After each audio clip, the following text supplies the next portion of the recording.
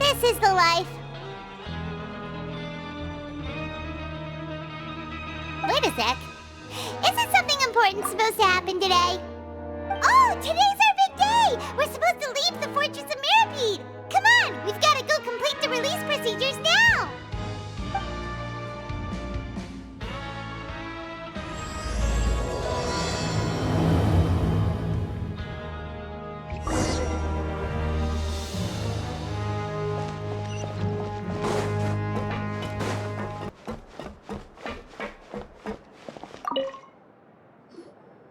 Please, sign here.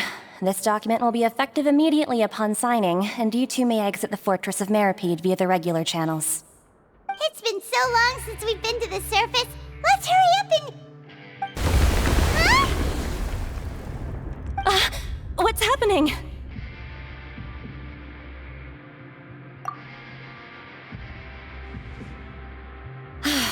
I'm fine, thanks. But I wonder what that tremor was just now. Let's go ask the Duke.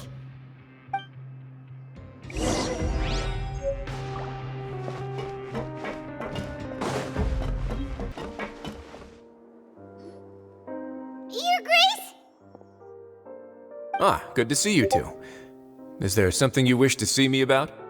Yeah, what was with that earthquake just now? Ah, that. The tremor didn't originate from the seafloor. In fact, it seems it came from the surface. Over the years of serving as the warden here, I have developed a sense for distinguishing between what occurs on the surface and what occurs underwater. Besides, the seal that Monsieur Neuvillette set in place won't fail so easily. So the fortress is okay? If you recall our last incident, if there really were a problem, there would be crowds of inmates in a panic right now. Huh, you've got a point. Okay, seems we need to get back up to the surface and ask about what happened. By the way, do you know what day it is today? I believe today is this month's pipe cleaning day. Wait, seriously? Ah, yes. Have you completed your release papers? Yep. It's you two. Are you leaving now?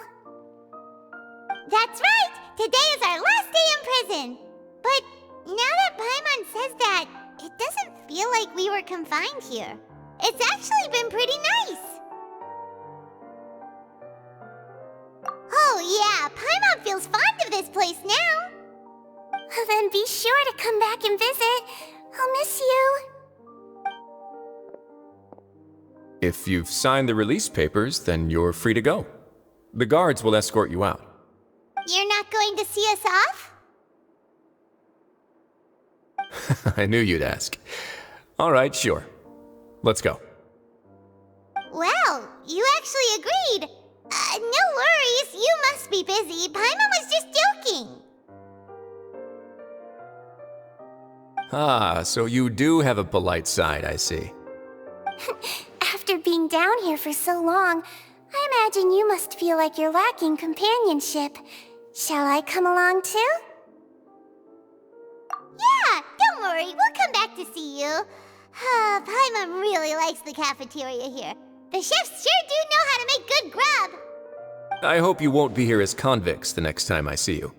We'll do our best to stay out of trouble. Well, it seems our work in the Fortress of Mirapede is finished. That's the end of another chapter in our journey.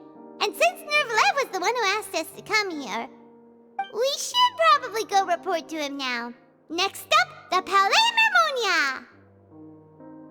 You're going to see Monsieur Neuvillette? Please pass on our kind regards. I'm sure just your regards will do, no? I believe it would be the polite thing to do. You're right. I've heard the Palais has been terribly busy these days. Tell him that I hope he hasn't been overwhelmed by the recent string of troubles. The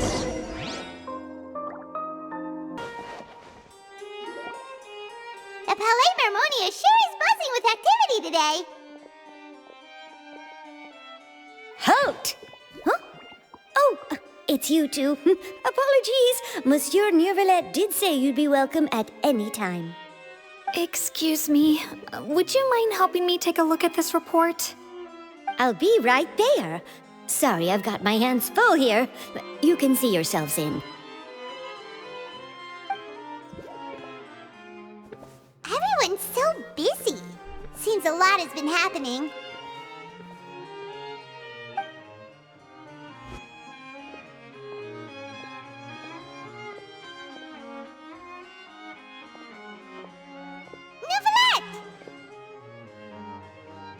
Hello. You've come at the right time, but you'll have to wait for just a moment, as there are some urgent matters I must tend to first. In the meantime, please, have a seat. If you'd like to have something to drink, let the Melusine outside know. That's all right. We just ate. Very well, then. Let's take a break over there while we wait for him to finish his work.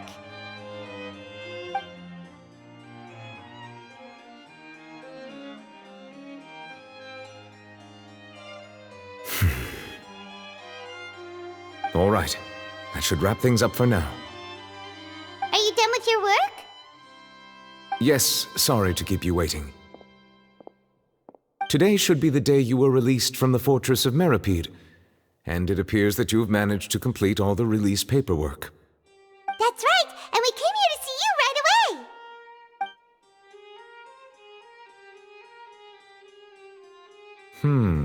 A massive whale. Do you have any idea what that might be? Judging from your description, that cannot have occurred in any ordinary waters, but rather something like the primordial sea. A whale of that size and shape cannot usually be found in the waters of Tevat. Therefore, we can only assume that Child is presently immersed in primordial seawater. Immersed in primordial seawater? But how? And is he okay? Most people wouldn't be capable of entering in the first place. I'm not completely sure how he could have gotten there myself. Yes? What is it? Right! Paimon felt it too! We asked the Duke and he said it wasn't from underwater, so we figured you might know something about it.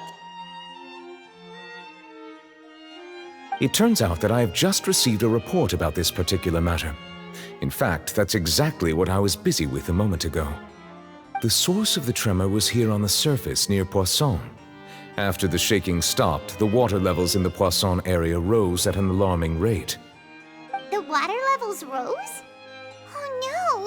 What about all the people there? Fortunately, the water levels only rose for a short period of time and have already returned to normal now. However, I still have a bad feeling about the whole phenomenon. If the change in water levels is connected with the leaking primordial seawater, then the situation in Poisson may be much worse than it appears. Navia should be in Poisson, right? We need to go check on her! I would also like to go there as soon as possible, but I'm afraid I can't leave just yet. We must immediately formulate disaster prevention plans for the surrounding coastal areas to avoid potential catastrophes. I'll have to ask you two to go to Poisson first.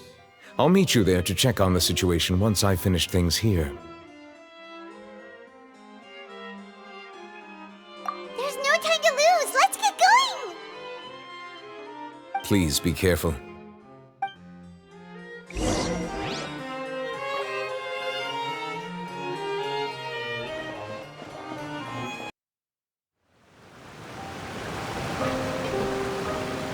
Oh no! What happened here?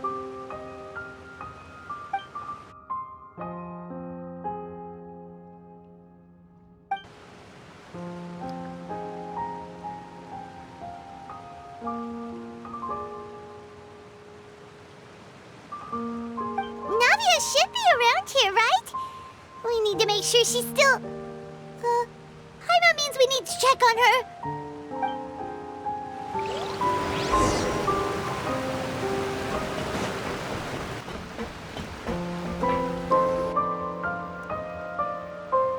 We haven't seen a single soul all the way here. Oh, this is getting scary. What will I ever do now? Look, there's someone on the roof over there. Just stay put! We're coming up! Watch your balance! All right! Just hurry!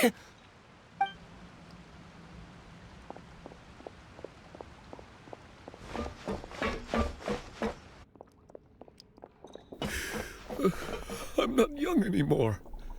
How will I survive on my own? My Desiree! Oh, he looks pretty sad. My leg!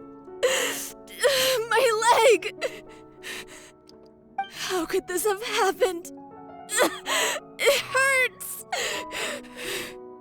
Just hang in there. Help is on the way. You can hold my hand if it makes you feel better.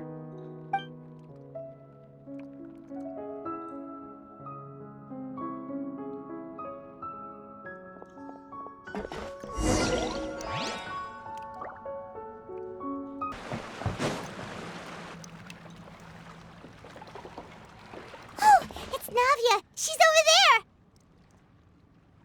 Hey, Navia, are you okay?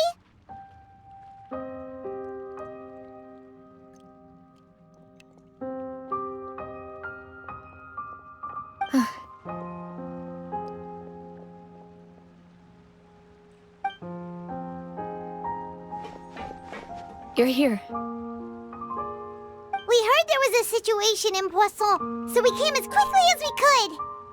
Yes. As you can see, the water level suddenly rose. It caused quite the disturbance, in fact.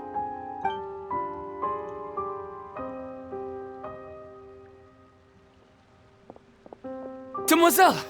There was a wounded resident next to a building southeast of here. We've already transported him to safety, but we've run out of medical supplies. He's wounded? How badly? He fell, so it's probably a broken leg. He's pretty shaken up. When the water level rose, he desperately climbed up to the roof. Once the water receded and he saw the ground, he became terrified and eventually... He jumped down then. Find the leader of Squad 1 and tell him to take the wounded resident to see a doctor. He should know where to go. Understood. I'll take over his search and rescue mission in the meantime. All right, you'll be in charge.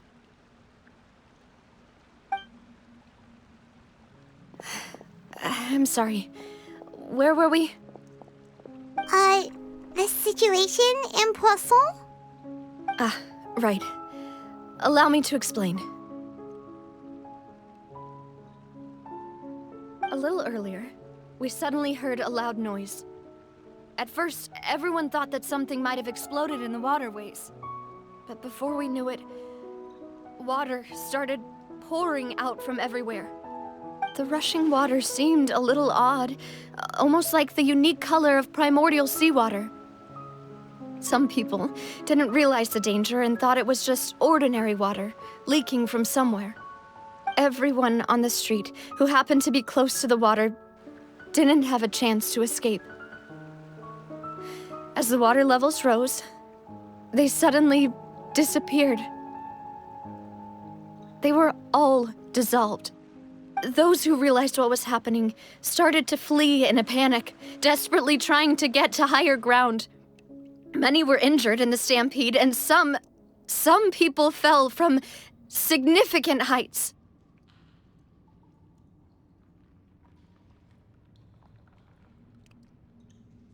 The Spina di Rosula initiated rescue operations as quickly as possible, but there have been a lot of casualties. Fortunately, the water began to recede after some time, and the chaos came to an end. The water that flooded the area contained primordial seawater, so the lower levels of Poisson are still hazardous. To ensure everyone's safety, I've asked the people there to leave as soon as possible. No one knows if this could happen again. All we can do for now is try our best to help evacuate the residents. We still haven't completed the head count, but we'll have some numbers soon. How awful. And all of this just came out of nowhere. It was quite frightening indeed. I only wish that everything that just happened was a bad dream. Is there any way we can help, Navia? Thank you for being so willing to help in a moment of crisis like this. You don't know how much it means to me. I really can't express how grateful I am.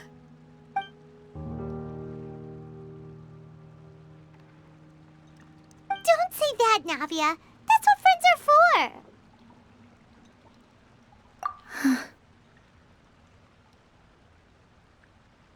Demoiselle! We've got a situation here!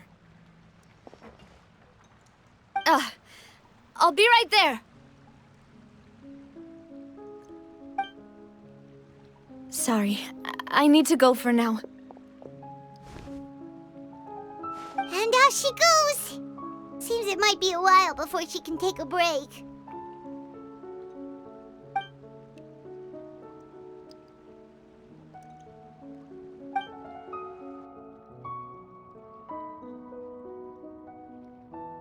Okay, the wounded are being tended to, and we finished a preliminary head count. More support has just arrived, so I suppose I finally have a moment to focus on my own matters. Of course, we should remain ready for anything, and continue doing our best to rescue others. I'll be sure to have everyone at the Spina di Rosula ready to render assistance.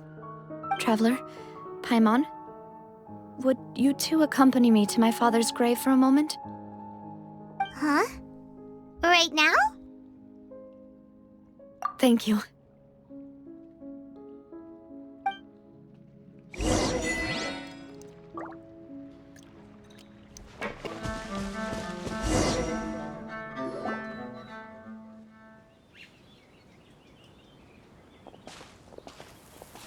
Not a lot of people here, huh? Well, given the time of day and the whole situation in Poisson, Paimon doesn't think there'd be a ton of people here visiting graves. Right. That's how things are now. The living are so exhausted that they've no strength to spare any words for the dead. Navia?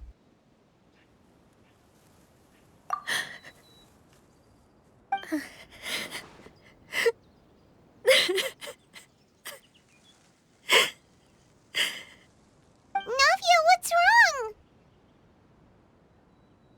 Sorry. I just... Malus and Silver. They won't ever come back here again. What should I do, Papa? Huh? What happened to them? Everyone agreed on the rescue plan, but still, I was the one who initiated it. They were helping evacuate the residents, but they couldn't leave in time. And they were caught in the seawater.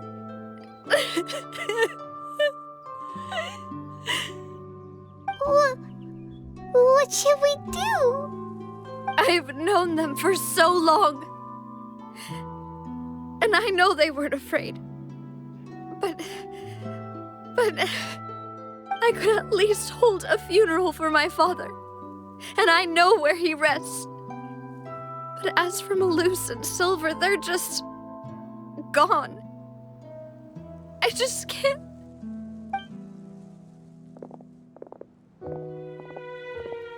Everything looks so clean after it rains. Even the gravestones. I didn't expect that you'd enjoy a glass of red wine in front of Master Callus's grave. I can understand. Besides, the scenery here isn't half bad. See, it's not just me. I always want to bring something when I visit Papa. Perhaps we might even have a picnic. He wouldn't be angry, would he? How could Master ever be upset with you, demoiselle? Yet the cemetery is the home of those who have passed, is it not? Everyone ends up here sooner or later, no matter who you are. Buying yourself a plot in advance, are you? No need yet. But when I do, I hope you'll let me be buried beside Master Callus, demoiselle.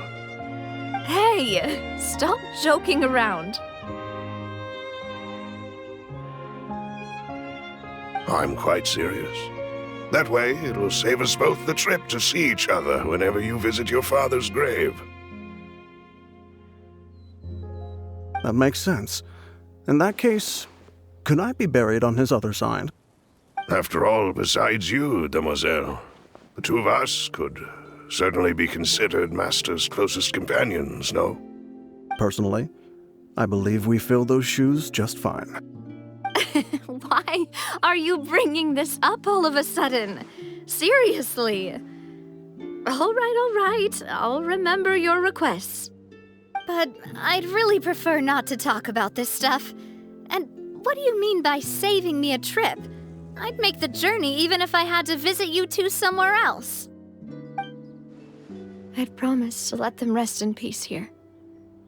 But here I am breaking that promise. I'm sorry for letting you see me in a mess like this.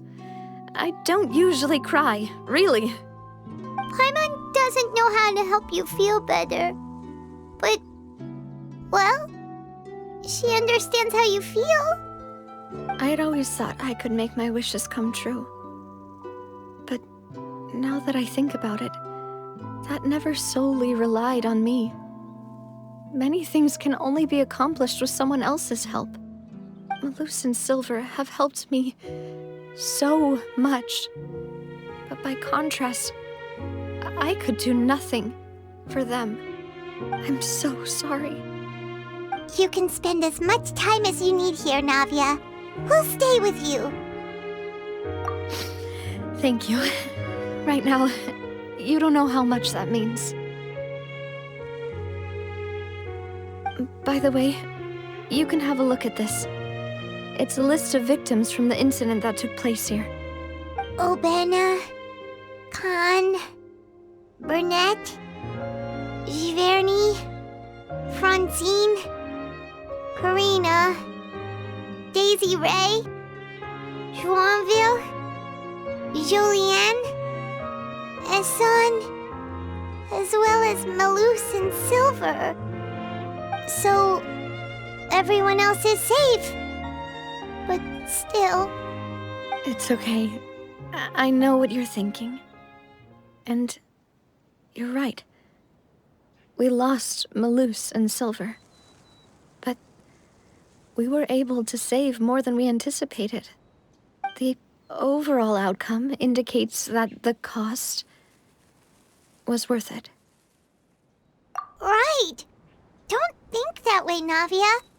One person might be saved at the expense of another, sure, but that isn't something we should ever consider a trade. Malus and Silver were not the price for saving anyone. They're heroes. You're right. Thank you, Paimon. What you said just now was pretty amazing, actually. I'll remember your words. Oh, really? Seems you've become more eloquent in the time since we last met. The knave? What are you doing here? Is everything going well on your side? Yes, my people are carrying out the mission according to your request. All the residents of Poisson have been evacuated, and we're preparing to relocate them to higher ground. As for these supplies, we have everything taken care of. There is no need to worry. Thank you very much. Wait, do you two know each other? We just met recently. Right, Miss Navia? Usually, I would call this a coincidental encounter. But that doesn't quite fit this time. Besides, it never even crossed my mind that a Fatui Harbinger would come looking for me. Thanks to the Knave, Spina di Rosula received generous support from the Fatui, which allowed us to complete the rescue and evacuation work so quickly. Mutual aid is essential to fostering positive developments. We were already in the area, in any case, so it was nothing. That said, I must say that you're a lot sharper than you let on. I'm sure you understand what I mean. I apologize for all the ways in which I tested you previously. We've never worked with a Fatui before, and it's extremely important for us to know who we're working with. My subordinates have reported that Fatui soldiers have been observing water levels and taking head counts in various locations. I hear that they've also prepared a large amount of emergency supplies. I'm quite surprised. This is nothing to brag about, nor do I intend to.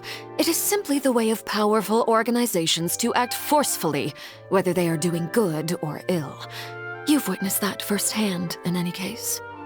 As I've told this traveler before, I know of the prophecy, and I intend to prevent the impending disaster. Lending your organization a hand was a natural first step in accomplishing that. As such, do not be troubled by this token of our sincerity. Perhaps one day, you'll also be able to help me in the same way. Without your help, there would have been many more casualties. I won't forget your kindness.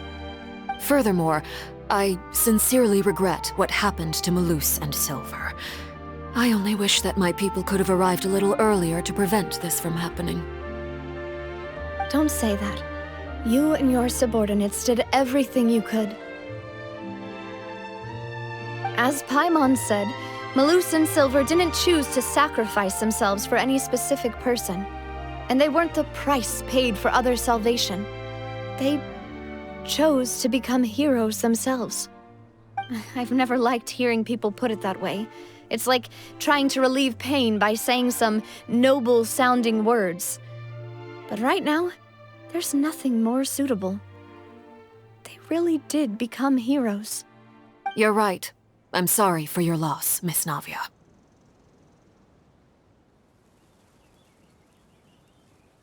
Water is life to Fontaine's people, and it also spells disaster.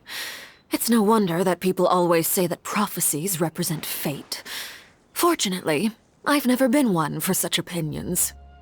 So, you're one who will try to change fate, then? Of course. That is why I'm going to Hotel Bouffe de Terre. I still have some things to take care of, and the children need my attention. By the way, Traveler, Paimon, one more thing. Alright, then we'll just... Huh? This isn't right. Paimon thought you would ask us to walk with you for a moment so you could tell us something in private. That is a clever and useful conversation technique, which I do like to use when necessary. But there's no need today. It would not hurt to have Miss Navia listening in. Traveler, I'm sure you remember that I said we could work together when we had the chance. You and I both know that there may be issues with the Primordial Sea. Previously, it was the Fortress of Meripede's sluice gate, and this time it was the water levels in Poisson. These are both signals. Indeed. Allow me to share the latest intel I've received from the House of the Hearth's intelligence network with you. During some recent investigations, a child claimed to have discovered some ruins near Poisson. The ruins date back to ancient times, and seem to be worth investigating in many ways. Judging by the dating of the ruins, they may be related to the prophecy and the coming crisis.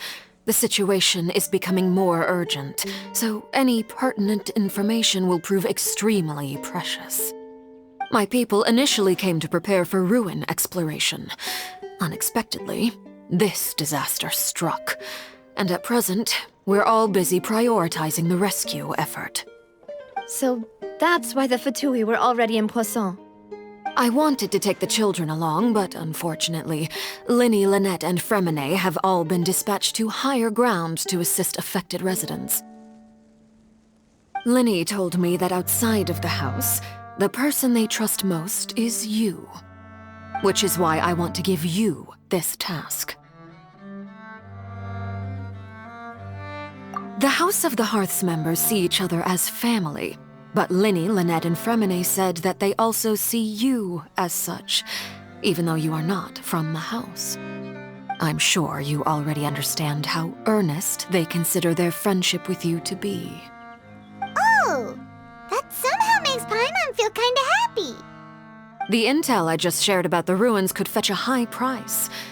But since the children consider you family, it's only natural that I freely share it with you. Got it! So all we gotta do is go to some ruins, right? We can handle that. Excuse me, but may I tag along? You wish to join, Miss Navia? But are you sure you're up to exploring some ruins? You need to rest.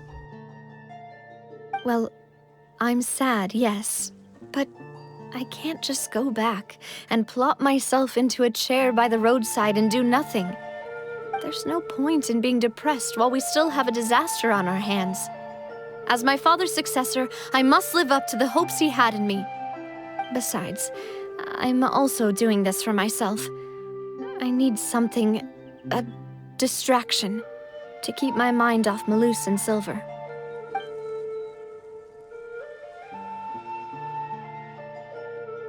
Since you put it that way, I have no objections. What do you say, traveler? All right. The ruins are to the south of Poisson. Here's the map. Okay, the three of us will handle it. Come on, let's pack up and get going.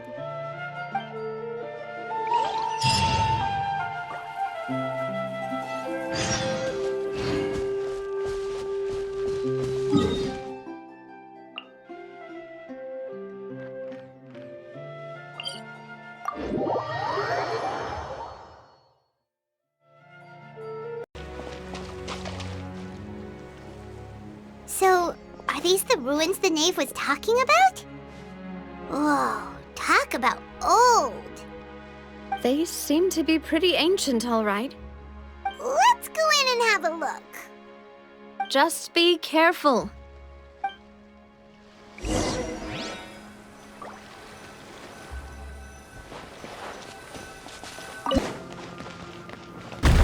What? The floor here isn't safe.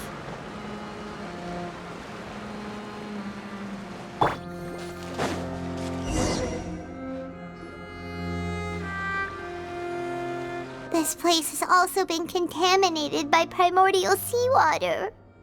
Yeah. And a lot of it, too. A Fontainian would most likely dissolve the moment they fell in. Right! You can't go down if there's primordial seawater. It's too dangerous, and it won't be any help for you to just stay here.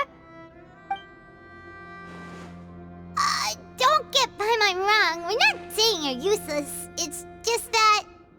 No, you're right. I can't do anything in this situation. I'll leave this to you.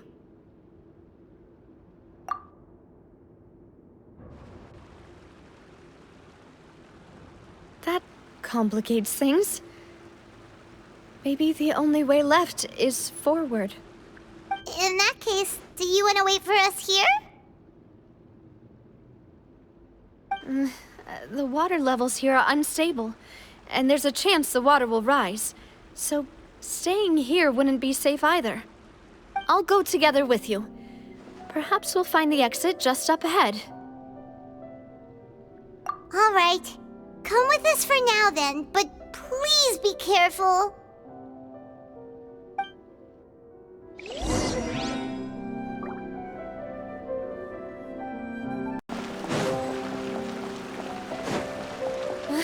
Wait! There's something wrong with this bridge!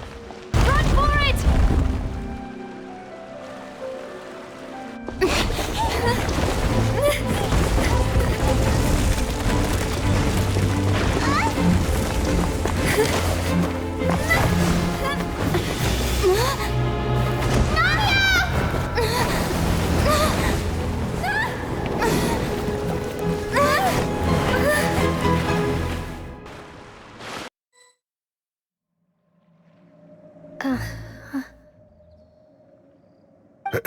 Demoiselle?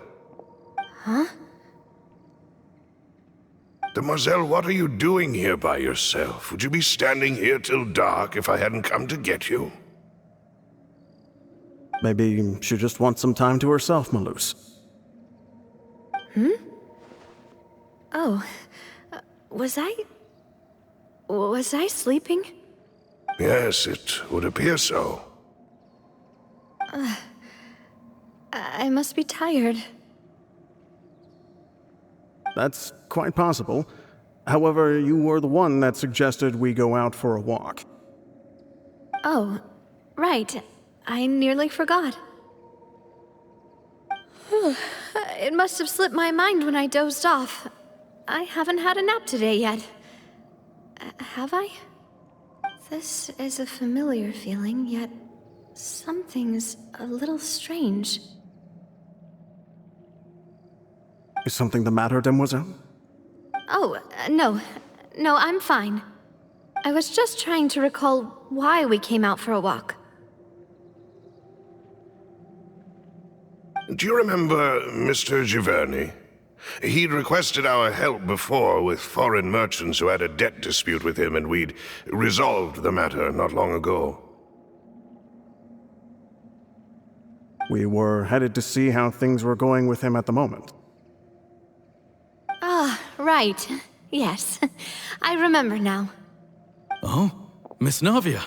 Ah, Mr. Malus, and Mr. Silver, too. It's good to see all of you. How have you been? I've been great. Thanks to your help, those bothersome merchants finally realized that I wasn't the one they were looking for. Why, I wasn't even the guarantor for that person. They were knocking at my door day and night. Even my neighbor, Obina, was getting fed up with them. Sometimes force is required to calm someone down and get them to listen to what you have to say. That's right. Oh, by the way, Burnett, what was it that you wanted to give to Miss Navia again? Oh, yes. One moment, I have it right here. Miss Navia, these are some flower seeds that I prepared. Please take them. They're a very good variety, and they'll become very big and beautiful once they bloom. I don't know what we would have done without your help, so this is a little token of our appreciation. I hope you won't refuse. Ah, did you cultivate them yourself? Thank you so much. I'll certainly take them. Malus, we do still have some empty flower pots at home, right? Why, we can have as many pots as you'd like, Demoiselle. Perfect. In that case, we'll swap out some of the decorative plants for some of Mrs. Burnett's flowers. Very well. Wait. Something seems to be off here.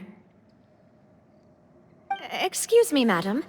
If I'm not mistaken, your name is Burnett, correct? That's right. Is something wrong? No, it's nothing. This is the first time we've ever met, but your name seemed familiar to me. I must have heard it when I was discussing things with your husband previously. I've heard this name before. Sometime recently, I'm sure of it. And why are there so few people around here? Where did everyone go? We must mind the time, Demoiselle. We still have important things to attend to today. Huh? We do? Like what? Well, now, did you forget? Miss Navia, here you are. I've been looking for you. Please, come to the Opera House. Your trial is about to begin. My trial? Wait, why would I need to go to the Opera House? Yes, she's right, Demoiselle. It's just about time now, so we should get going. Oh? All right then.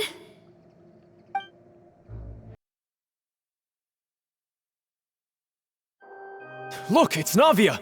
She's here! And her two attendants are with her! Goodness, everyone's finally here. There sure are a lot of people here to see the trial. And they all seem to be oddly excited about something. I even know some of these people. Karina, Desiree, Joyville, Jolien, Essen. Why are so many people here? And why do I have no recollection of this case? And as for the judge... huh? Where's Monsieur Neuvillette? Please sit in the defendant's seat. Don't worry, Silver and I shall accompany you. All right. But are you sure you can stand behind me? Typically, it wouldn't be allowed, but today is an exception.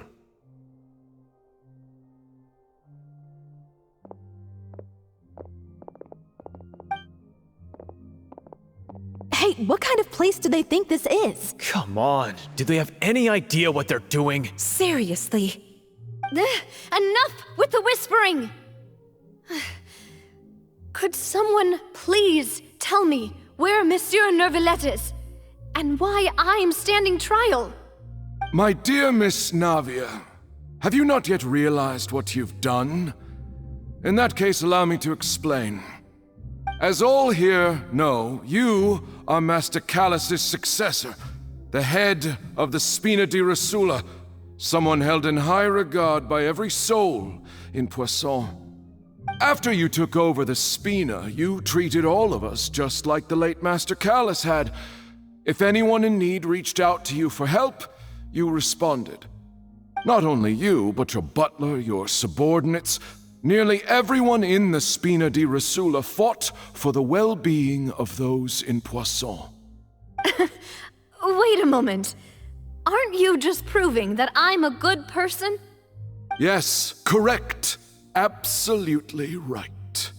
And that is why you stand accused. You have helped so many people get through so many difficulties. You are one with us. We are inseparable. We are one big family, all of us who are from Poisson, inextricably linked. And with you being so important, we couldn't possibly do without you.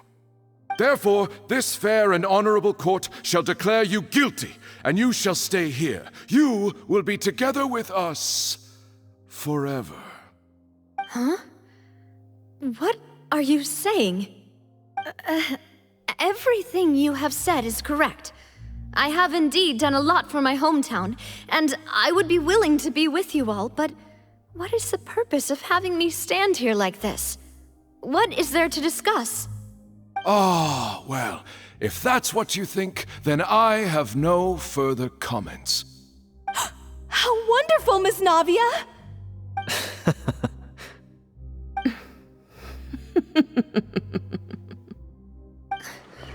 I know all these people. Why are they laughing? I seem to remember now. Yes, I get it. This trial is... Wait just a moment. This isn't right! Malus? What was that, Mr. Malus? Our conclusion is very clear and unanimous. Let the court judge her now. She's guilty! Stay here, Navia! You're one of us! Demoiselle, don't admit guilt. This trial means to keep you here forever. I wish to exercise my right to defend Our Lady. Mr. Joinville, you only know of Navia's goodness, but nothing of her utterly independent mind. She was born a free and independent spirit. She has never been tied down by anything. Indeed, even the death of Master Callus couldn't stop her. Her actions cannot serve as proof that she identifies herself as part of any group. She merely acted as an individual, extending her hand to help others. Please do not mistake her actions as being otherwise. Really? As an individual, you say? Don't forget, we are all Fontainians here. This is the nation of justice, the nation of Hydro. Even if Miss Navia only voluntarily rendered her assistance, that doesn't change the fact that her beautiful soul must return to everyone. Water accepts all, blends with all. It will surely accept her kindness. Everything is measured here in the nation of Hydro, and in the end, everyone shall meld together. Thus, when a unanimous opinion emerges, that opinion represents justice. Now I speak for everyone. Our opinion is consistent. Navia should stay. We and Navia are one. And you would call this justice? Preposterous. You are merely jealous that Demoiselle still has a chance to exist as an individual. Have you forgotten how much you all once longed to become individuals, to become independent? Do you mean to defy our justice? If your justice is flawed, then why should we acknowledge it? As you said, we can also have our own justice. Silver and I shall defend Demoiselle. And that is how we will enforce justice. Ugh, my head... it hurts. Demoiselle. Silver, it hurts. My head is spinning. All I can see is stars swirling in front of me. I remember now. Everything that seemed odd from the very beginning.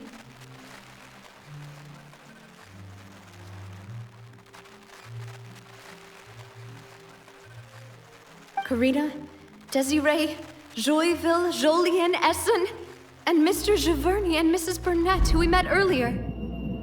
Even Malus and Silver. I don't want to admit it, but they're all dead. Don't be afraid, and don't admit guilt. We will protect you to the very end. Absurd! Who are you to say that she cannot be judged? We are the majority, and in the nation of trials, the majority is absolute justice. We are the will of all. Don't let them escape! We shall keep Navia here with us! Mr. Malus and Mr. Silver, must you be so stubborn? How could the two of you possibly hope to stand against the collective? Do not resist. This judgment is fair and just. Navia belongs to us. After all that happened, she should not be left alone in Poisson. What are you saying? No more excuses! He says we're jealous. Jealous? How could she possibly be an independent individual? What's with these people? Who's jealous of her? She belongs to us! Miss Navia, she... Silence! That's...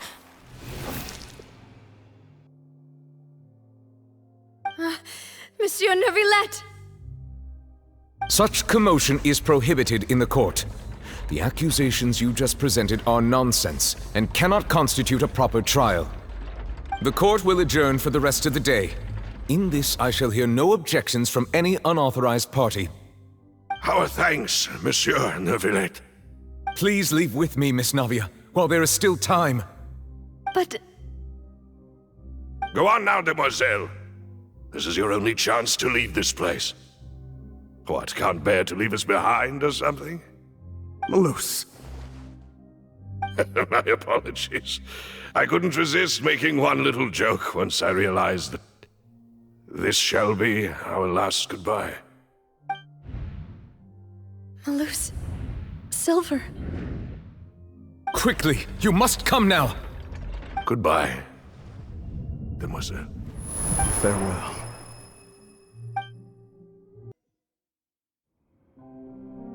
No, wait! Just a second! Navia? You're awake. Good.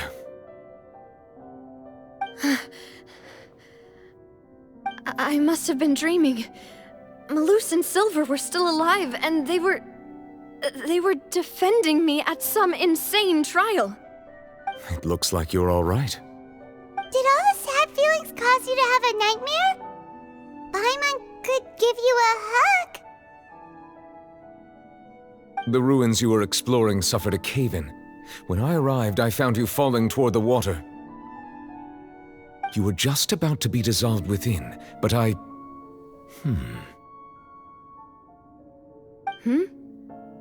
What is it? I think I saw 2 Oceanids protecting you.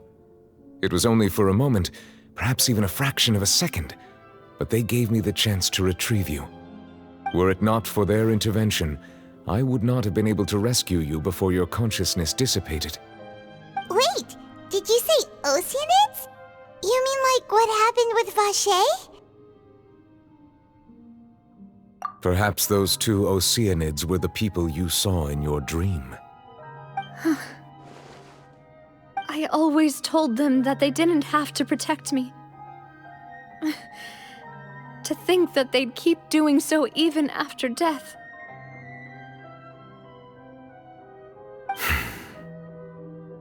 Please come with me.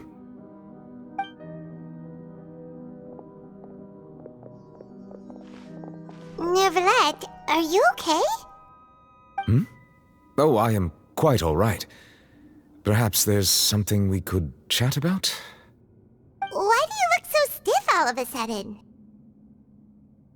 Oh, Paimon knows. You're the type who feels awkward when there's nothing to talk about, right? I merely thought that we should give Navia some time to herself. Huh? Why didn't you just say so then? Don't you think it's even more awkward to call us over like this and then have nothing to talk about? I suppose so. Ah, Sigewinne. I hope all is well with her these days. Her work in the Fortress of Meropide has not been too much for her, has it? No way! Don't worry. She's doing fine down there. She's an amazing head nurse. I see. Well, that is good. I have always worried that Sigewinne would need a lot of time to understand the world of humanity, just as I have. Oh, and the Duke also says hi! Even though Sigewinne made him do that. He hopes that you haven't been overwhelmed by all that's happened lately. Thank you. I have indeed been busy lately, and I also hope that everything is going well in the Fortress of Meropide. He still doesn't know what to talk about. Let's chat about something else then. So, Neverlet, you're probably quite the swimmer, huh? Yes, of course. This isn't going anywhere. Let's try something else. How did you find these ruins? Did the knave tell you? Yes, in fact. I had arranged to meet you in Poisson, but when I arrived, I discovered that the Fatui were helping the residents evacuate. They had even transported a large quantity of supplies to the area. Amid my astonishment, I ran into the knave, and we had a chat. She informed me that she had asked you to investigate the ancient ruins here. Yeah, we originally planned to meet up with you, but we thought you might still be busy with all those official documents. We didn't think exploring the ruins would take very long, and who would have thought you'd wrap things up so quickly?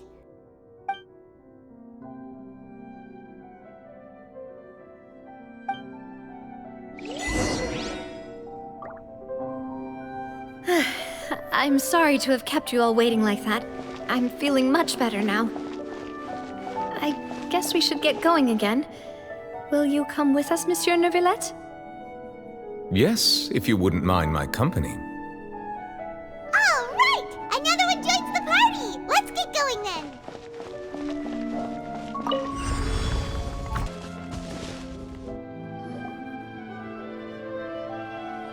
Looks like we've reached the end. This is the place. There should not be any other hidden spaces in the vicinity. The path sure had some twists and turns, but it turns out that this place isn't actually that big.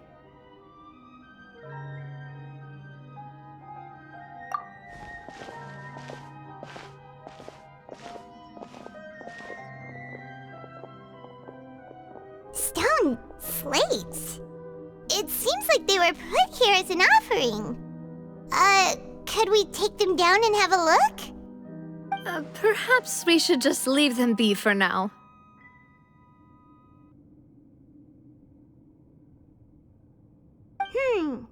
There are 4 locations in total, but only 3 stone slates. The slate that should be in the first empty spot is missing. The surrounding walls also show signs of damage. There's something written below. Let Paimon see. Reason dictates that this nation be destroyed. I shall record the history of its future here in its past. Say what? It feels like someone left these slates and these words here for a purpose. But does he mean that Fontaine should be destroyed? That would fit the circumstances dictated by the prophecy, yes. Indeed, the slate's contents correspond to it. Take the second slate, for example. There's a person kneeling here. She seems so dedicated. And there's a whole bunch of other people behind her doing the same. She's facing this... what is this? Some kind of island in the sky? And is that Lady Farina in the third image? Did the Hydro Archon fall into the water? And is that a ring of people around her? Paimon doesn't quite get it. Are they all in the water? The fourth image. I know this one. This exactly matches the content of the prophecy. The people will all be dissolved into the waters, and only the Hydro Archon will remain, weeping on her throne.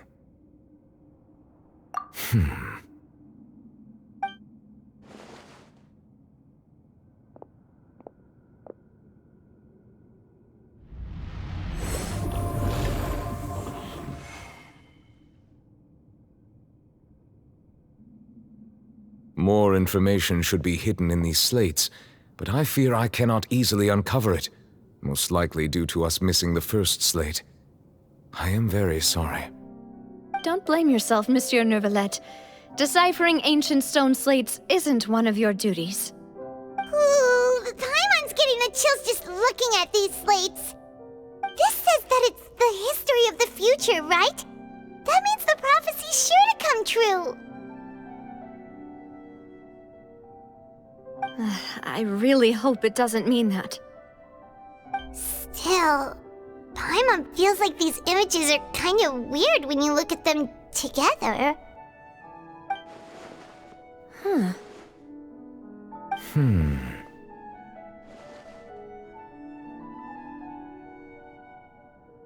That's right! If the images are in chronological order, shouldn't the fourth, the waters drowning Fontaine, come before the third, where the Hydro Archon herself falls into the water? And yet the order is reversed here.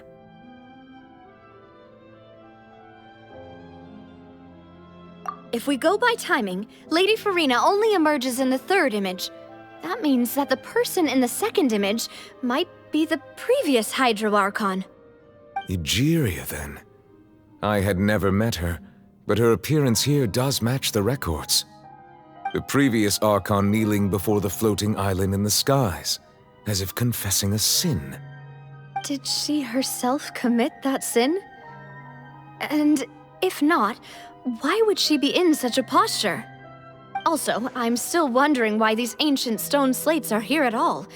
Judging from their contents, could this place be the origin of the prophecy? Does that mean that someone, or some people, once saw these slates? But who would have created these slates and left these words here?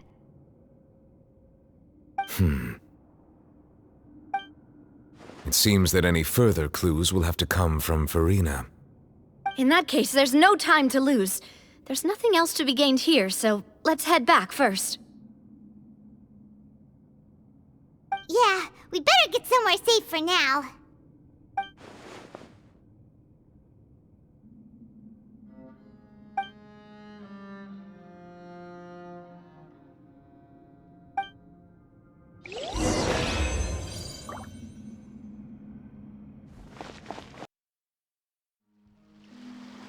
Let's split up here.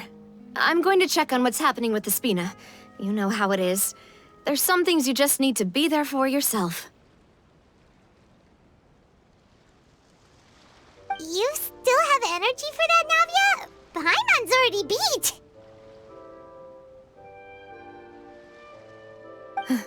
Just head back to the Fleuve Cendre and have a rest then. Thanks for keeping me company all this time. I'll depart as well. Thanks for your hard work today. Rest well, everyone. Traveler, I will go talk to Farina tomorrow morning to ask about the stone slates.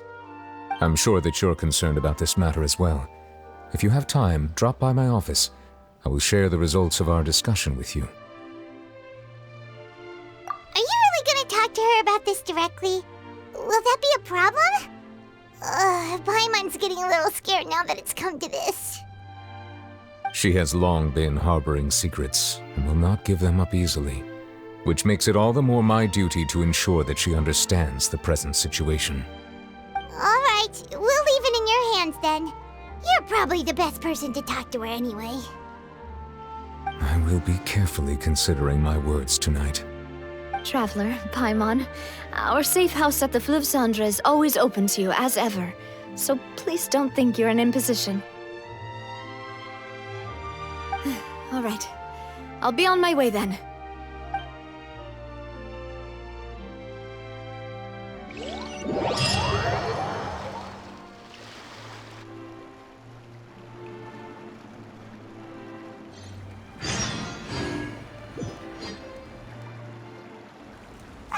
We're finally back!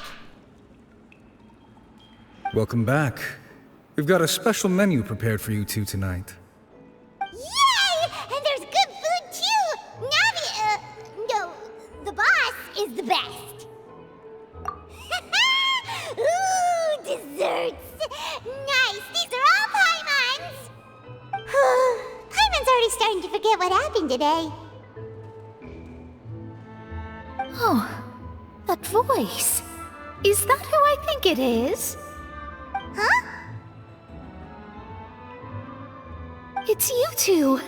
What are you doing in Fontaine?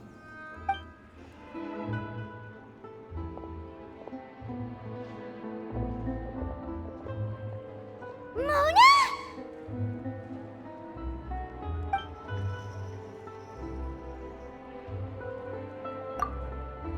Seriously, nobody just uses a scry glass whenever they've got time to just see who they'll meet on the road. Still, we didn't expect to see you here. Wait, you're not a Fontainian, are you, Mona? Well, I have some business to attend to here, so I booked a hotel in the city. I was just out for a stroll when I bumped into you. Quite unexpectedly, if I might add. Why did you think I was from Fontaine, though? Is that because Magistus doesn't sound much like a Mondstatter surname? Yeah, let's go with that. Well, I used to have my own surname, which was, well, some other thing. Either way, the old hag told me when she took me as her disciple that the first step to being a great astrologist's pupil was to change that name. There was nothing for it, really. She really is amazing at astrology, so I changed my name to what it is now according to her wishes. To my surprise, however, Magistus is not the name of some ancient house or clan. It isn't? Nope. Although it is used by us in place of surnames, it generally just means great. Wow! Imagine including a boast in your name. Wait, are you gonna have to put that into your genealogy as well? I reckon so. In any case, I'd give my disciple a name like this as well, if I were to take one. Astromancer Barbeloth Trismegistus. Whoa, that's a long one. Does it also mean great or something? My name means Mona the Great Astrologist. As for the old hag, hers is, in plain speech, the thrice-as-great Scholar of the Stars. Just take it as a title specific to astrologists. Thrice as great? That's so petty. I know, right? That's just how she is. She used to call herself Magistus, actually, but when she took me in, she changed her name to Trismegistus. Talk about excessive. Magistus is thus the calling card of our school, so to speak, which makes it about the same as a surname. It's all right if you don't get it. You can look into it further should you need to study astrology more deeply. That sounds terrible! But anyway, you're not Fontainian, are you, Mona? You're from Mondstadt, right? Well, I was born in Mondstadt, yes. My parents migrated to Dorman Port, and I traveled with the old hag for a while, after which I settled down in Mondstadt City. Oh, that's a good thing then. At least we know you won't be dissolved by Fontaine's waters. Speaking of that, I'm sure you're aware that a bunch of things have happened here in Fontaine, right? I know you're not a local, but I'd avoid getting too close to any water that looks strange all the same. There's something ominous about it. Well, the water, I mean.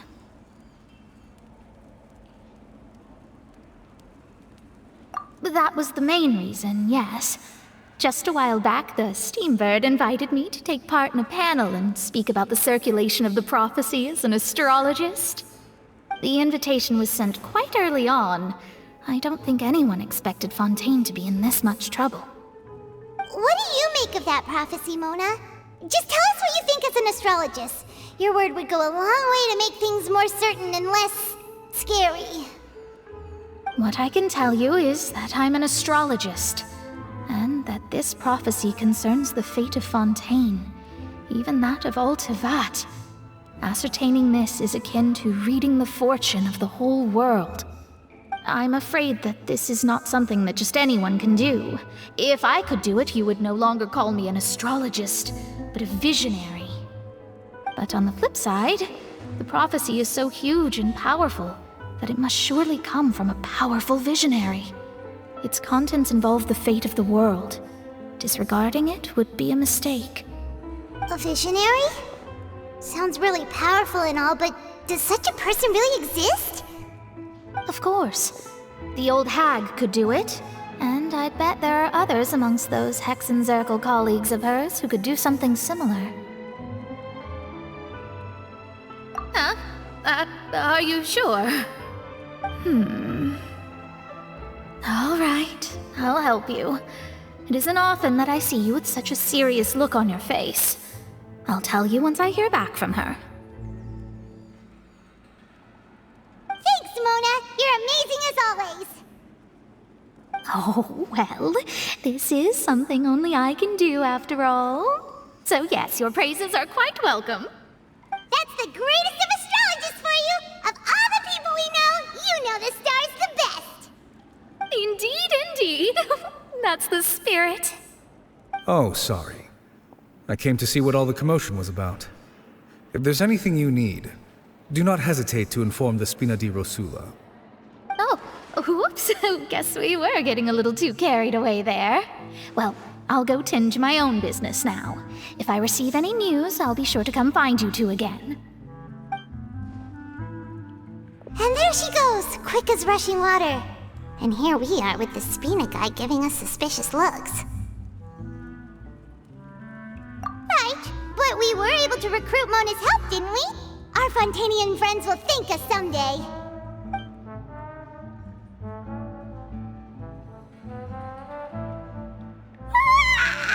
Good morning.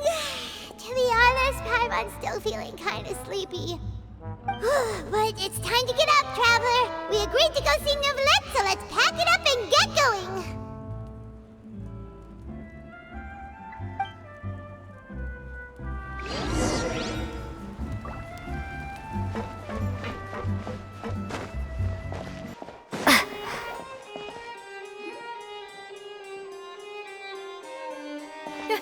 You're here! Finally! Is something wrong? Monsieur Neuvillette and Lady Farina, they seem to have gotten into a dispute. Please go see for yourself.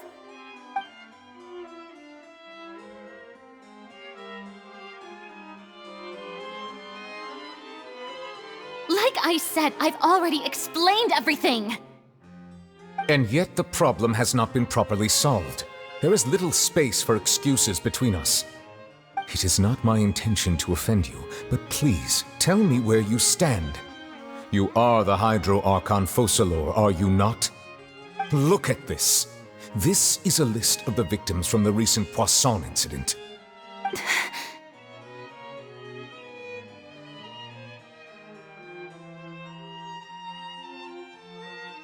You mean... they're all... We did not arrive in time to avert this disaster, and I will not have it happen again. I will say this once more. You must tell me everything you know. Yesterday, I found 3 stone slates in some ancient ruins near Poisson. Do you know anything about those? Seriously? You're questioning me like this is a court case now. I don't know anything about that. But you found them in some ancient ruins, you say? That's correct, which is why I came to ask you some questions. There should have been 4 slates, but one of them was missing. The other 3 feature different images that seem to correlate to the prophecy. The prophecy? The second of these slates depicts the previous Hydro Archon Egeria kneeling before a floating island in the sky, as if confessing something. Do you know nothing of this either? I don't. I've never seen such slates. I'll ask you again. Do you really have no information regarding the previous Archon? My deciphering of the slates indicates that the Hydro Archon Egeria once had to confess to, or apologize for, a certain sin. If anyone would know about it, it should be you. All gods don't have the same secrets, you know. She was herself and I'm me. Is it really so strange that I know nothing? I understand your concerns, but I'm sorry. I just don't have anything to tell you. Forgive me for saying this now, Lady Farina, but I have long known of your various secret investigations into certain matters. There are several indications that you have been investigating the prophecy on the sly.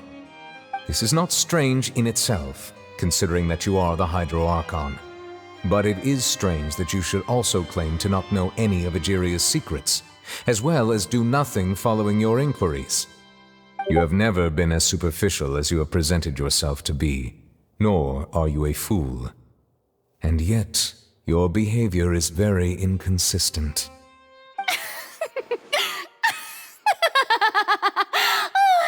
So you've been watching me all this time, have you? I didn't think you were that type. You... Well, since you know about my secret investigations, then you should know I'm actually working to take care of it. There's no point questioning or suspecting me. You're the Eudix, but you're still my subordinate. You should be following my lead. Just trust in me, you're Archon, and do as I say. Never mind whether you can truly convince yourself to or not. It'll all turn out fine. That's all I have to say. We do not discuss this matter again. Oh, the opera's about to start. Toodles!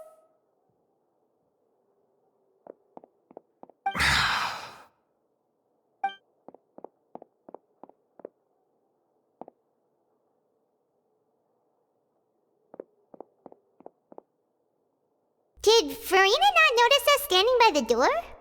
Wonder what's up with her. She was smiling. She didn't seem in the mood to care if we were listening in or not. I assume you've been outside for a while now? Oh! You noticed! Seems Farina didn't even realize we were here. She was in a great panic, though I cannot discern the reason. Our discussion reached impasses time and again, a state of affairs that we cannot allow to continue. Still, I do not understand. Dialogue is the basis for understanding, so why did she keep refusing to engage?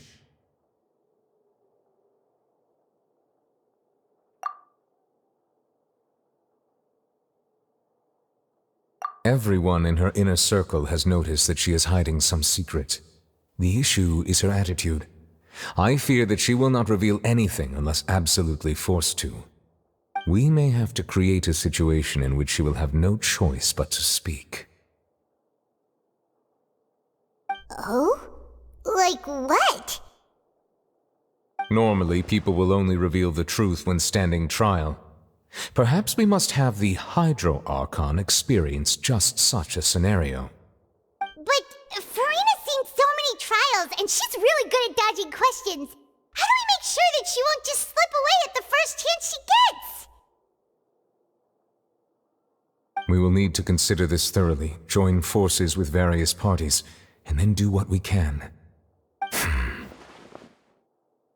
If at all possible, I would prefer to recuse myself from this affair, but we must prevent the prophecy from coming to pass. This may be cruel to her, but all Fontaine is in crisis. The information a god possesses is too precious, and so we must take a chance on this.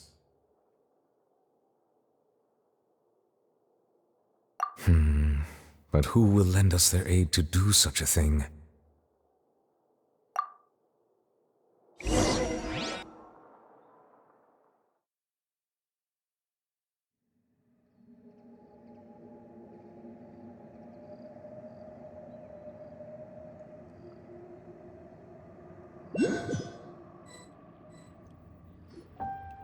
Well, that's everyone, huh? Speaking of which, it was pretty smart of you to think of hiding here. Poisson was just involved in a disaster, so it's presently devoid of people. That naturally makes it the best choice. And here you are drinking tea like it's the most natural thing in the world, huh? That's what families should do. Sit and enjoy a leisurely time together. It's nice to enjoy tea here, you know? Care for a cup? Lend me your ears, everyone. Or perhaps one of you might like to start us off. How about you, friend? Me? No, I don't think I can. Then, how about you, good sir? I fear that I will cause the mood on this boat to become as somber as it is in court. Well then, I guess we're lucky we've got a local like me to organize. Wonderful, the spotlight at last. I guess I'll be facilitating things from here. That was a little long-winded, don't you think? Oh, you might be right. Anyway, to cut to the chase, our friend here, the Traveler, has brought us together to discuss something. As for what that is, well, we'll be pooling our efforts together to create a series of traps. Oh, how intriguing. Well, it's just an expression, really. One that I just learned from Chlorand, and used on the spot. So, let's invite her to explain in detail. A round of applause, please.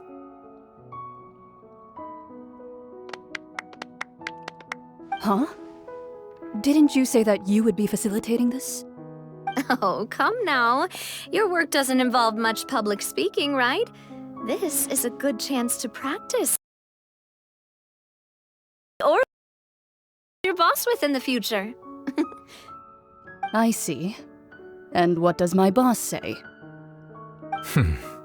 He is glad that you consider him your boss. Do go on.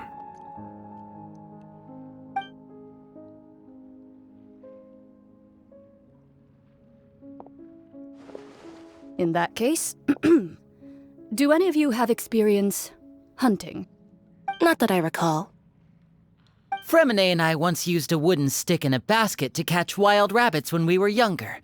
As for Lynette, oh, right. I've also gone diving to catch some fish before.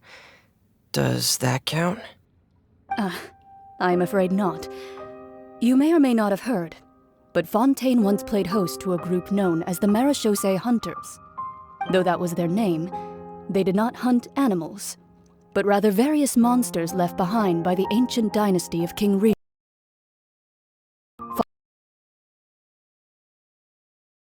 So the hunted society, taking up of war, even a unique method of hunting and trap components, bait, a trigger, and a containment device. Sometimes a lethal implement will also be necessary to deal with the prey. So, if we were to build a trap together, right now, what would you choose to build it with? For me, I would prefer something basket-shaped. Pigeons and rabbits will see the bait and naturally enter the snare. Our line of work requires a deft hand, and we're some of the best in the industry, so you can count on our techniques. You used some of those techniques while moving the people of Poisson, didn't you? My subordinates formed. Yes, and I even managed to gather some intelligence in the meantime. I'm quite the multitasker if I do say so myself. I'm afraid I can't claim that as my strong suit. I prefer more stable methods, like placing bait in the water and waiting for the fish to come within reach. That's the kind of method I would count on. With the fish. And I... Sure. Sort of squirrels, mice, and such, when placed in the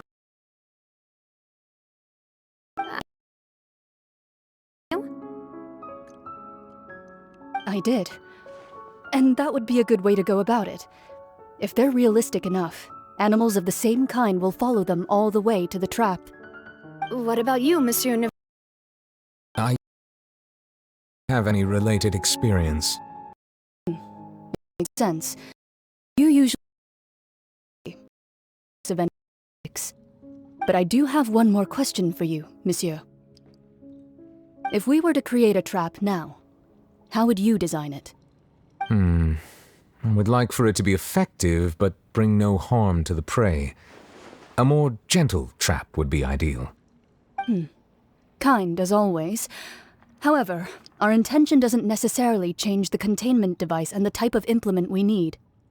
If we wanted to kill the prey in one strike, we would need a powerful implement. However, that also goes for prey that must be captured and safely contained. Wait, why's that? Only a hunter who's a true expert at subduing their prey can line. So are we going hunting together? Huh. We hadn't thought of seeing ourselves as hunters. It got best metaphor. If our aim of capturing an then the hunting metaphor is actually quite accurate. A being whose seat is an exalted throne. Oh, so that's what's going on. Sounds very interesting.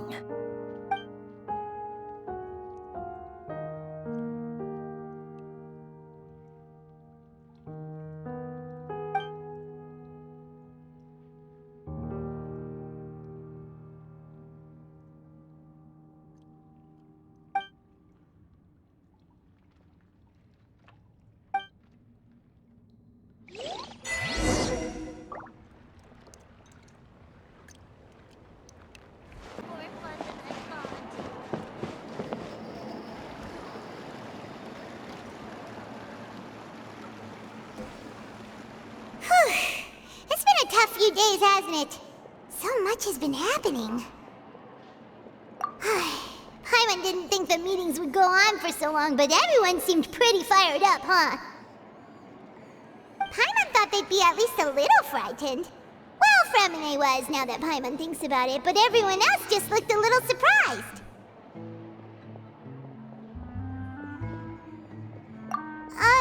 Well... It's hard to say. Paimon doesn't have any experience with this sort of thing. But with you around, Paimon sure will do great. After all, you're the most reliable person in the world, aren't you? Huh? Did you just pour some tea? Paimon didn't notice you doing that at all. Then what's that? Paimon's never seen that cup before. Don't be frightened. I'm just joining you two for tea. I merely refrained from saying anything till now. Who's that voice? But there's no one here. Aw, have you forgotten me already? Wait, you are familiar. You're the voice we heard from the sky in Sumeru. The voice from the sky, I fear that description is wrong. Though, not completely wrong. You're feeling lost now, just as you were feeling previously.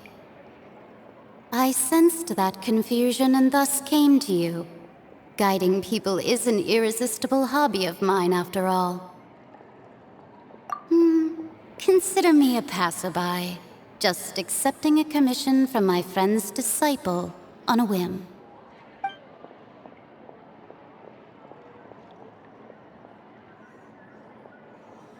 The prophecy.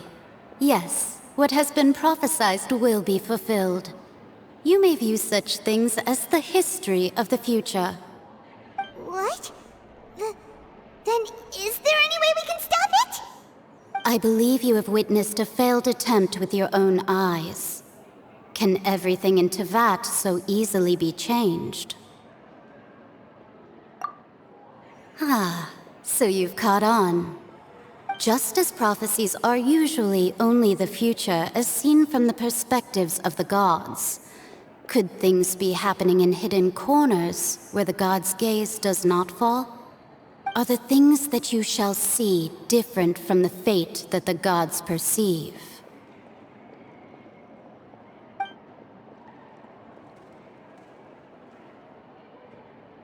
What is she talking about?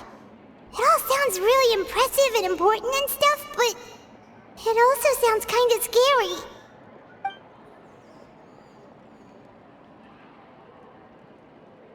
I believe that you understand, right?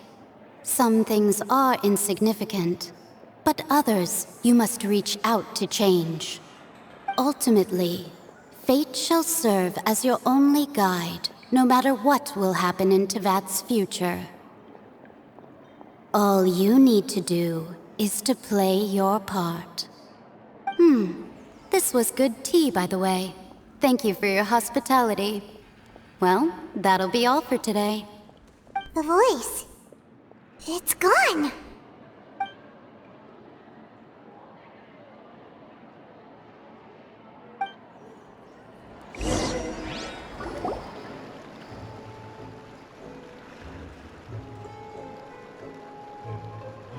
What? I want to hear someone talking. All right, coming. Hey, it's you who's getting lazy, okay? Well, I see I've walked in on some lively banter.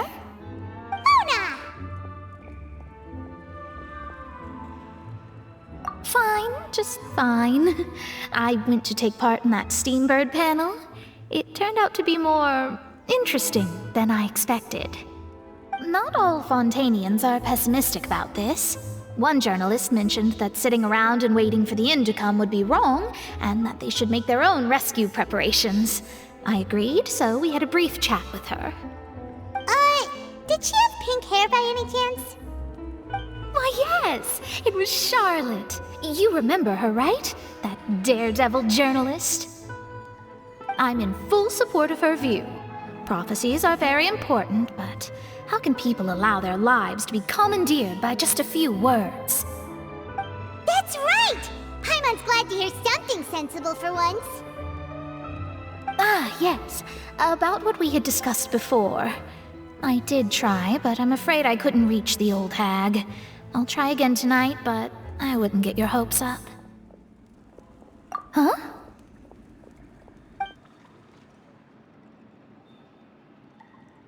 Goodness gracious. Are you serious? She said that even the god's gaze has blind spots.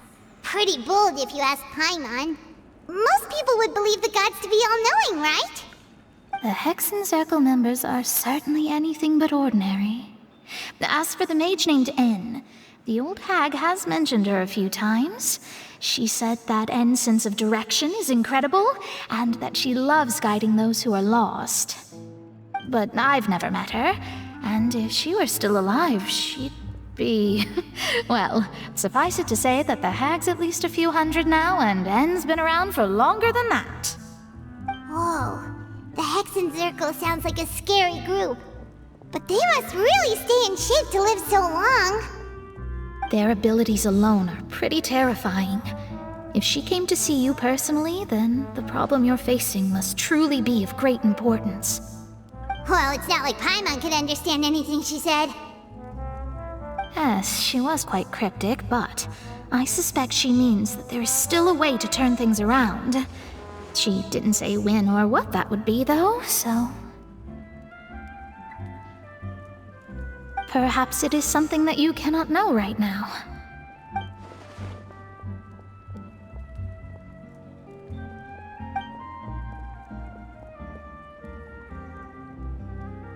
Traveler, Paimon, are you two all right? Oh, we're fine. We're just a little down right now. It kind of feels like the end is coming, you know? I see. I feel that same sense of desperation, too. I guess you could consider me someone who has often witnessed fate. So far as I have seen, it cannot be swayed. But even so, I still hope for and believe in miracles. Astrology is eternal and rational, but fate may not be. It is cruel, but it can also be beautiful. Perhaps that's what En was trying to tell you. Not to lose heart, and to believe that what you are seeing playing out before you is not yet set in stone.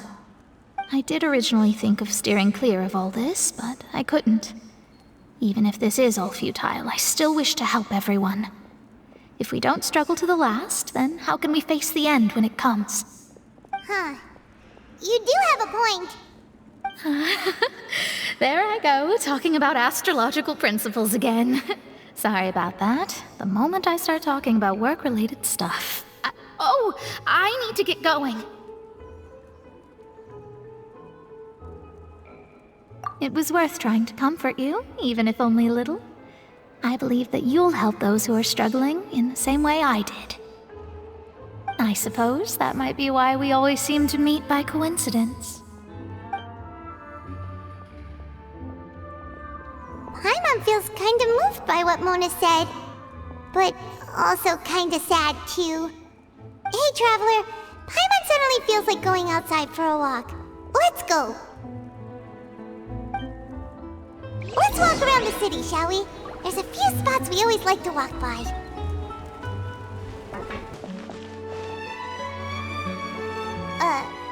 Huh? Our names are written in this newspaper. What's going on? Let Paimon see! The underwater stronghold, the Fortress of Meripede, has continued in its noble autonomy, but that does not mean that others cannot interact with it. My recent attempts to enter the fortress bore little fruit. Huh. Guess Charlotte still hasn't given up on that. Thus, did an Outlander friend become the focus of this report? A blonde adventurer with their white fairy, legends trailing in their wake. It is said that this mysterious traveler once underwater. The fortress's interior remains a mystery behind closed doors. Do not fear, for the tales of the traveler contain surprises in spades. Journalist Charlotte's biggest scoop yet, the Traveler's Trail, World Walker. Huh. Charlotte took so many awesome photos of us and we never even noticed her. She hasn't been able to get a hold of anything at the fortress, so since we're easier to find, she's using us as the subject matter instead? Ugh, seriously? Well, fine. Those headlines and photos do look cool, so Paimon will forgive her this time.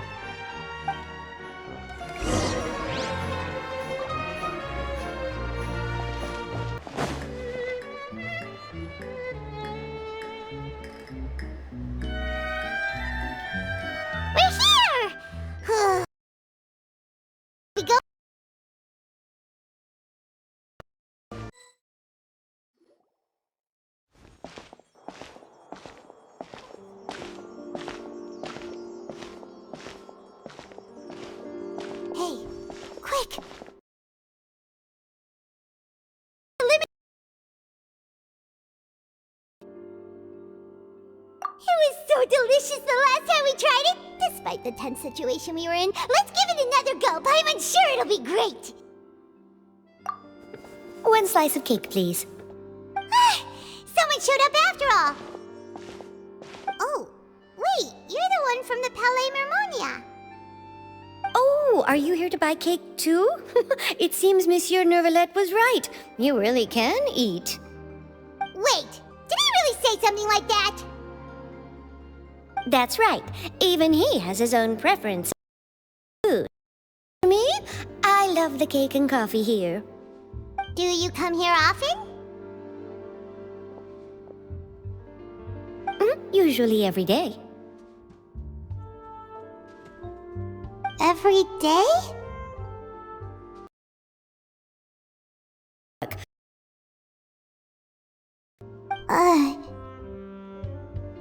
Then what if someone told you one day that this place would be closing soon, and you wouldn't get to eat cake here anymore? What would you think? But why would it close?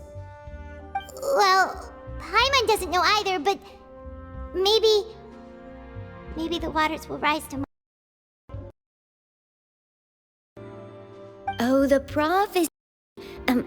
To be honest, I haven't paid much attention to that. No, still, even if there'd be no more cake tomorrow, that wouldn't keep me from having some today. No, it's the same for eating in general. You might not be able to eat tomorrow, but if you can do so today, then you should carry on. That's what people call living, you know. Huh. Don't be sad. Excuse me, could I have 2 more slices of cake to go? These 2 slices are for you. Sijuin said baking is what humans call being sad. Oh, you know Sijuin? She would sometimes comes to the surface to teach us things about. She said that humans are creatures that are saddened easily, yes, and you can only lift their spirits by feeding them delicious food. So please try the cakes here. I've got something else to do, so I'll be going now. You two try to stay in a good mood after eating, all right? Bye.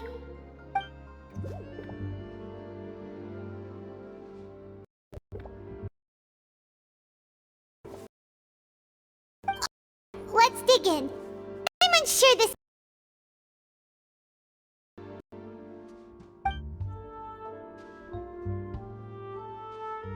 It's more delicious than last time! And the flavor gets even better with a sip of tea! It sure would be nice if we could come again tomorrow! Sure would be nice if we could always eat delicious food here.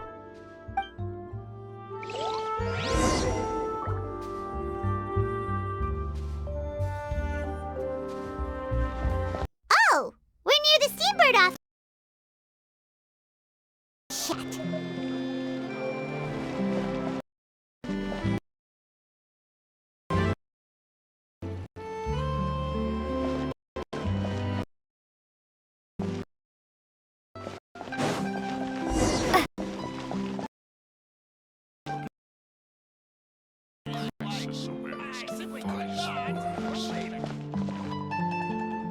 Wow! If it isn't the Traveler and Paimon! Oh, have you seen the article I wrote about you? Ha! You've got some nerve! You just used us to make some quick mora! Oh, you needn't worry about that. I heard that you were in Poisson some time back, so I sent you a letter to discuss. So, I've set aside the amount intended. I've even. Really? Oh, you're the best! You're almost a little too easy to win over, Paimon. If I were a journalist with ulterior motives, you'd be in trouble now, you know. Oh, Paimon knows you're not like that. Still, what brings you here all of a sudden? Were you looking for me? When Mona mentioned you, we thought of coming to see you at work. I see. It seems you've already. So she mentioned me? What did she say? That you're...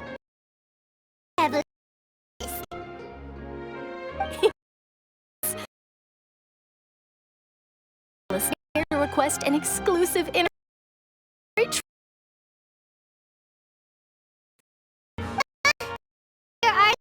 paper account?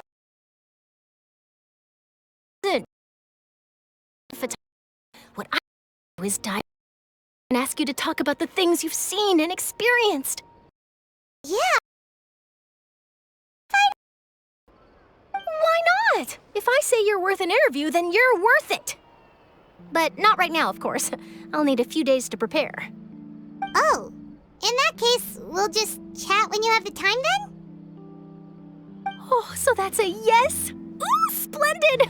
I'll tell the editor-in-chief immediately. I'll have to apply for lighting, a venue, some props, and... Whew, so much to get done now. Talk to you later. Wait, Charlotte, Paimon's still got a question for you. And what's that? If, just for example, Fontaine were to be flooded tomorrow, what would you do today?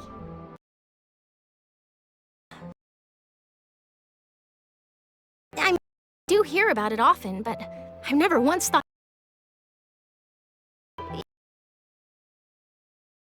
Think of a way to leave Fontaine. Oh, but I'm still a...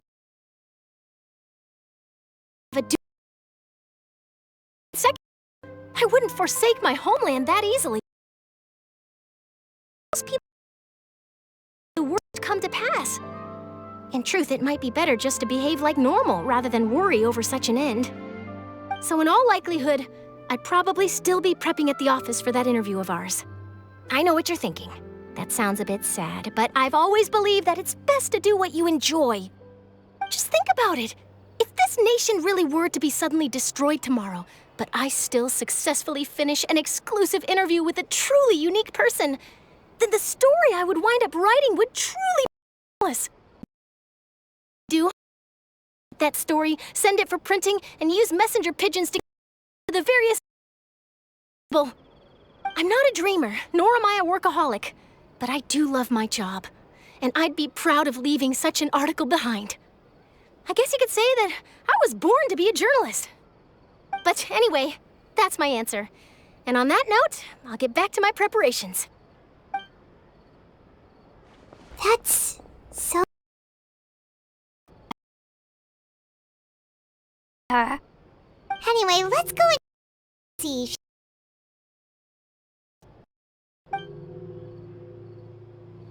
The sea breeze and scenery do the... Paimon's been thinking.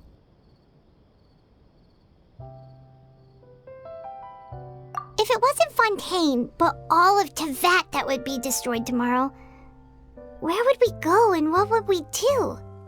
No, Paimon should ask, if you could choose, what would you like to do?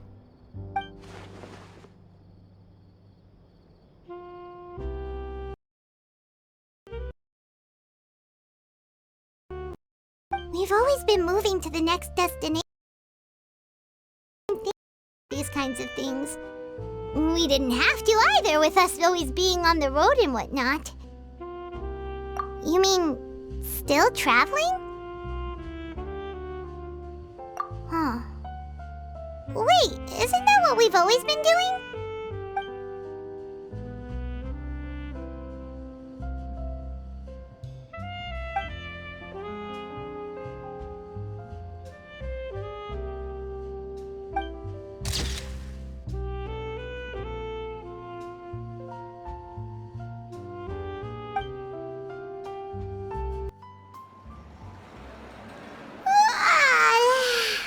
Feels like he'll grow stay. But it's the not only damp there, but salty too. So the two of you are still here. Wonderful. Oh! Aren't you?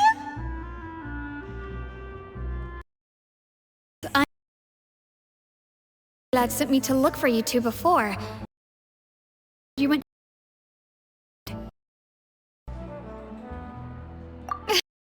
Not well aware that you're friends of his. Actually, I'm here to pass along a message from him. Yes, inside the Opera House. The Marechaussee Phantom has declared the incident a small-scale riot. A riot? Well, that said, I don't personally think it was that serious. For performance at the Opera House, and while she was resting during an intermission, the audience suddenly started harassing her, loudly doing nothing about the prophecy crisis. And before she could respond, others started to join in. The crowd continued to grow, and protests against the Hydro Archon started to break out. So people have started to put the blame on Farina. Guess they finally found an outlet for the problem. I agree. This awesome. And after that, is Farina okay? Was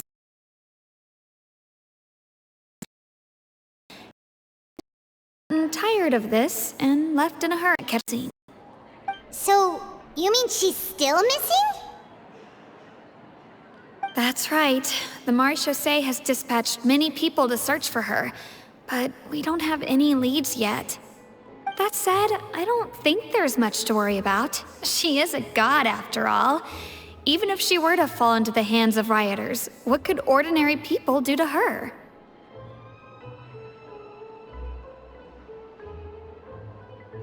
Good.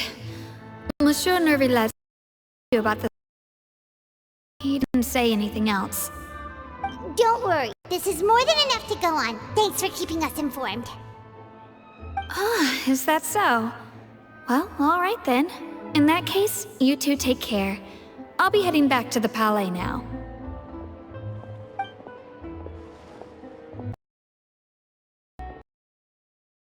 Hurry over to Poisson then.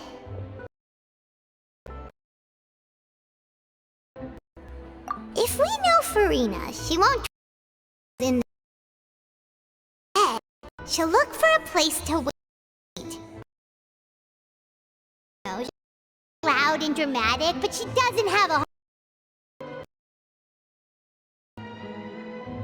When Nervalet was talking to her in the Palais Mermonia, and she heard about Poisson, she couldn't hide her sadness and remorse.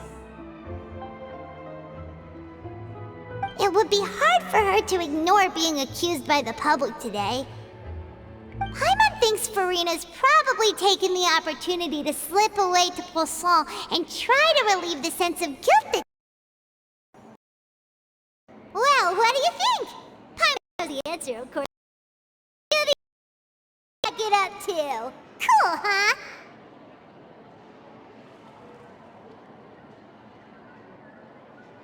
In that case, there's not a moment to lose! Poisson, here we come!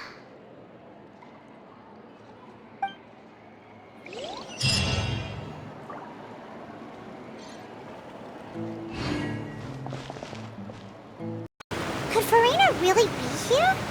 Let's try to find her as soon as possible.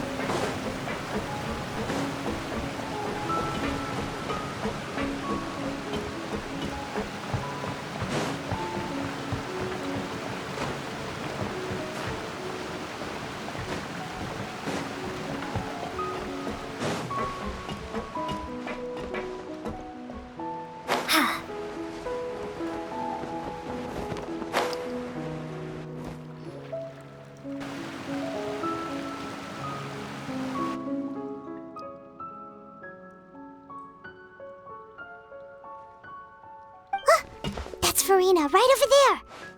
She really is here all on her own.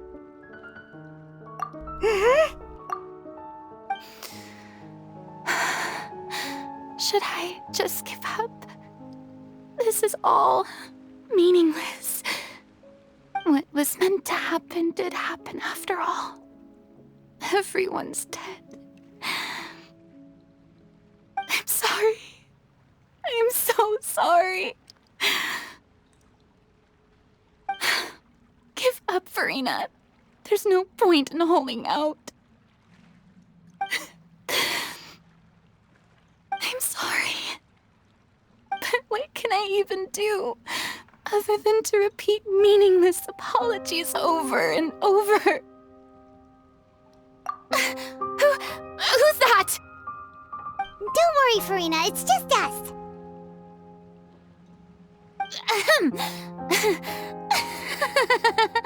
So it is you, blonde traveler from another land. Why, I almost thought you were someone from that mob of my ignorant subjects, come to kneel and beg for my forgiveness. Farina, you were crying just now, weren't you? The tear stains on your face are obvious. What do you mean, tear stains? Oh, I remember. The show at the Opera House earlier this morning was so moving. I'm still trying to process it. Who did that uncivilized rabble think they were, disturbing my enjoyment of the arts? They even dare to tout their Archon. I must teach them a lesson. I can just imagine their twisted and frustrated faces once they realize that I'm nowhere to be found. Oh, and I'm sure Nouvellette and those people from the Maréchaussée Phantom are freaking out right next to them, too.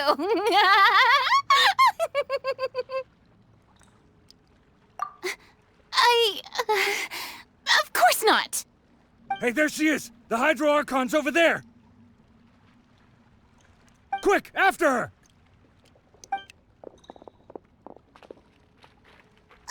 Farina, those people seem to be after you. They are? They're just some rabid fans who want to cut the line because they haven't been able to meet me in person, aren't they? That's against the rules. I can't let them get their way. Farina just ran off! Quick, we have to catch up with her!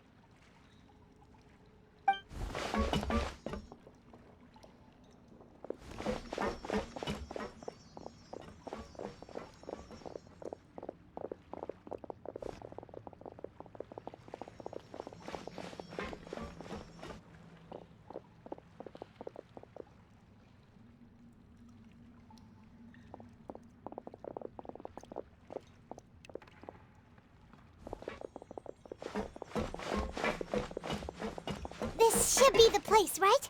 Hey, Farina! There's a good hiding spot over here. Quick, come to Paimon before the rest of them catch up to you. What? What is this place?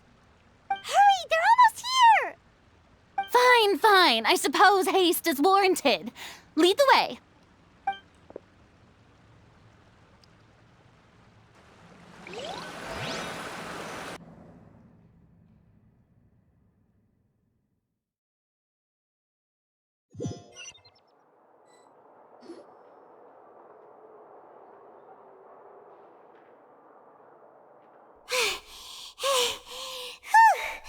Paimon's exhausted.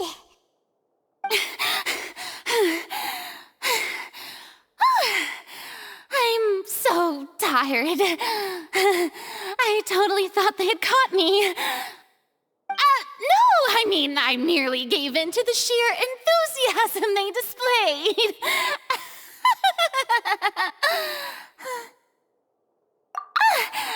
You're right. Yep, that's a good girl.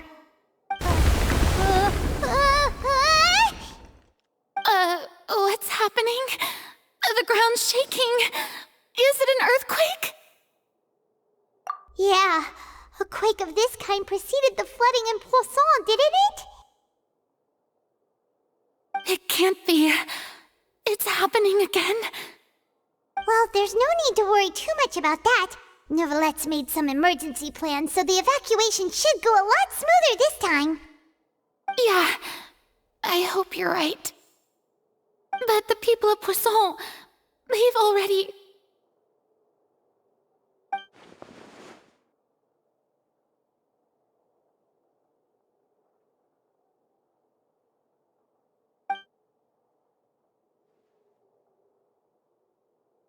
It's true. I've been investigating the prophecy for hundreds of years. I once had informants all over Tevat, searching for clues and feeding information back to me. I've tried all kinds of ways, too, to hold back the sea. Anything to keep the coastline from advancing. But all my efforts proved to be futile in the end. Really, the truth has been clear to me for a very long time. We cannot make an enemy of the divine. No matter what we do, the will of the heavenly principles will have its way, and the prophecy shall be fulfilled. Give up. I do love the sound of that phrase. It would mean finally coming to terms with fate, but also for me to finally be free. Indeed, I've thought about giving up so many times, especially after we almost lost Poisson. Fate is really unreasonable, isn't it? It has no heart and obeys no rules. The prophecy has only just started to come true, and so many people have already lost their lives. But just now, it all became clear to me. I still don't have the right to come to terms with fate on behalf of everyone else. As long as the final moment hasn't come, it's still not too late. Don't worry. I will keep hope alive for everyone until the very end. Well, that's enough for now. I got the impulse to play the stricken maiden, but honestly, considering my rank and station, that wasn't a good fit at all.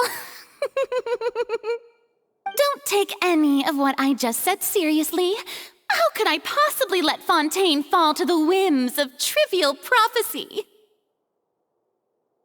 Come on! Paimon could have sworn you were actually being honest just now.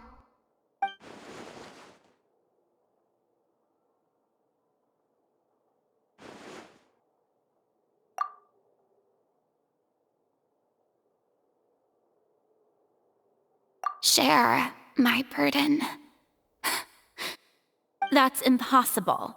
It was fated right from the start that this would be my duty alone.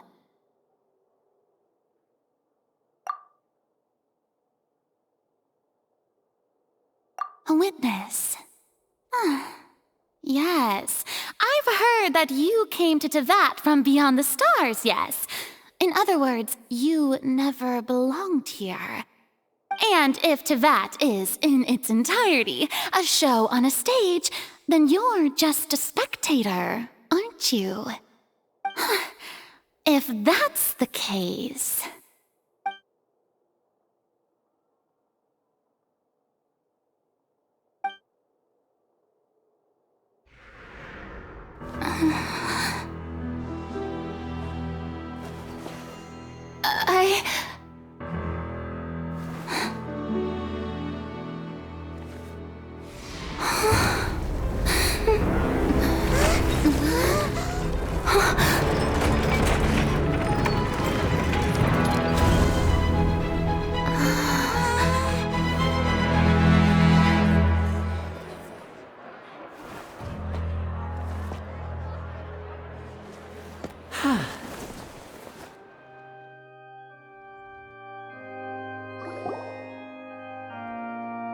Ladies and gentlemen, this concludes my opening performance.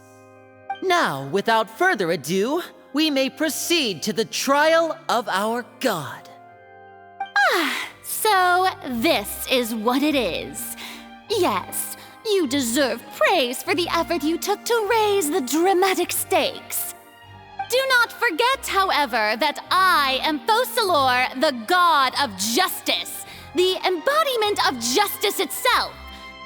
Does it not strike you as even the least bit absurd to bring the very concept of justice to trial? May I interpret these words as your refusal to stand trial? In that case, you will have the opportunity to defend your honor through a duel. You would draw your blade against a god?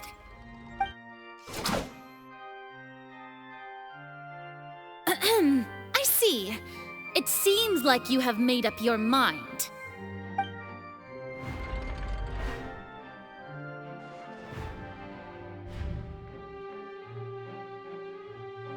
Paimon can't believe it. She just surrendered. What the heck is going on? Did I just see an Archon surrender to a human? Wow, how utterly humiliating. Lady Farina, what is the meaning of this? It would seem that there has been a misunderstanding. To be clear, the raising of both hands is not always an indication of surrender. Looking for excuses again, huh? I raised my hands just now to indicate my acceptance of the trial. No duel shall be necessary. I will admit that I've been running away for a long time. I'm sorry, everyone. I was unable to protect the people of Poisson. It is my duty to stand trial for my crimes.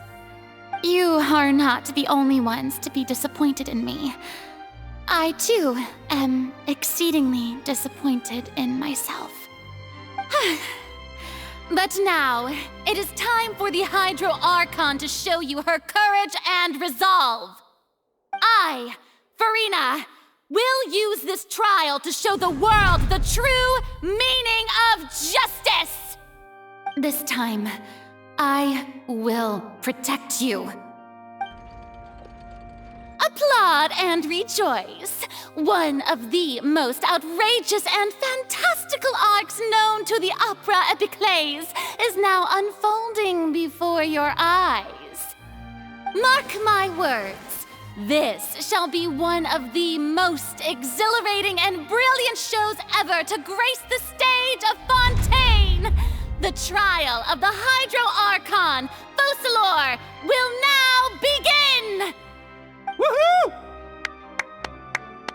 Oh, now we're making history! Why does it feel like Farina just took over the whole thing? Like, come on! Didn't she just get forced to stand trial for her crimes? Also, even though she's still acting super dramatic, she is taking this seriously this time, right? All right, then. Who will be my opponent in this trial? The court asks the prosecutor to please take the stand. Is that so? Very well. Then please speak, witness of Tivat, my accuser and fated opponent.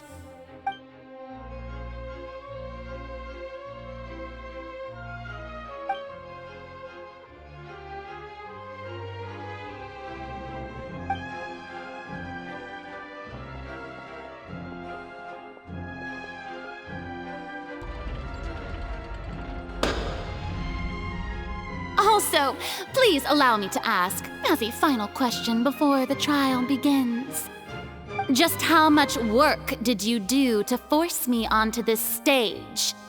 Well, we did do a lot of prep after the meeting that day.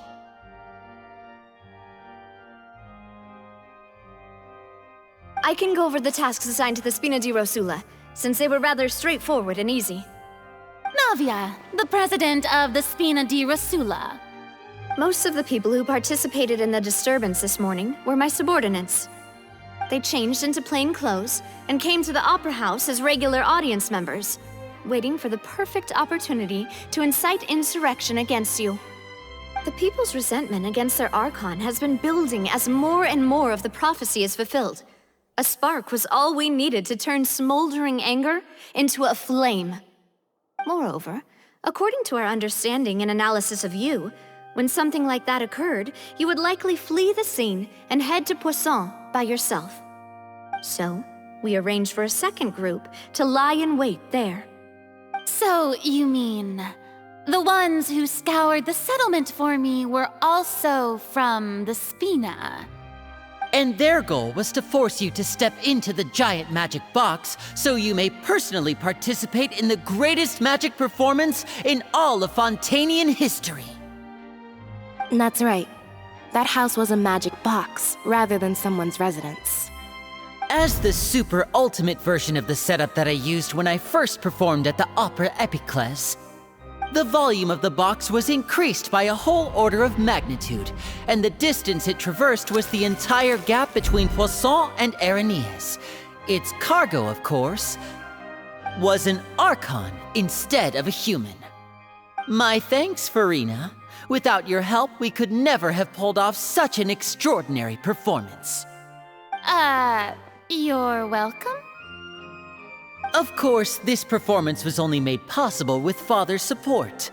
The House of the Hearth spent a massive amount of labor in Mora to pull this off. We had to select a location, construct the giant magic box, dig a tunnel, and open up a path through the water. It was a lot of work for all of us. So, in other words, the earthquake that we felt within the giant magic box was just a normal tremor from the transportation of the whole house? That's right. It wasn't a sign of another disaster to come. Then, I can guess Nervilette and Cloran's parts. You gathered a crowd, prepared a stage, and made sure that the champion duelist would be immediately ready for a fight. Also that as soon as I appeared on the stage, the trial may commence without a hitch. Am I right?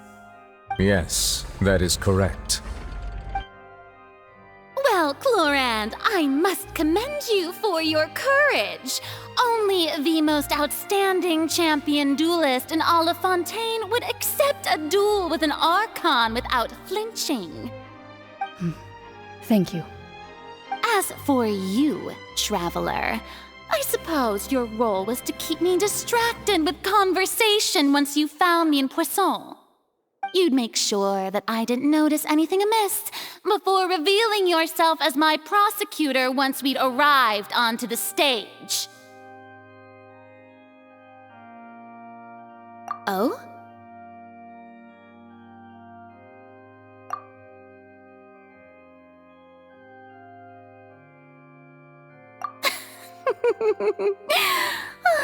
Is that so? Then I suppose I must have missed my final chance. It's fine. It matters not. What's done is done. The stage is already set, so there's no reason to disappoint the audience. Let's see this trial through to the very end.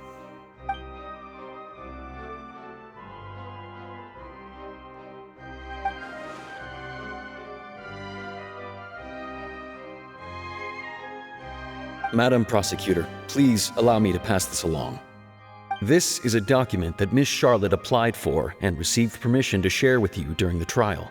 According to her, it should speed up the proceedings. Huh? Charlotte wanted to give us something? Oh, so she's here too! Hey, Charlotte! Oh, let Paimon see. Isn't this the exclusive interview that she did with us before? So she's already finished it, huh? Wait, then that means this document is a perfect timeline of everything that's happened ever since we stepped foot in Fontaine! So in other words, we can refer to this anthology of evidence every time we want to use something from our journey as evidence for an argument! Let's quickly confirm the information in it. Just think of it as a refresher, alright?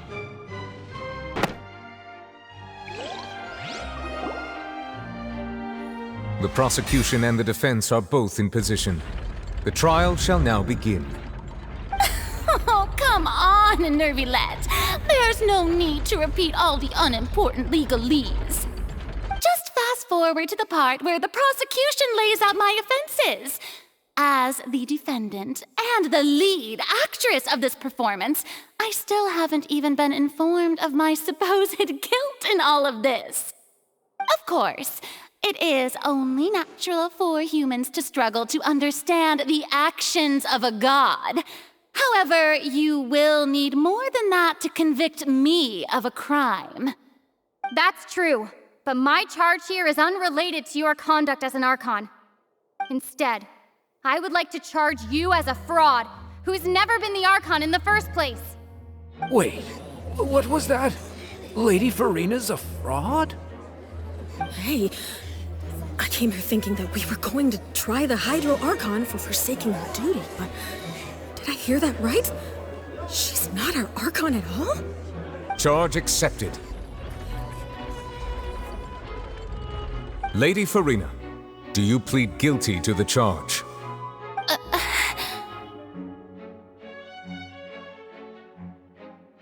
Lady Farina. I plead not guilty. How can I be guilty? There is no way that I, Focalor, otherwise known as Farina de Fontaine, a member of the Seven and the Regina of all waters, kindreds, peoples, and laws of Fontaine, could be anything other than your true Archon. Yeah. Even though Lady Farina can be rather eccentric, isn't it going too far to doubt her very identity? Yeah, I've never questioned her identity either.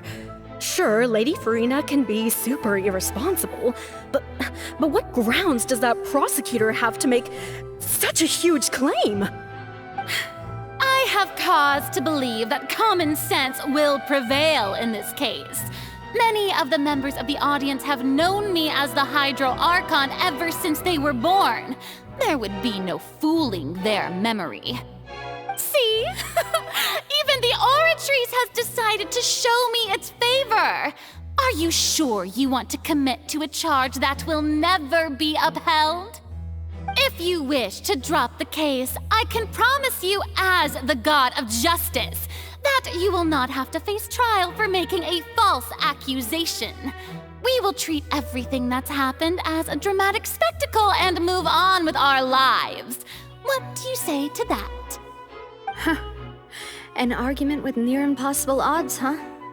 We have to not only refute Farina's claims, but also overturn the long-held beliefs of the people. Well, I tried to give you the chance to surrender. If you must persist, then let me ask. If you believe I'm not the Archon, then what manner of being do you think I am? And if I was not the Archon, then how did I manage to live for over 500 years?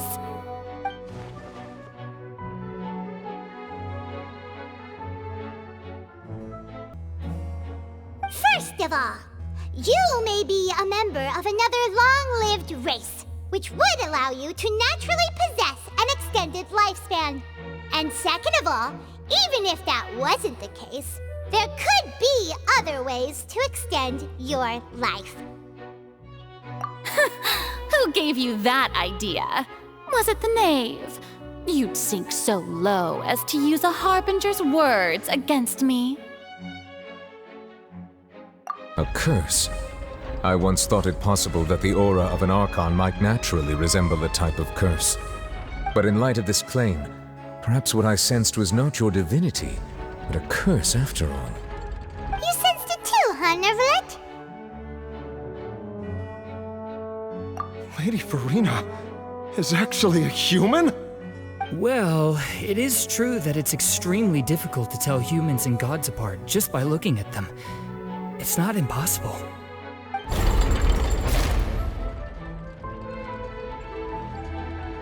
Well, don't start celebrating too early now. Even if I have been carrying a curse like you said, how does that prove that I am merely a human being? Besides, everyone knows that the main difference between a human and a god is the possession of authority. Gods can do what humans cannot. That's why they're worshipped as gods. For centuries, manifestations of my authority have served the nation of Fontaine. One need only to turn their eyes towards the Oratrice Mécanique d'Analyse Cardinal in this very opera house, or consider the endemnitium that is used in every aspect of life.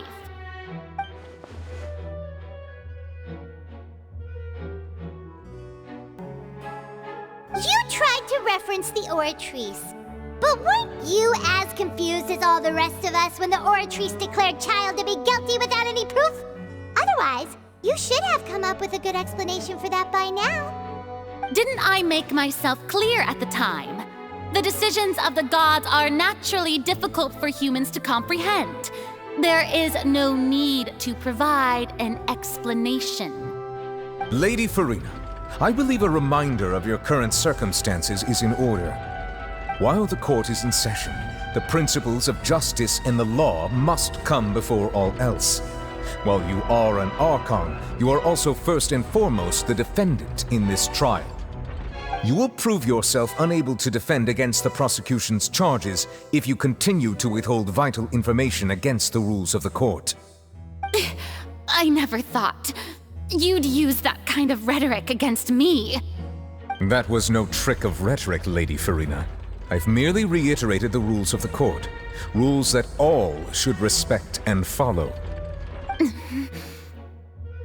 So, you neither knew why Child was declared guilty, nor did you understand the structure and operations of the Oratrice. Instead of having been created by you, the manifestations of authority you mentioned have been made by the real Hydro Archon, haven't they? The real Hydro Archon? Well, now you're really losing me.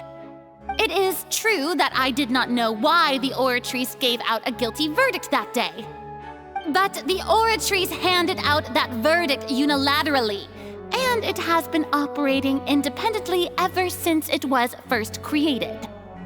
You can't argue that just because a divine creation is flawed, that the god behind it must also be no god at all.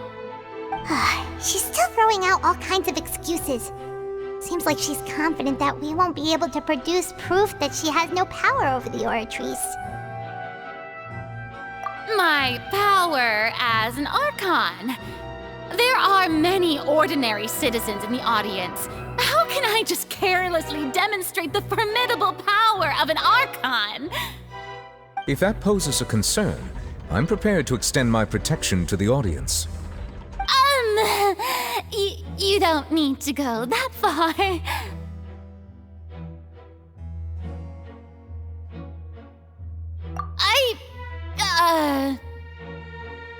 Aren't you the Hydro Archon?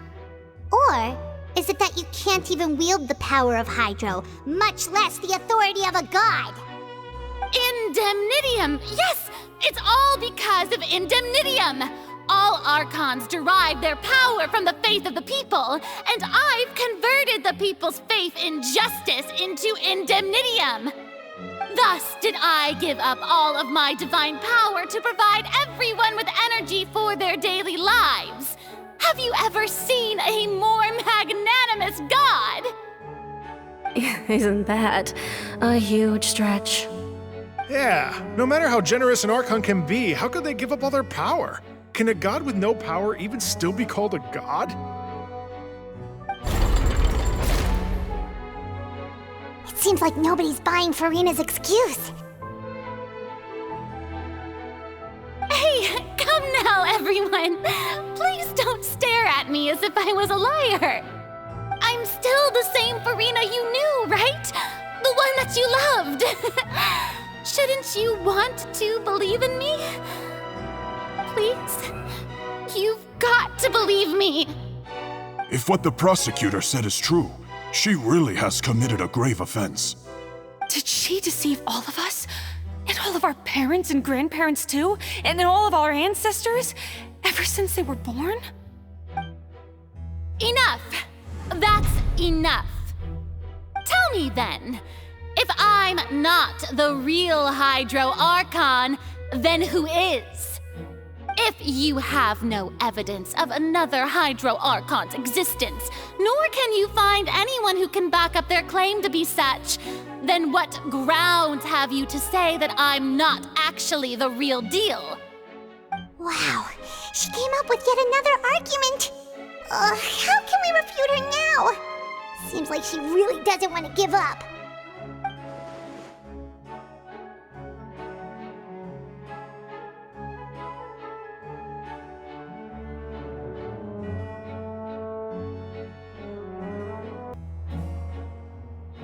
It has been established that all Fontainians can dissolve in water from the primordial sea.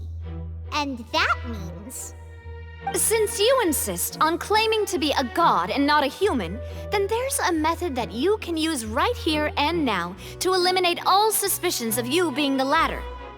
Miss Navia, please apply to serve as a temporary attorney for the prosecution before addressing the court. Though you act in partnership with the prosecutor, you must still adhere to proper procedure. Super sorry, Monsieur Chief Justice. I swear this really will be the last time that I'll speak out of turn. Now, I've brought some seawater from Poisson. As everyone knows, a massive flood struck the area not long ago, taking many lives, including those of some of my closest friends. So, Miss Farina, would you dare to touch some of this seawater? If we are to believe that you are indeed the real Hydro Archon, touching this seawater would have no effect on you. All it should do is strengthen your case. But if you don't dare to touch it, then we would have basically proved the reverse. Oh, and I must remind you that after the disaster at Poisson, nobody wants to see any more people dissolve. I do hope you'll act prudently and choose the simpler path of admitting guilt.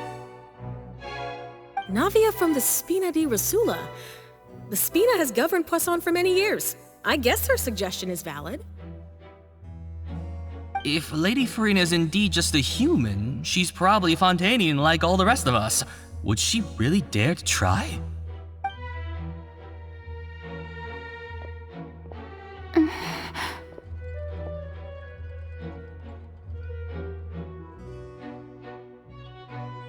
Lady Farina, this test has been unilaterally proposed by the prosecution. As it falls outside the realm of standard court proceedings, you possess the right to decline participation. Well, of course he had to tell her that. But refusing to participate is basically the same as a confession of guilt. She's just staring at the water without saying a single word. It really does seem like she's quite terrified of it. That could only mean... What's going on? Is she really planning to... that's not what we thought she would...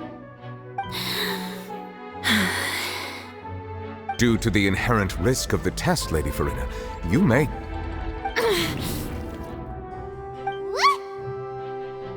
Hey!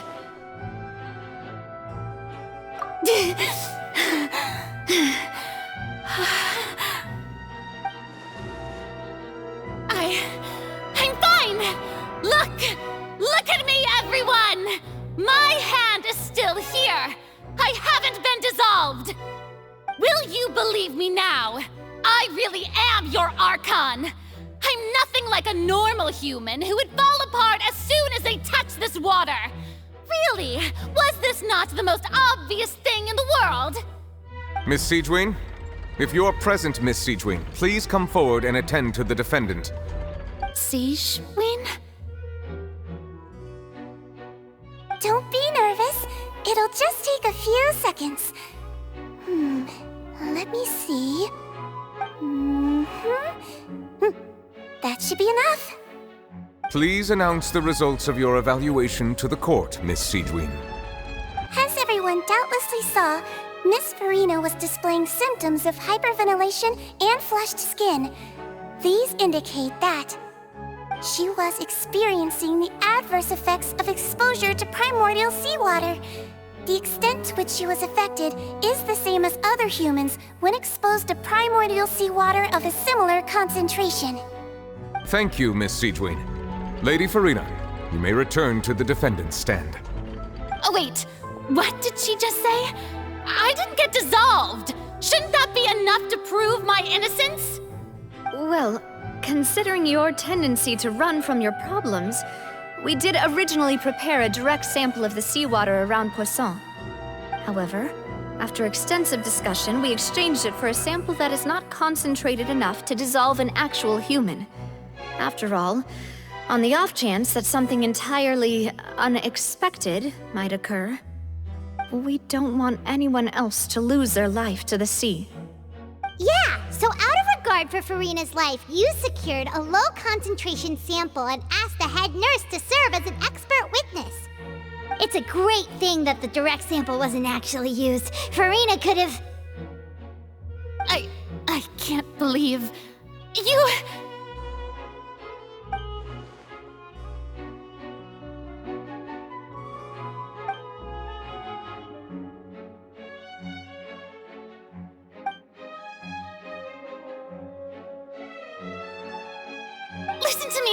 Listen to me, everyone! Please don't give me such cold and disdainful looks! What happened just now didn't prove a single thing! Think about it! How can you conclusively prove that an Archon can't also be affected by the primordial seawater? Also, if I was really just a human, why would I dare to just put my hand in that kind of water?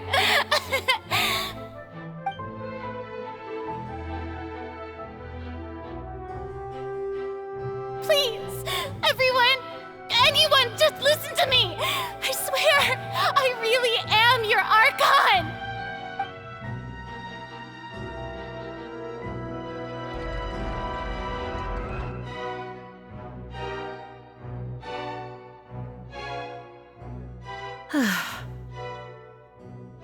I don't think anything she says at this point will sway anyone. The odds are just too stacked against her now. With all the things that have been said, Paimon doesn't think there's any way left for Farina to win. I believe the time for arguments and presentation of evidence has come to an end. If there are no objections, we will move on to the final judgment.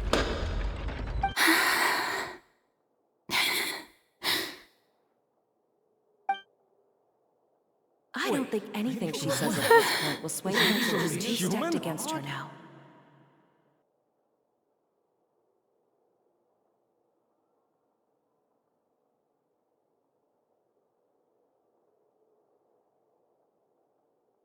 In my capacity as Chief Justice, I shall now render judgment on Farina's misrepresentation of herself as the Archon of Fontaine. As a human who knowingly deceived her fellow citizens, Farina is... guilty.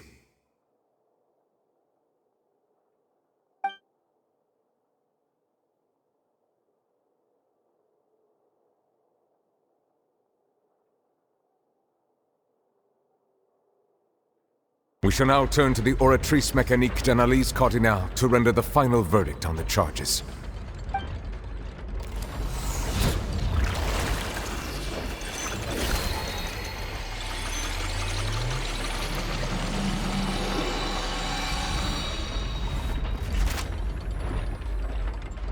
According to the judgment of the Oratrice Mécanique d'Analyse Cardinale, Farina is... Well, what's wrong? What's the Oratrice's verdict? No, the Oratrice also displays a guilty verdict. Isn't that correct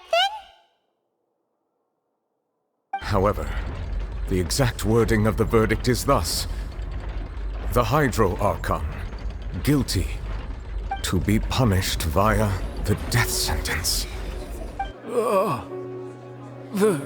The death sentence? That's actually one of the available sentences? I've always thought that it was just a myth. The one and only time the death sentence has been handed out at the court, and it's been given to the very person we've worshipped as the god of justice? What an unexpected twist. Farina's been sentenced to death by the Oratrice? We just wanted to use the trial to show her the seriousness of things so she'd tell us the truth. How did things escalate this quickly? This outcome is indeed quite strange. According to Fontaine's current definitions of justice, as well as its recommendations for criminal sentences, is this sentence really appropriate for the crimes that have been committed? Yeah! Even Fauché wasn't sentenced to death by the Oratrice. You know, the real evil mastermind behind the serial disappearances case. Indeed. Not only is Farina's sentence overly excessive, the very point of our trial today was also to prove that Farina has never been the Hydro Archon in the first place. But now, the Oratrice seems to have deliberately invoked the title of the Hydro Archon. What does this mean?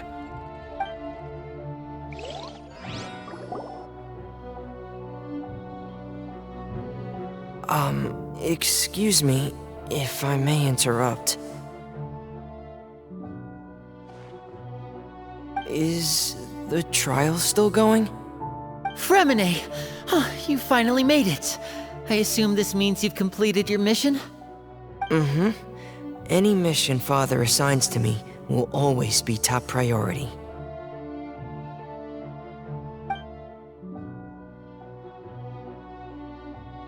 Is that the first prophecy slate? Huh. So the knave privately arranged for Fremine to try and find the missing slate. I looked everywhere and finally found it at the bottom of the sea. It took me a long time to get around some dangerous stretches of water. But has the trial already concluded?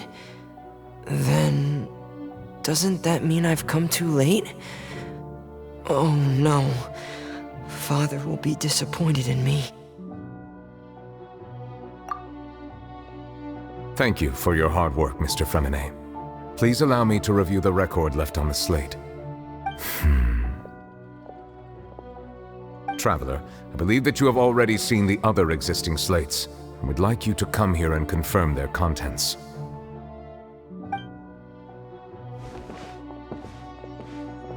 Huh? So what do you see? What is it?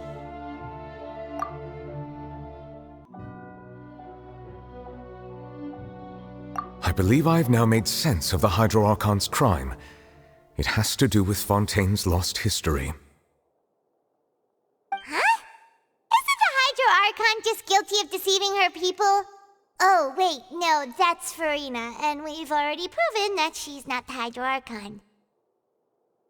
So when you say Hydro Archon, do you mean the real Hydro Archon we've been kinda talking about? In truth, everything that you've encountered in Fontaine up until this point can be traced back to the contents of these stone slates. However, I'm uncertain as to how much sense they currently make to you. Okay, let's try to recall the contents of the other 3 stone slates. Paimon will do her best to help you remember.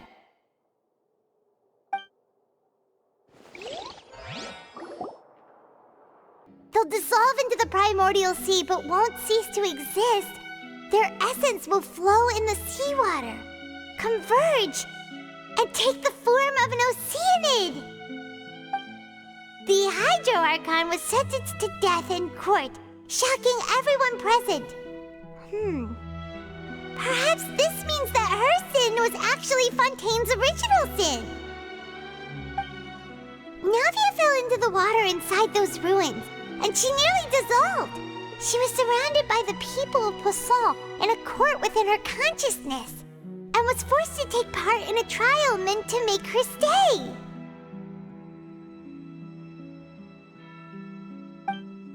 The eruption of the primordial sea at the fortress of Meripede was the surest sign that the prophecy was about to come to pass no matter what. The prophecy's contents can all be verified by recent events. If we combine what we know together, loads of truths should come to light.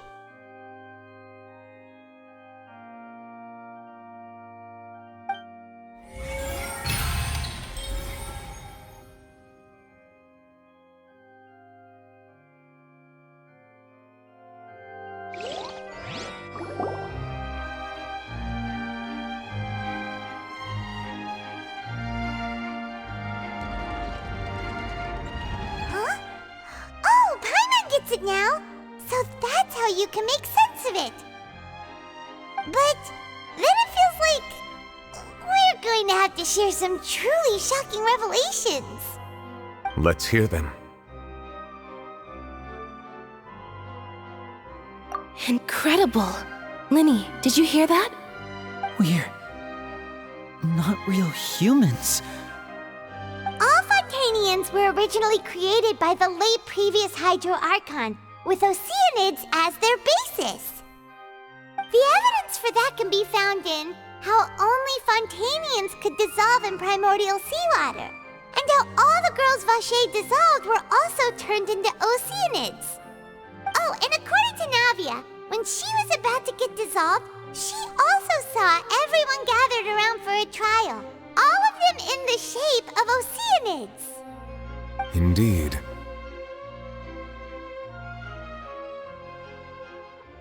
Yeah, and it follows from the content of the first slate that she probably angered Celestia by creating humans without prior permission. That could also explain why the Oratrice judged the Hydro Archon to be guilty.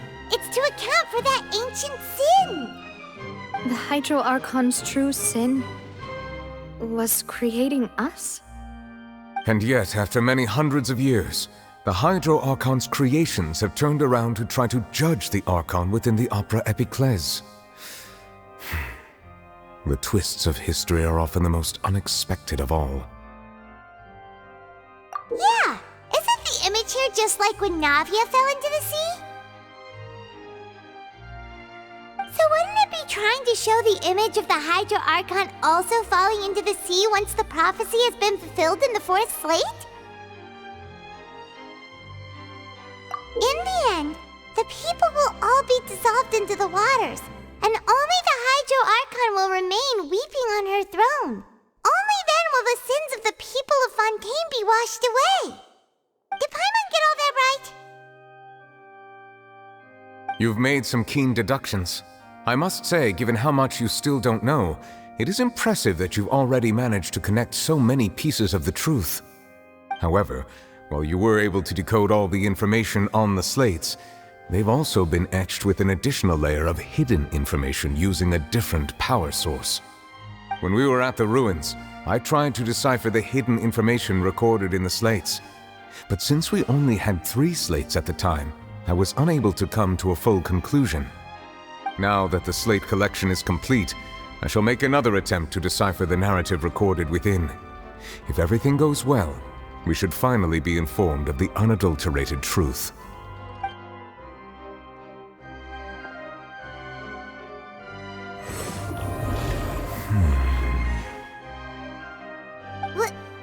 Well? Did you get it? I believe I should share this truth not only with you, but with all the people of Fontaine as well. I will try to briefly summarize it for you.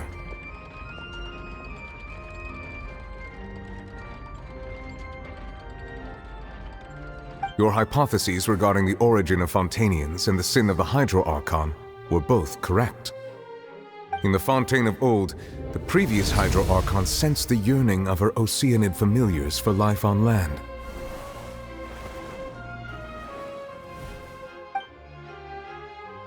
The Oceanids were enamored with the beauty and romanticism of human beings, and wishing to have those experiences for themselves, expressed to the Hydro Archon their desire to become of a similar kind. However, even though water as an element is intricately linked with the power of life, the Hydro Archon, as one of the 7, did not possess the authority to create a new form of human life. Not one to give in, she eventually found a way to create permanent humanoid bodies for her familiars by appropriating the power of this planet's primordial sea.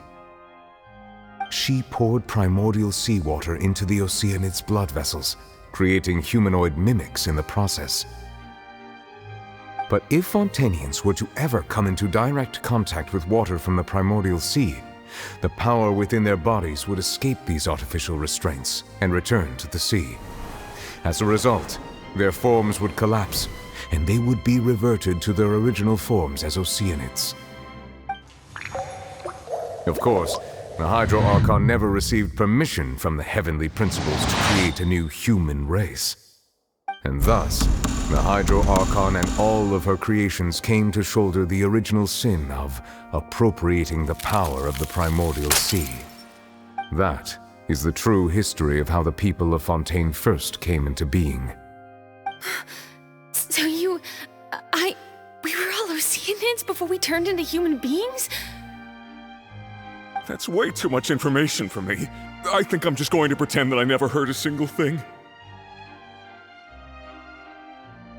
Wait, but if that's the truth, we can't let the Hydro Archon be sentenced to death. After all, her only sin was creating us. This really might be too much information for your regular Fontainian, but it does answer a lot of our questions. Alas, your hypothesis regarding the third and fourth stone slates was inaccurate. The slates' respective positions are, in fact, correct. A key point of the visual on the third slate is how all the individuals depicted in the water are humans rather than oceanids. They have not been dissolved, which implies that the water depicted in this slate is not water from the primordial sea. The nation of Fontaine is the nation of Hydro, as well as the nation of Trials and Justice. Instead of being the literal element, the water in the scene symbolizes judgment and justice. You may also recall Navia's experience. When she fell into the sea, her consciousness was surrounded by that of many others who intended to hold a trial to determine her fate. Therefore, the meaning of the third slate is that the people of Fontaine shall try the Hydro Archon at the Court of Justice. Yes, it refers to our present situation. I think I'm following now. So, what you're saying is, even though we decided to put on this trial to avoid fulfilling the prophecy, in truth, everything we've done has happened exactly as the prophecy foretold. So now, it seems, we're the ones making sure it comes true. What should we do? Huh. No matter what, the prophecy will be fulfilled. Is this what it feels like to be a prisoner of fate? If that's the case, does that mean the scene in the fourth slate will also be fulfilled soon? Traveler, I would like to point out another small fallacy in your deductions. About the fourth slate, you probably thought that the eruption of primordial seawater beneath the fortress of Meripede served as the surest sign that the prophecy was about to come to pass, yes? However, I believe that rather than being a sure sign, that eruption could in fact only be a small warning of something far worse to come. As for the root cause of the catastrophe, I believe you've already encountered it once before.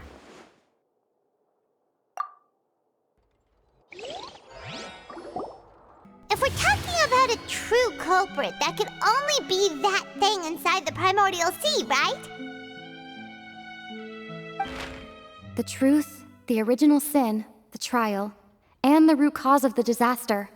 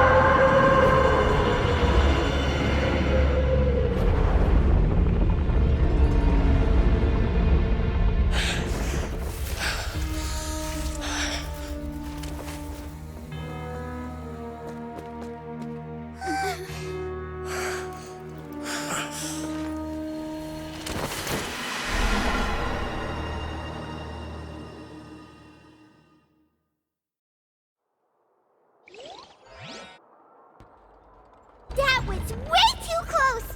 How did that thing just burst into the Opera House? Wait, was that the huge whale you saw in your dream? So we've met it at last. I understand very well why it has chosen to make an appearance here. That whale does not belong to Tevat. It is a monster that has traversed the stars, weeping all the while. It has been greedily consuming the energy from the planet's primordial sea, using it to grow. That is the main cause for the rising sea levels. And once it has finished consuming all of the energy contained within the sea, its next step will be... You said that when the Hydro Archon first created Fontainians out of Oceanids, she filled their blood vessels with primordial seawater. Precisely. That whale finds the blood of Fontainians nigh impossible to resist. Therefore, when it left the primordial sea, it decided to make its next stop a packed opera house full of food. Food in the form of Fontainians. We just barely managed to push it back, right? In that case, won't it come back to target the people again once it's managed to recover its strength? That is correct. Indeed, it is more accurate to say that we should thank that Harbinger for buying us some time. Without him, the whale would have likely come onto land far sooner. From the way he looked, he must have been fighting the creature for quite a long time. That battle maniac. We've always known that he had a special connection with that whale, but we definitely didn't expect it to help us out like this. Anyway, now that we know that this whale is the actual cause of the disaster recorded in the prophecy, all we need to do to stop the prophecy would be to find a way to beat it up, right? It is too late. It had already absorbed too much of the primordial sea's energy before we could notice it. At this point, it has become practically integrated with the sea itself. Even if the entirety of Tevat were to be destroyed, it could still survive and swim off towards some other world. That's not something I will accept. We've already done everything we can, and we even found the true culprit. We've come so far. You can't just tell me that the last hurdle is some impossible foe. That's just not fair. Indeed, that's not how a grand performance should end.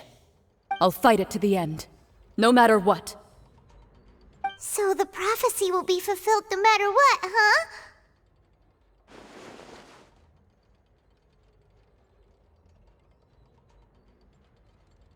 The prophecy. Yes, what has been prophesied will be fulfilled. You may view such things as the history of the future.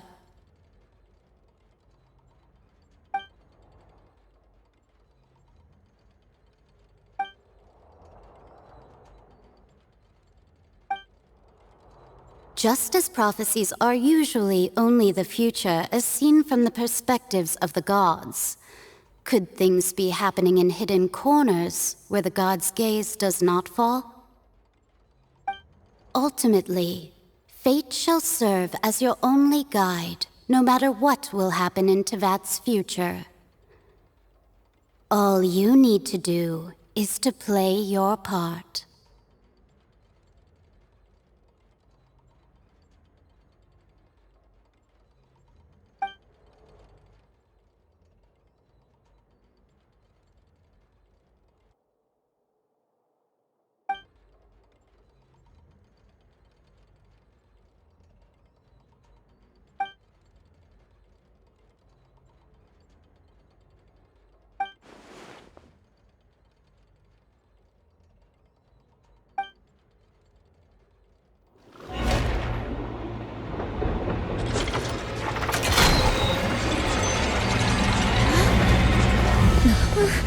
What's happening with the oratories?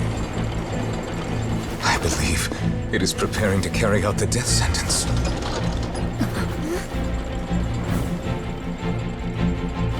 Farina!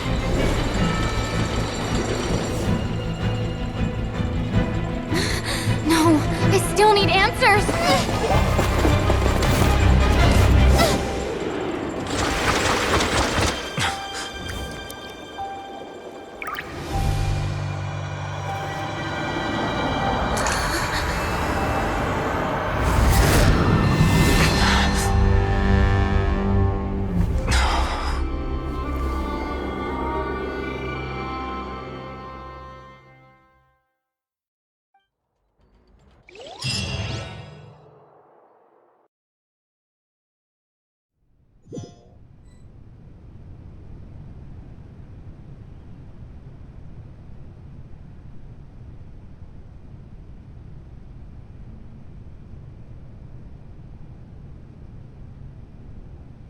You...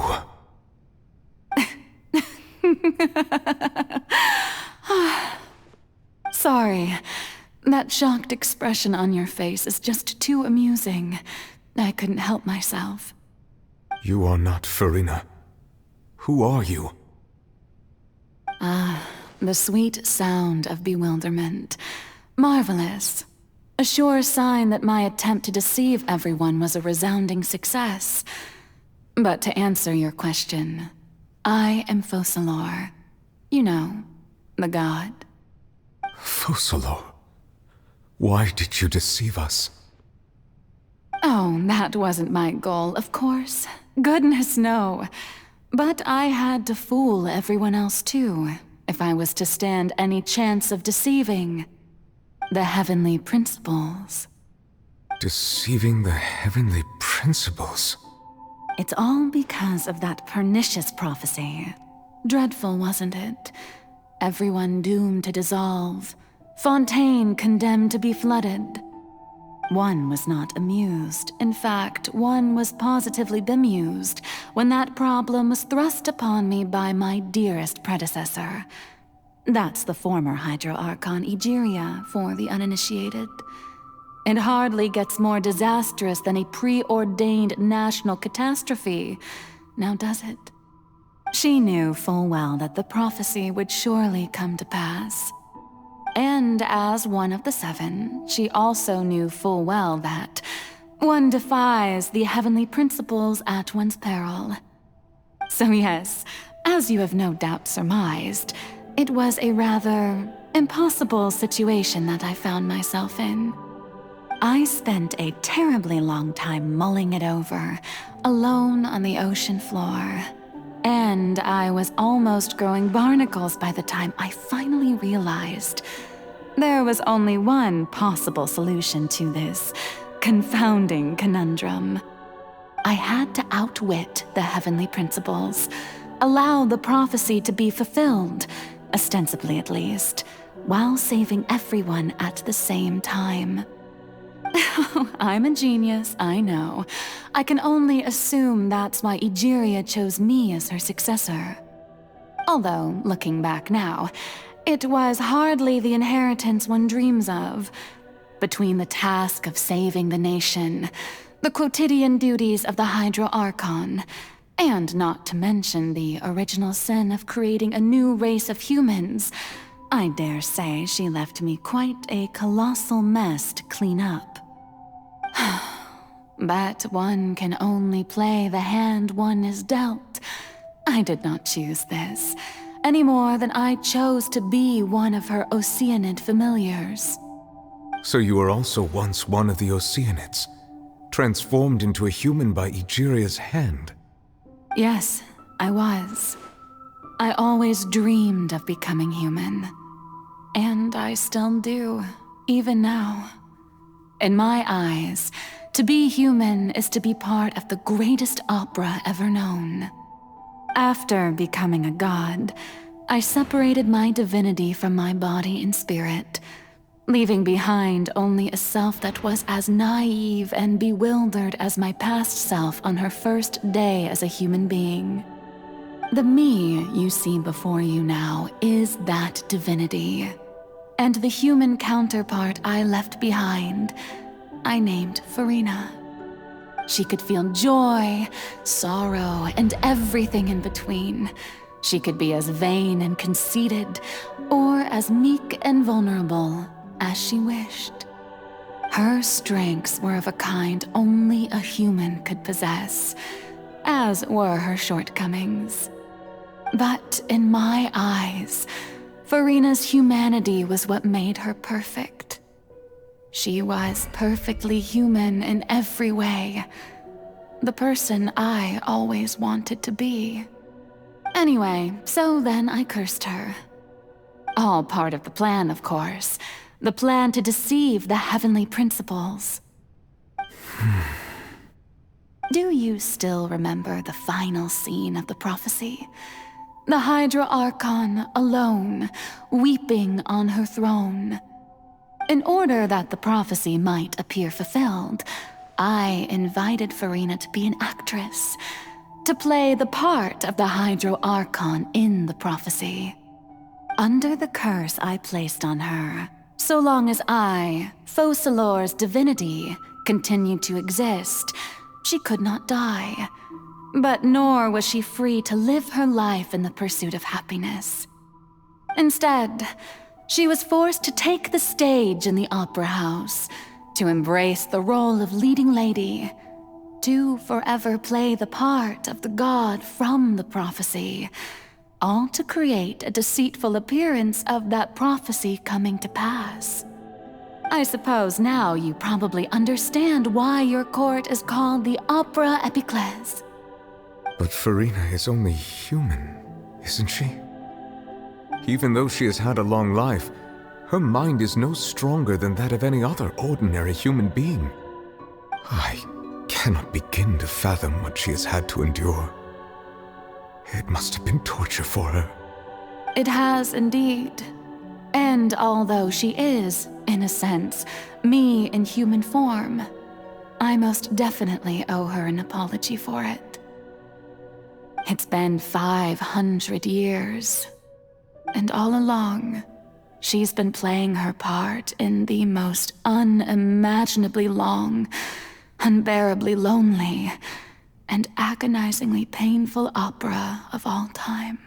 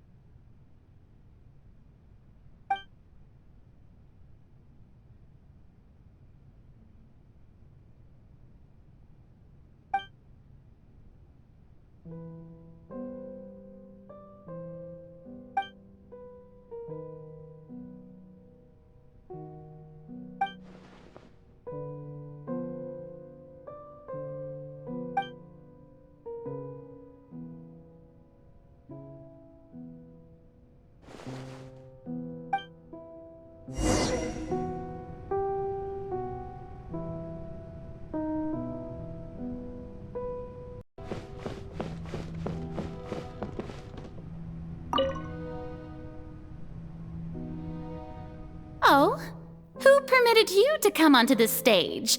Now, I understand your admiration for my august self, but I must ask you to keep to the rules. All right. It is not my intent to reprimand you. There is no need to state your name. Just be off with you. Do not distract me from my performance. Oh, do not jest. Can you not feel it? I am Focalor. The eyes of countless Fontainians are upon me. I must, at all times, display the utmost elegance and nobility.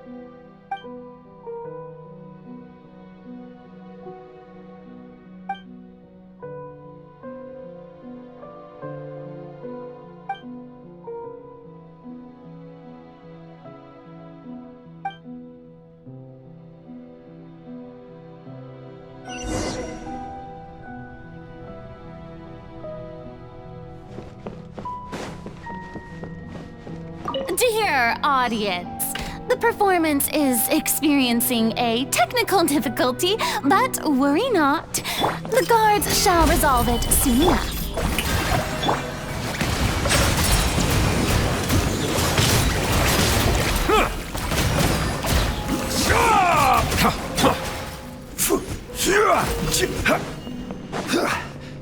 Hey, what gives? The audience is still watching me, you know. Guards! Wait, where are the guards? Guards!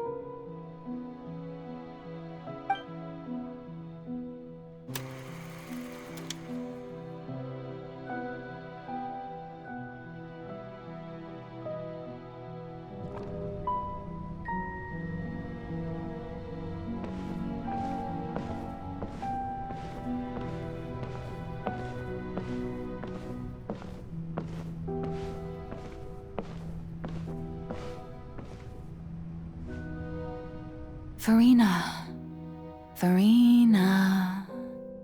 Huh? Who's that? Who's calling me? Where are you?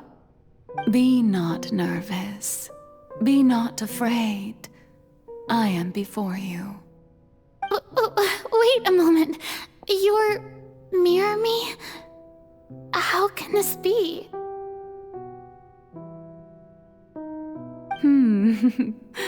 Mirror you, huh? You know what? That's not bad. Let's go with that. Mirror me. What do you wish to say? The prophecy.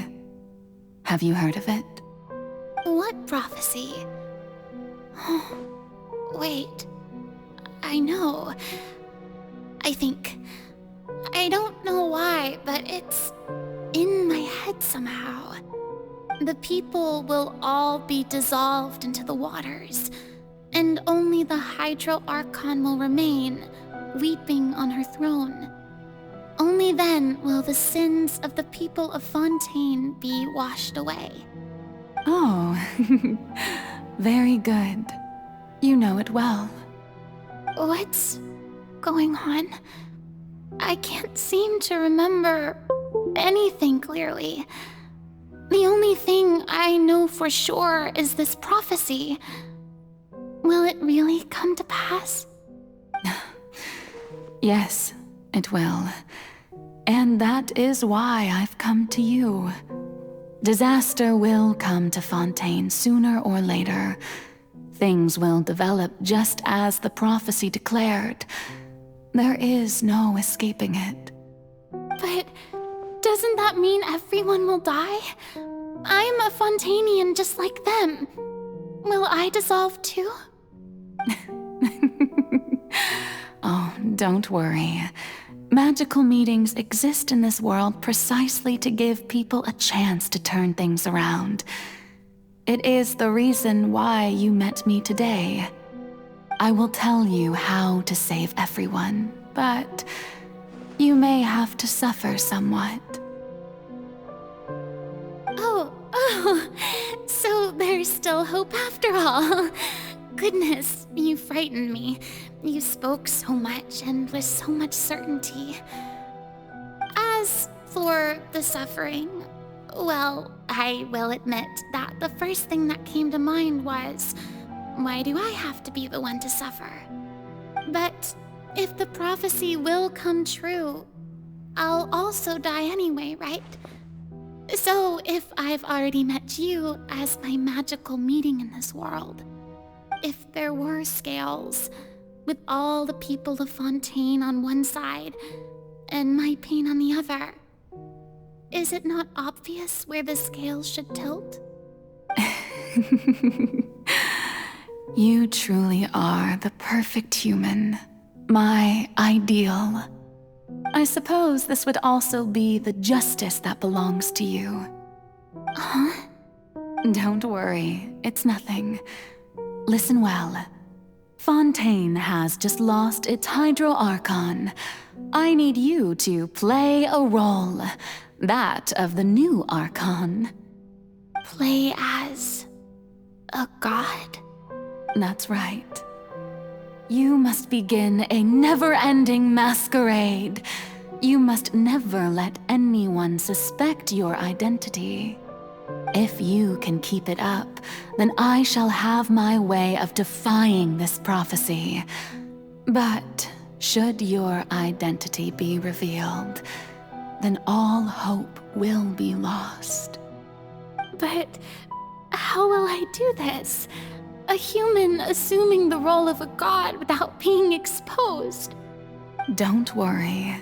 What you must do is not to turn yourself into a real god.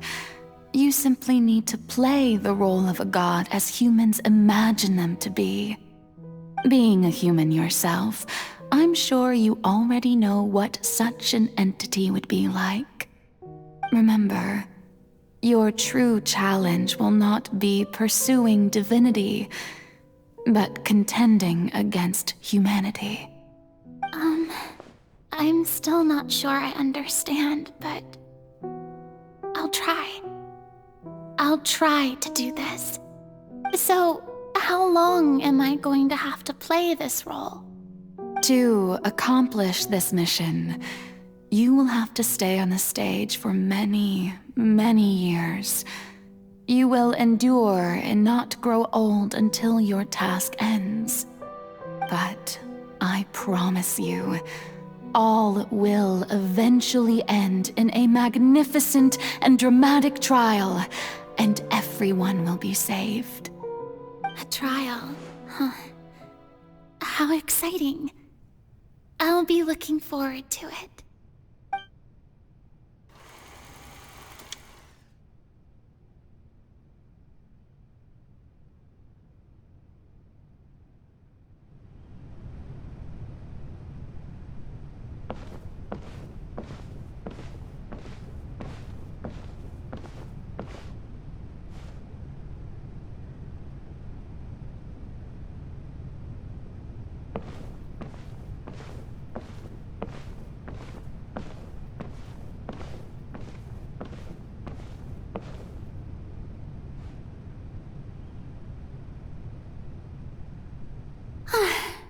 The Maison Cardinalise has announced my accession, but this is my first time facing the people.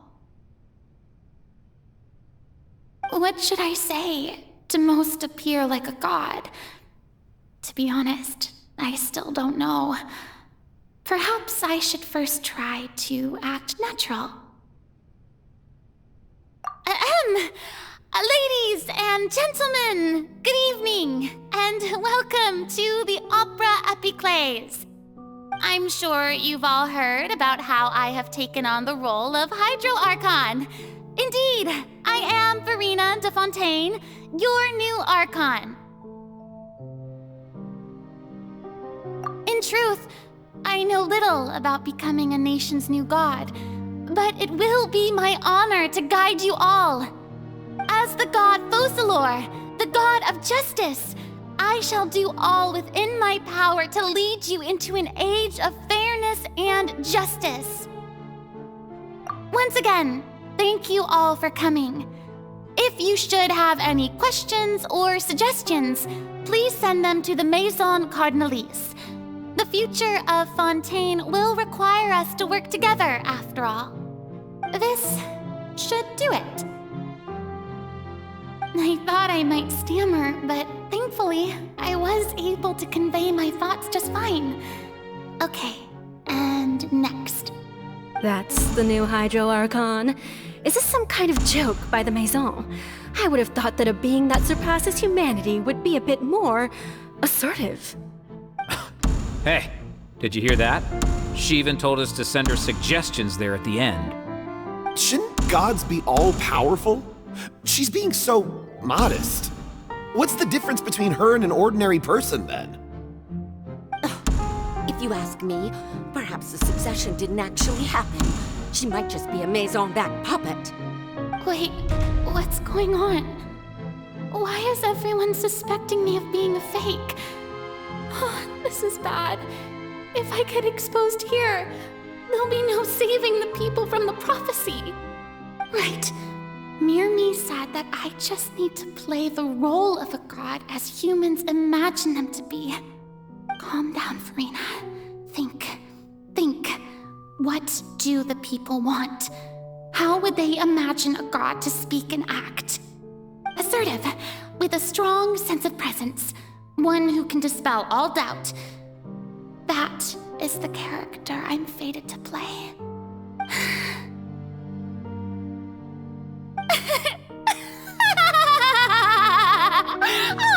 Oh, very good, my people. Only ones such as you are deserving of my rule. Now, I was wondering if some weak puppet were to one day come onto the stage and claim ownership of this opera house, would the children of Fontaine follow them?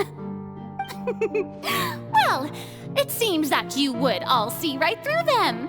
Having passed my test, you are qualified to witness wondrous trials alongside my august self, here in this opera house. You may consider my previous act a door gift of sorts. I thought it was a debut that suited the atmosphere. Now then, let us be reintroduced. Ah, so that was just a performance. How could I have forgotten that we were inside an opera house? Her personality. It's quite shocking, to be honest, but I suppose it's a better look than before. Such a fascinating and bold deity. How wonderful! Our future may yet be bright after all. It seems I've turned them around. Best follow this flow and restart my accession speech. My dear people, whether you acknowledge me or not, whether you trust me or nay, I say to you, keep faith in your ardor for justice. We have heard it said that this nation's sins can no longer be washed away. Well, I say that justice is most fragrant when it blooms amid sin. The scales of justice should not weigh heavy in the hands of its God. On one side, it must carry fairness and justice. And on the other, praise and applause. May law be the prayer on our lips. May judgment be our worship. Let us light the fires and drink to the future of Fontaine! There is no trouble in this world that justice cannot solve. All that is needed is for you, my people, to believe in it, heart and soul. So long as I, the Archon Focalor, stand within the Opera Epiclese, so long as I stand before the Oratrice, I shall even judge the gods of this world!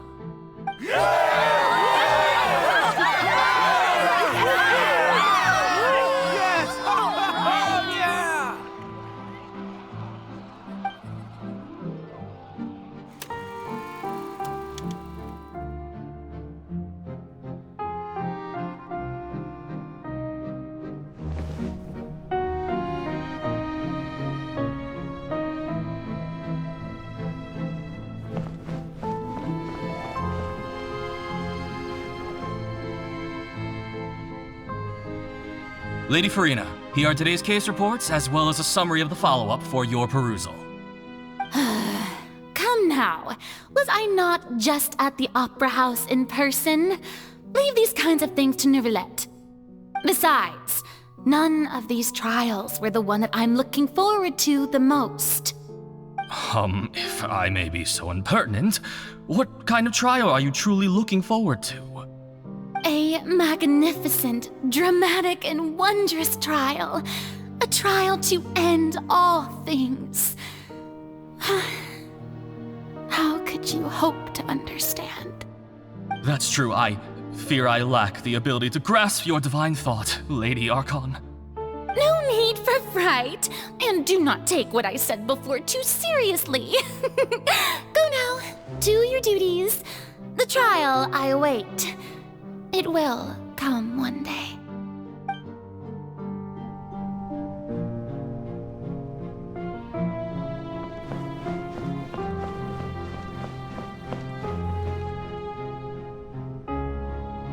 Lady Farina, I don't know what to say. Thank you for agreeing to see me. No need to thank me. Or rather, thank your own sense of perseverance instead.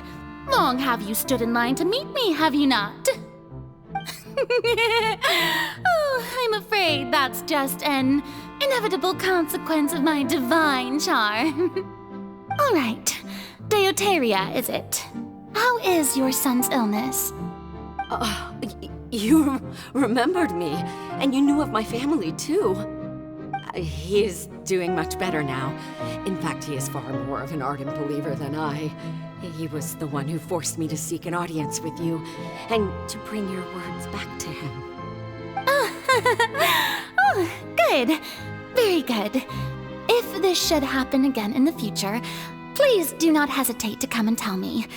Going down to citizens' homes every so often, while not usual practice, should serve as a fine change of pace.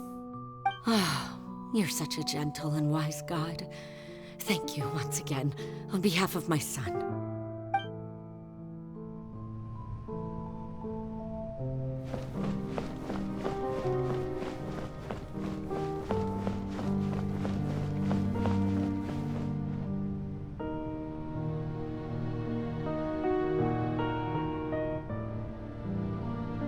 Lady Farina, here are the latest hydrological reports.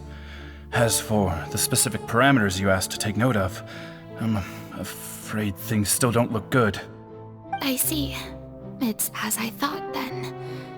As your god, I did already expect this, but I wanted to see how far your human wisdom would allow you to analyze it. All manner of signs indicate that the prophecy will still come to pass. Forget it. That's not something you need to worry about right now. Well, as I understand it, the Fontaine Research Institute is also trying to find a way to counter the rising water levels. Really? Have they found anything? I'm afraid that they haven't found any effective solution thus far. Oh, is that so? Well, no wonder. This issue has reached the realm of the gods, after all. Still, their spirit is praiseworthy.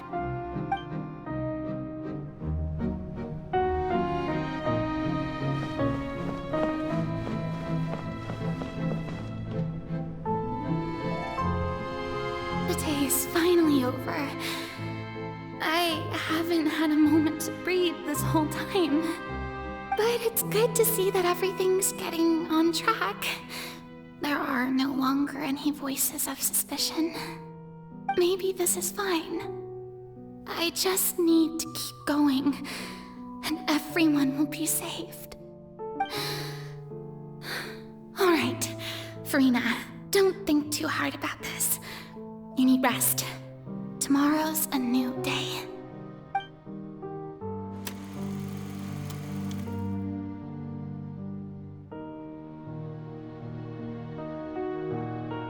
Lady Farina, here are the new trial reports for the latest cases, as well as a summary of the follow-up.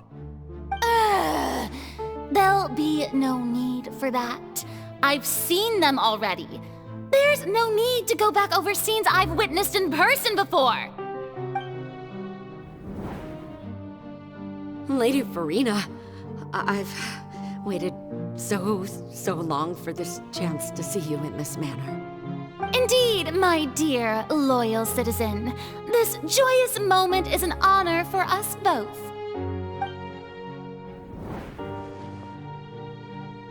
Lady Farina, we're detecting significant hydrological anomalies near Poisson. Understood. Keep monitoring. Keep me informed should anything come up at the Institute.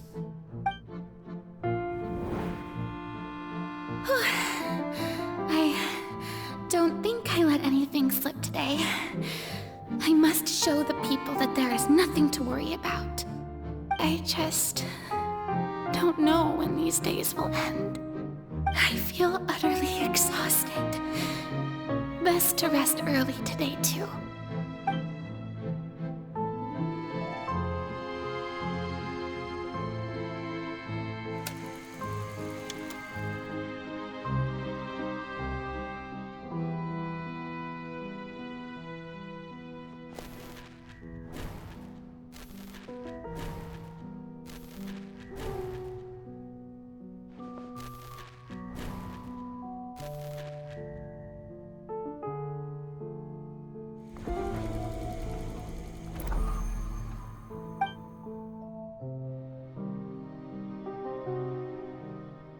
Lady Farina, it's It's like a dream being able to speak with you up close like this. I've heard that the first member of our family who was honored to receive an audience with you was Madame Deoteria, almost 20 generations ago. And what a fine family yours is indeed. It brings me great joy to meet such a faithful believer, a descendant of a line most ardent. Surely you exaggerate, Lady Farina. My lady? What is it, good citizen?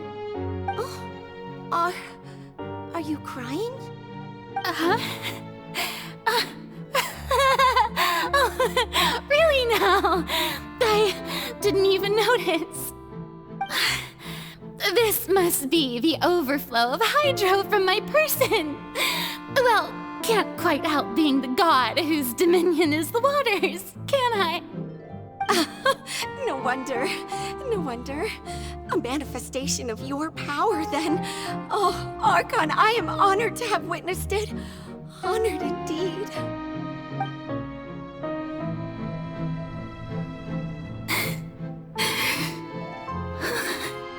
So interminable. So lonely. Just how much longer? Hundreds of years must have passed by now. Perhaps the show must go on for hundreds more. I never imagined that it would hurt so much. Have I reached my limit? No. Perhaps I reached it long ago. Today I didn't even notice my own tears.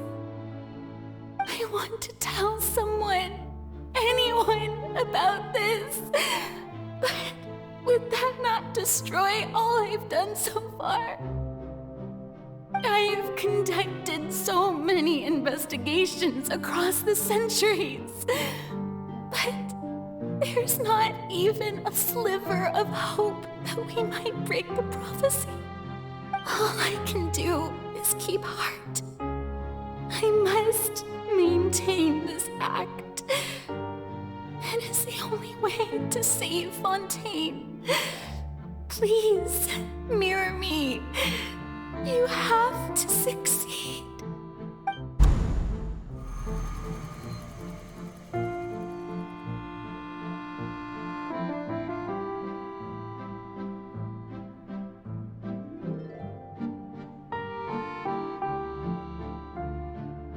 Farina, you don't have to shoulder this burden alone. Although I don't know what you might be keeping from everyone, your people are more than willing to share your burden with you.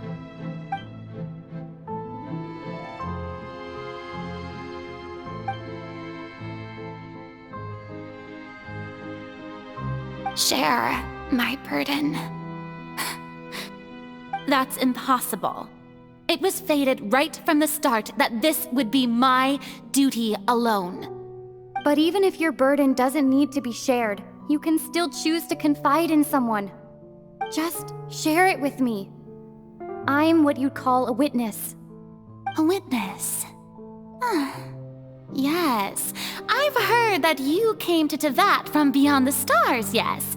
In other words, you never belonged here. And if Tevat is, in its entirety, a show on a stage, then you're just a spectator, aren't you? If that's the case... She's right. I could confide in her, couldn't I? But if things don't play out as expected, the people of Fontaine will be the ones to pay the price. No, Farina, you shouldn't be selfish. But what if it's really all right? Farina, you've worked so hard for so long. Surely it would be okay to put yourself first for once. Just this once. Is it such an outrageous thing to do anyway? To find someone in whom you can confide your frustrations and sorrows? Surely it could not hurt. If you let this opportunity slip through your fingers, it might never come by again. Think about it long and hard.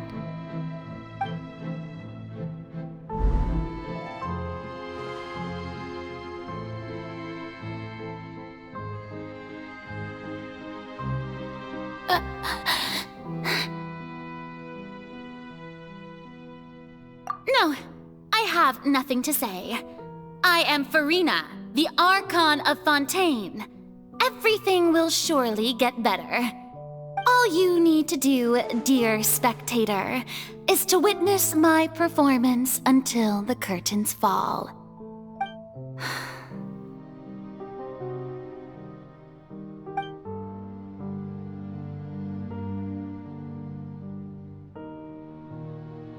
Fine.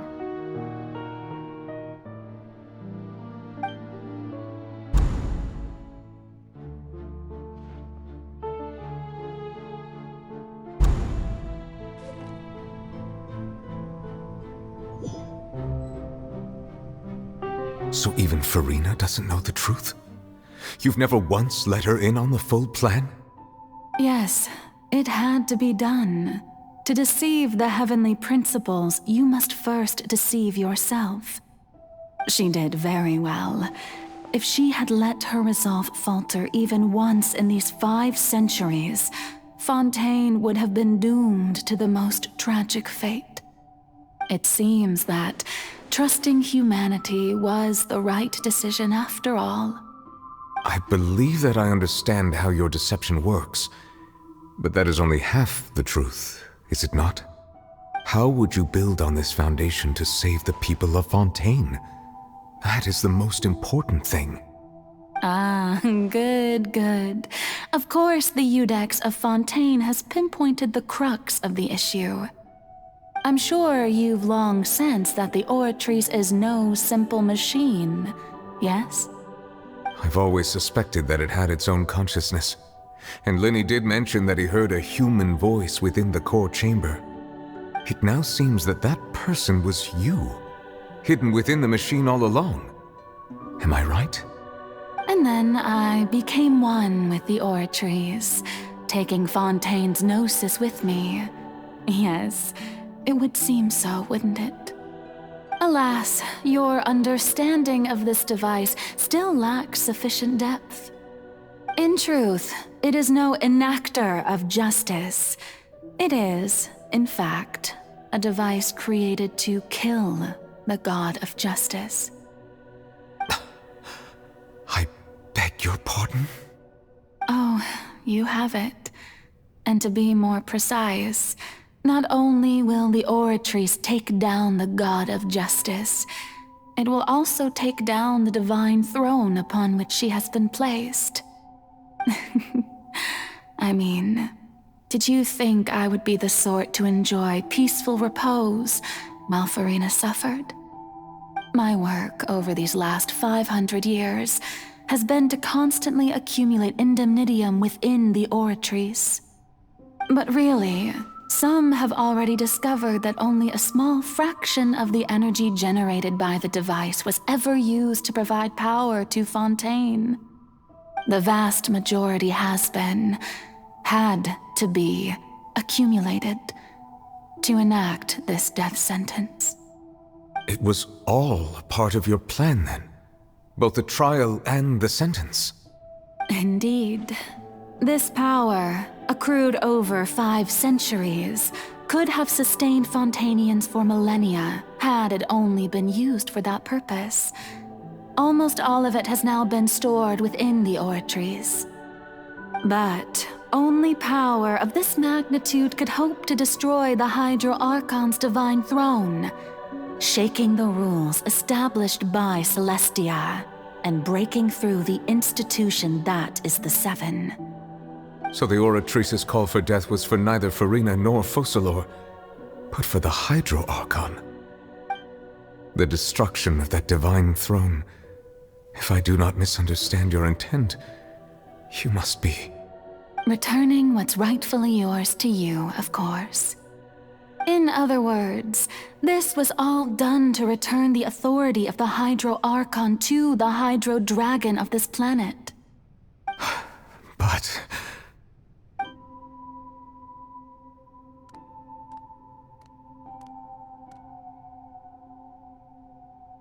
Oh, what?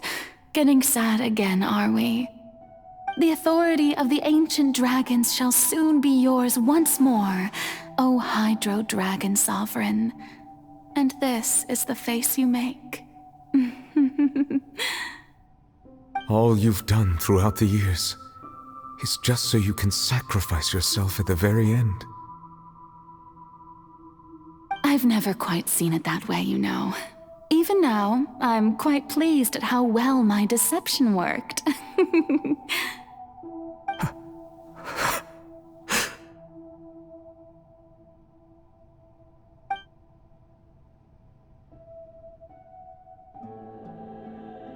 Hydro Dragon, don't cry. I must say, had it been within my rights, I would have loved to judge the heavenly principles themselves. Were they not guilty of essentially the same crime? Egeria stole the power of the primordial sea, and the heavenly principles stole the power you ancient dragons possessed. I, for my part, am the god of justice. And is it not just that your original powers should be returned to you? Speaking of justice, I have always believed that justice lies in the process of pursuing human existence itself. So, if the theft of the primordial sea's might was Fontaine's original sin, then, leaving matters of procedural right and wrong aside, the descent of the Fontainians as humans and their right to exist in this world would be Fontaine's original justice. In other words, existence was Egeria's justice, and to me, justice is the continuation of that existence. Defying the prophecy and ensuring that Fontaine's people shall live on, that should be the justice enthroned over all others. At this point, we, whether it be myself or all other Fontainians, have shouldered the burden of this sin for far too long. Iudex Nervillet, the highest judge in our land, when you regain your full power as an elemental sovereign, what verdict shall you pass upon us? So when I was invited to the court of Fontaine to serve as Iudex, I see now that that was your idea too. At last, I now understand the true purpose behind this position. In the beginning, I was uninterested in human existence. But these 5 centuries of living alongside them have gradually brought about mutual understanding between us. And I have even attempted to feel as they feel. You are a devious one, Focalors. Things being as they are, surely you know that I could never declare them to be guilty.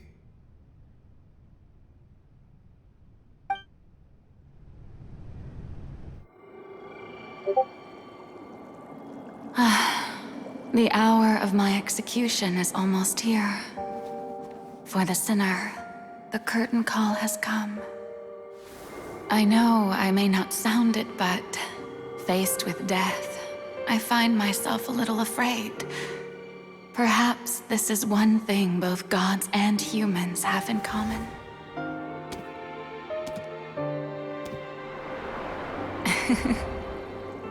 Farewell, Nervillet.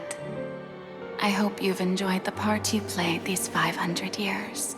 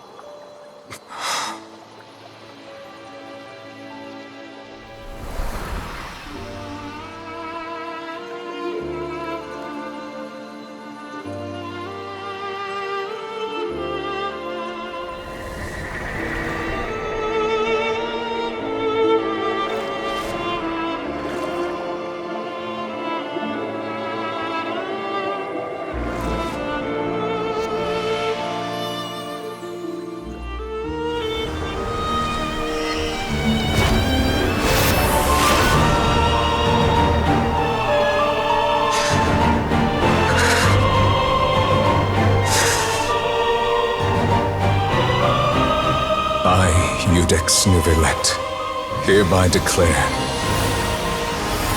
people of Fontaine, your sins are forgiven.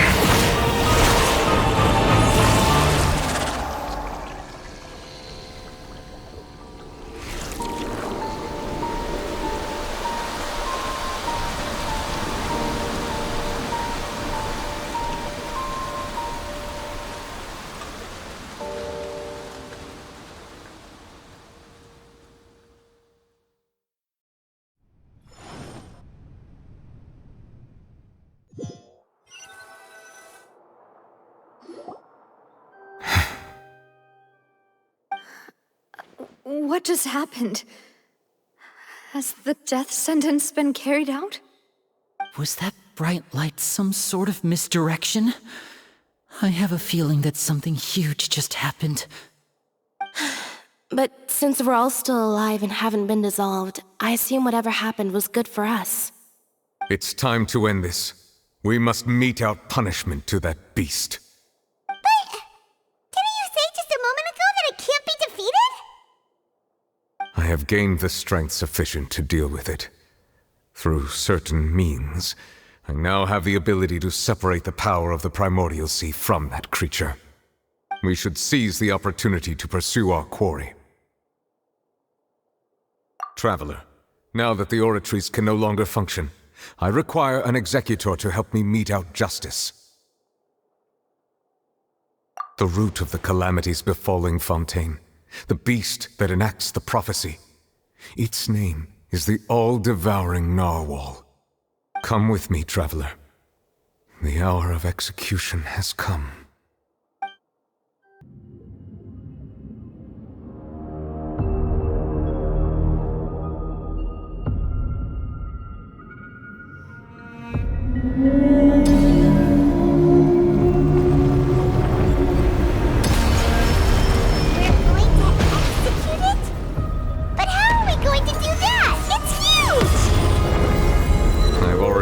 Best to separate the power from the sea from the land. Considering the size of the beast, I cannot reach the power source. Unless we can find a way to attack it from within. I shall share a part of the ancient dragon's power with you. We shall look for an opening together.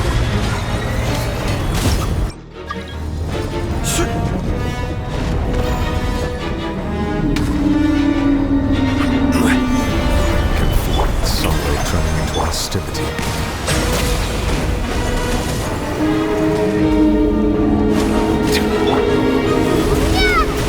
Let the mighty be humbled!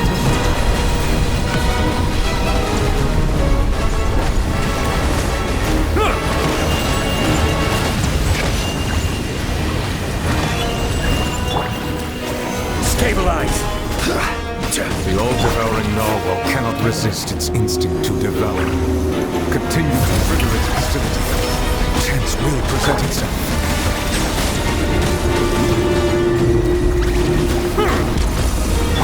Let the world collide! Gather!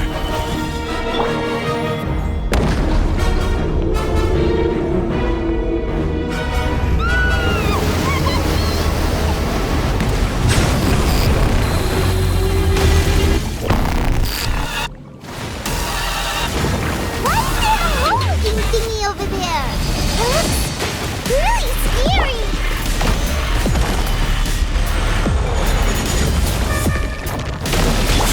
Show a new thing.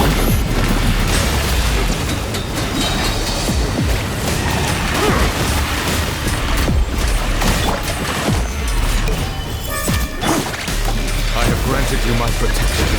Do not fear. Seize the moment. Use my power to suppress its root from within. The show begins! Gather!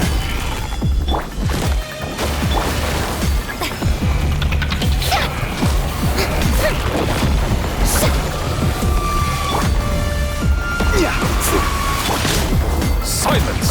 Be sanctified.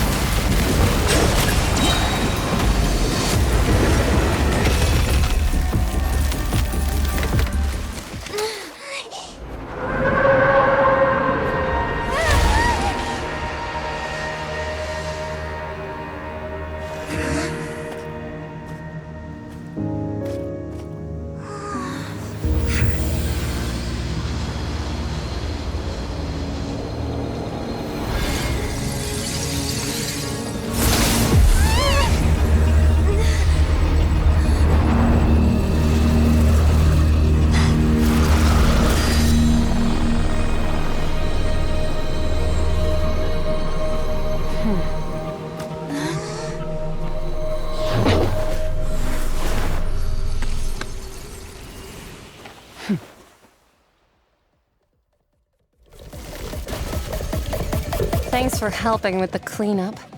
It should have been my job, but... oh well. It was just supposed to be a short private training session for me.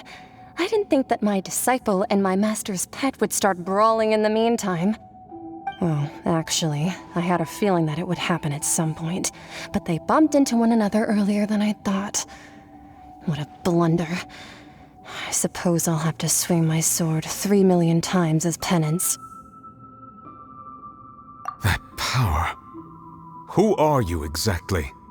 Paimon has an idea. From what she said earlier, she must be Child's master. Skirk, right? It's just that he gave us the impression that she was the less talkative person. I simply did not have anything to say to the weak. But you, on the other hand, managed to defeat the all-devouring narwhal without using power from beyond this world. So you may speak to me as equals. I have to agree. It's a strange use of a planet's primordial waters just to raise an all-devouring narwhal. That kind of power is wasted on it. It's not cooperative. It eats too much. And I have more important things to do with my time than pet sitting. The only thing that creature has going for it is its looks. All in all, it fails as a pet. Miss Skirk? I think you might have missed the point. The point being? Well, being that this pet almost destroyed an entire nation.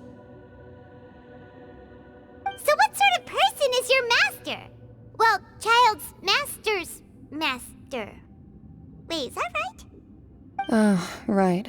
So you don't know him. Sorry, I assumed you did. His name is Sertologi. Huh? I am unfamiliar with that name. Huh. So Master isn't sufficiently famous. How should I describe him then? Have you heard of the name The Fowl? The Fowl? Still nothing? Well, how about the Visionary? Vetterfulnir then? Or Gold Rhine-daughter? Ooh, that one we've heard! Rhine-daughter's part of the Hexen Circle. She's Albedo's mom, right? Oh, so you do know that name. To be honest, I also heard all of those names and titles from my master. I don't actually know them either. But I suppose you understand now, yes? My master is likely a similar sort to Rhine-daughter. They are both pursuing some form of perfection. Wait! Didn't you also mention a visionary person? Paimon didn't quite catch their name. Actually, never mind that. I believe it expedient to inform you that the all-devouring narwhal used up nearly all its strength fighting you. Such roiling hydro energies will prove difficult for the planet's deep seas to digest. As such, the Fontaine back on the surface has most likely been thrown into chaos. In other words, the prophecy that you've been fretting over should now be in full swing. What?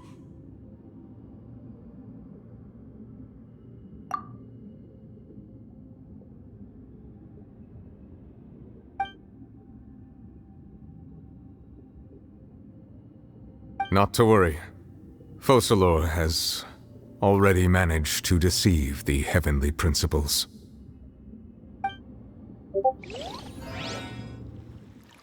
In the end, the people will all be dissolved into the waters, and only Farina will remain, weeping on her throne.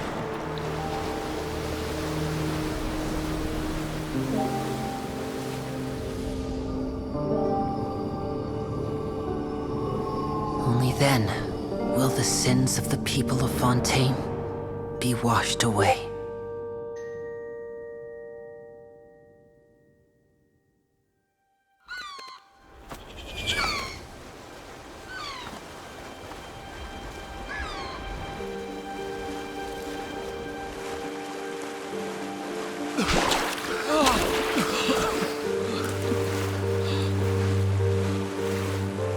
Hey! Help! Over here!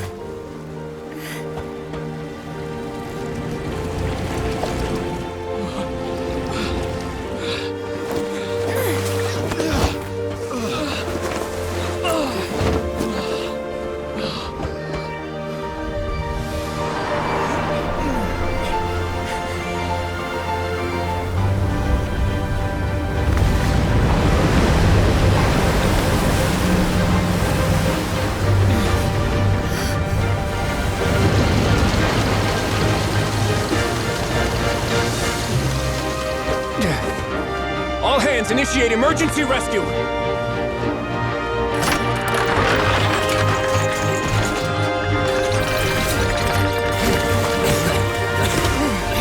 Hurry!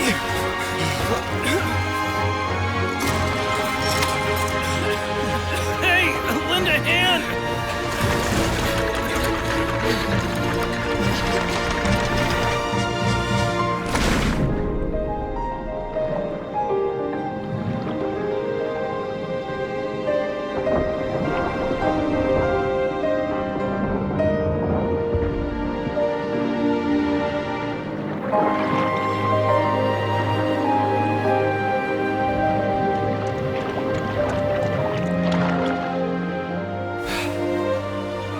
Look! The water's receding!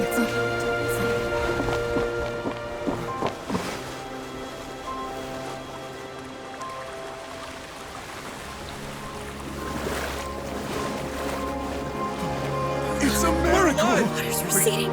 We didn't dissolve. The prophecy was wrong. The prophecy was wrong!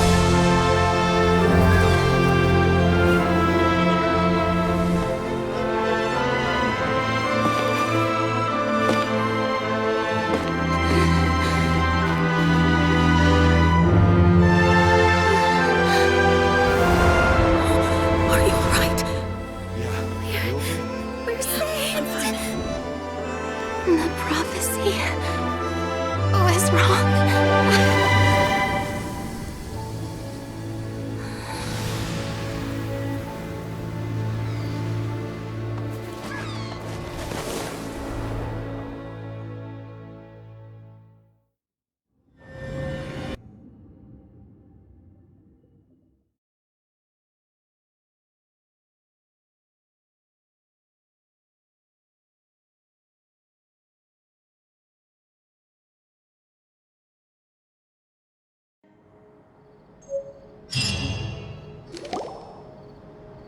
The soil renewed.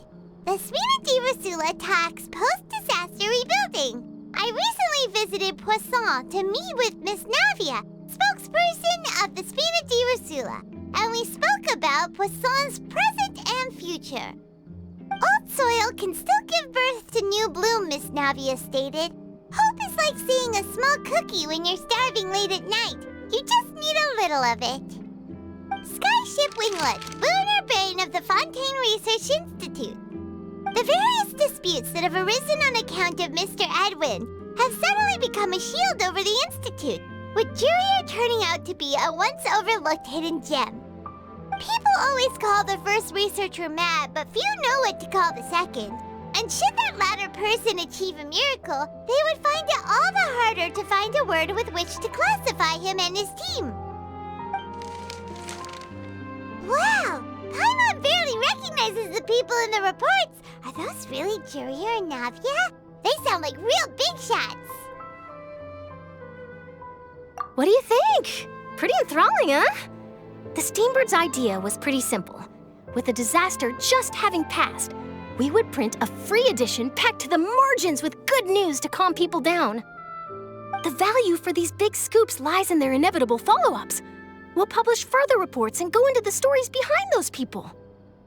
Edwin's assistant, Jurier, created a true flying ship, while Navia is leading people in the reconstruction of their home. I'm sure that these stories could draw even your well-traveled eye.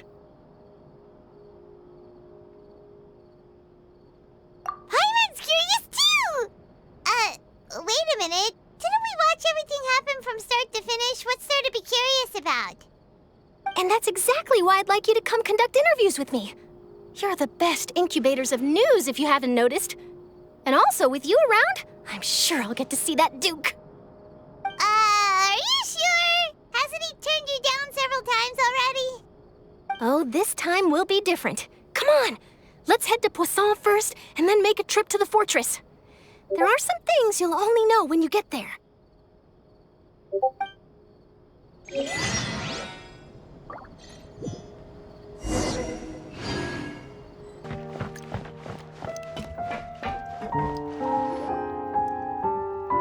Navia! Oh, it's you. What brings you all here? Hey, we're just having a look around. I'm here to update myself on how things are going here. Oh, the Fatui are here too. Let me introduce you. This is Mr. Garunt Snezhevich.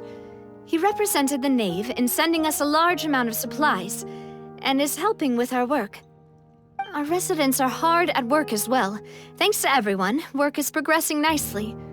We've lost a lot of people, but we're moving forward. That will have to be enough. Hello, Miss Charlotte. I'm a big fan of yours. I especially like that article you wrote last year about Fontaine's stray cats.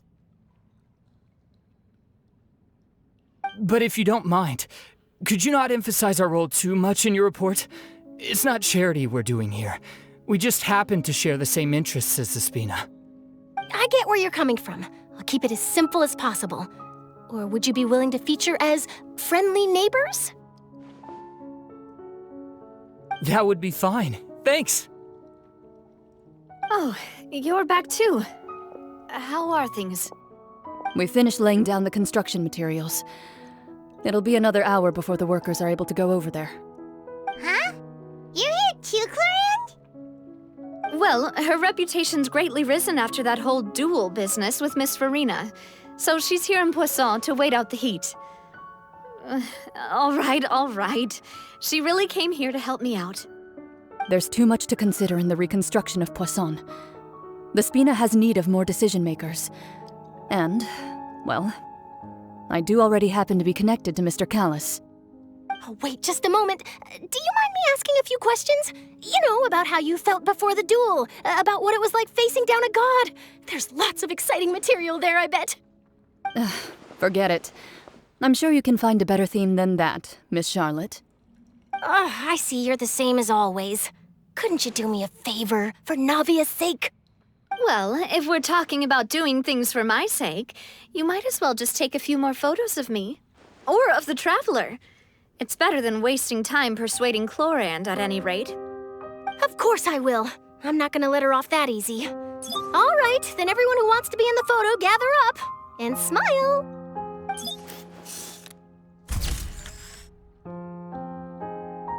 How did it go? Was it a good shot? Did Paimon look cute in it? Not bad. Your addition really helped the composition of the picture. All right, hang on a moment. Let me snap a few more shots.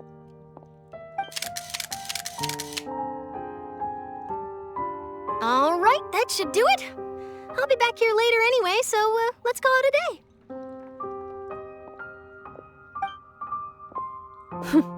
You're very quick. Speed is of the essence when it comes to the news, and freshness is the key.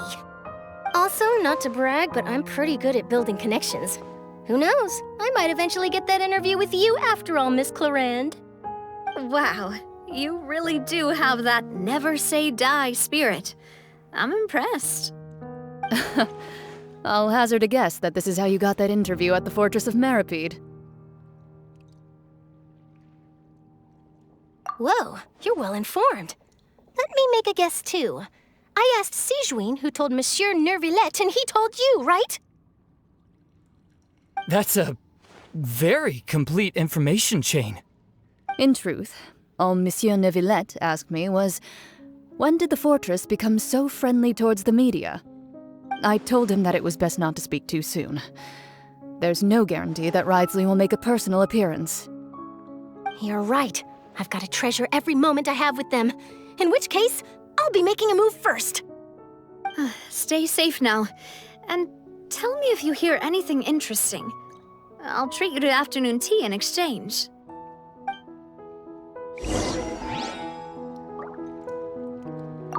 You seem curious about the fortress. Of course. That Wriothesley. I still remember going down to the fortress to grill him for information on my father's case. Boy, did he take me for a ride. Without telling me anything, of course. But he did invite you to tea, didn't he? 2 large pots of it, in fact. It was good tea, though. I have to agree. The tea there is very good.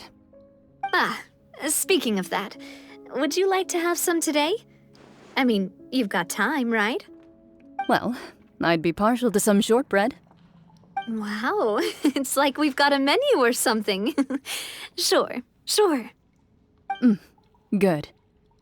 What flavor of biscuits would you like, Mr. Snezhevich? Me?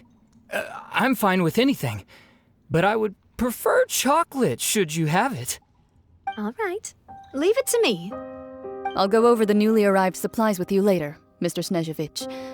We should be able to finish the preparatory work today. That works great for me. Is it just me, or did you get a new lipstick? I did. It was a gift from Sijuin. Want to give it a try? I think the color would suit you, too.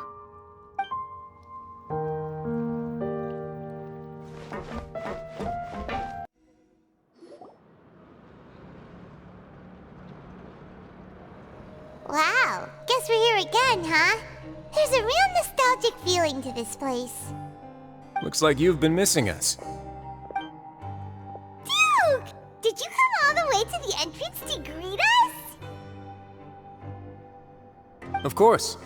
I'm here to welcome you and our dear Miss Charlotte, whom our good head nurse recommended to me. It's an honor to finally meet the much-rumored Duke. Thank you for consenting to my visit to the fortress, sir. No need to thank me.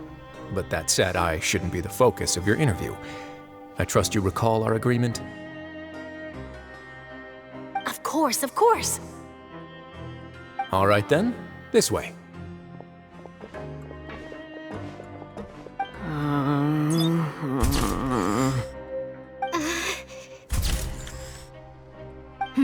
Hey, no need to be so nervous. I've already taken all the photos we need.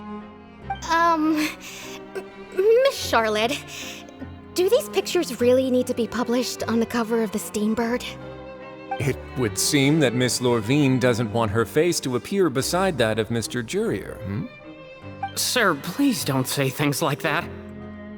But it looks like dear Mr. Jurier denies it. Might this interview be very important to you then? No, I just... This is my first time being interviewed, and I'm very thankful to the Steambird for... Now, I might not look it, but I actually did meet Mr. Edwin once. And I'll be honest, I enjoyed chatting with you more. You've definitely got more of that genius vibe going on. The boat that brought about a miracle, the ark that saved the people. Why, you recreated a myth back there, like an emissary of legend. Still, if I might ask, where's that flying ship now? Huh! Looks like Charlotte's trying to get herself another exclusive scoop. I have to apologize, but that ship is presently in the bowels of our factory. I'm afraid it won't be easy for you to get a shot of it. Really? Well, then in that case, could I have an interview with you to make up for that loss?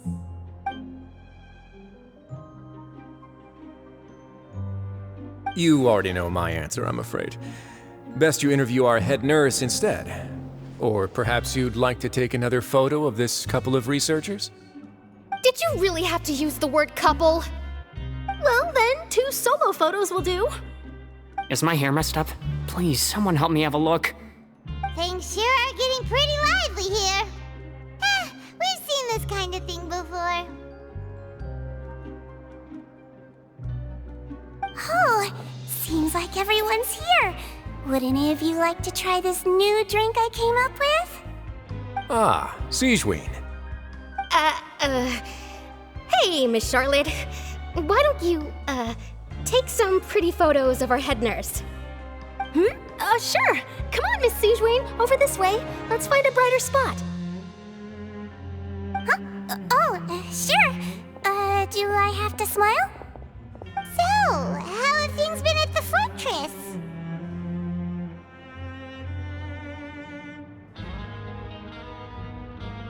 Same old, as you can see. Fontaine's undergone some changes, but this place is still more or less the same. Other than that flying ship, it got a tad too much attention, I think. That's why I decided to let the interview go through. We should direct more public opinions toward the behind-the-scenes heroes. Am I right, Mr. Jurier? Miss Lurvine? You're too kind, sir. I believe that you too should have your day in the sun. Not that you would want that, just pity. I'll just leave the spotlight to you two.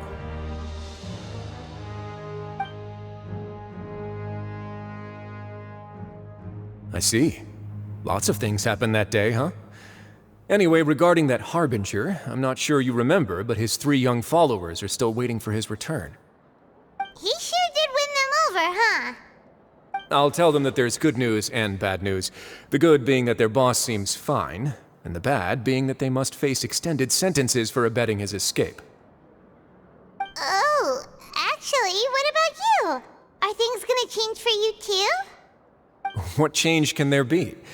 The fortress will keep chugging along, and so will my duties. As to what Miss Farina's departure will mean for the nation, and if our laws and governance will be transformed, we'll leave those to the folks in the overworld. Hey everyone, the photo shoot's done. Good. In that case, let's call it a day here. Thanks for your cooperation. Come on, Traveler, let's go. Till next time, everyone. There'll be a next time? Maybe. Who knows? I might write a story about the underwater factory next time.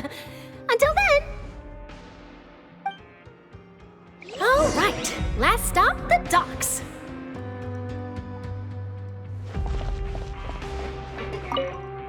Oh, you know, I'd love to see you in one of Charlotte's photo shoots one day. Is that really necessary? Our line of work doesn't really require much photographing.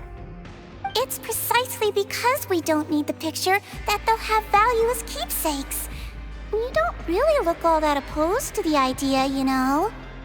Maybe I'm just happy that I managed to once again avoid the spotlight.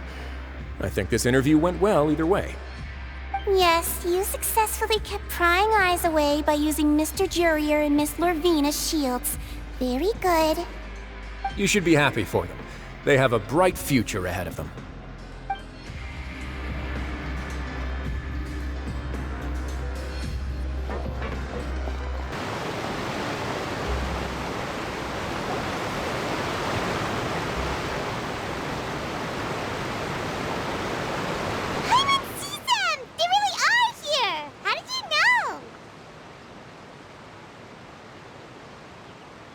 Navia mentioned that she stayed in touch with Linny and the others after working together. Apparently, they've been at the docks distributing these strange pockets the whole time since. Traveler, Paimon. Ah, and Miss Charlotte, too. Would you like a magic pocket? What sort of gadget is it?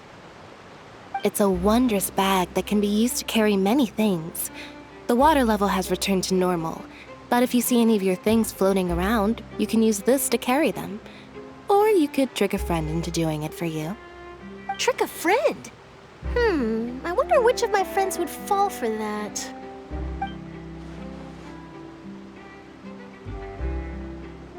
You could just make a friend like Fremine here. Isn't that right, Fremine? Is this what you meant by, I'll help you make some more friends? To be honest, that sounds pretty sweet. Could I have your contact, please?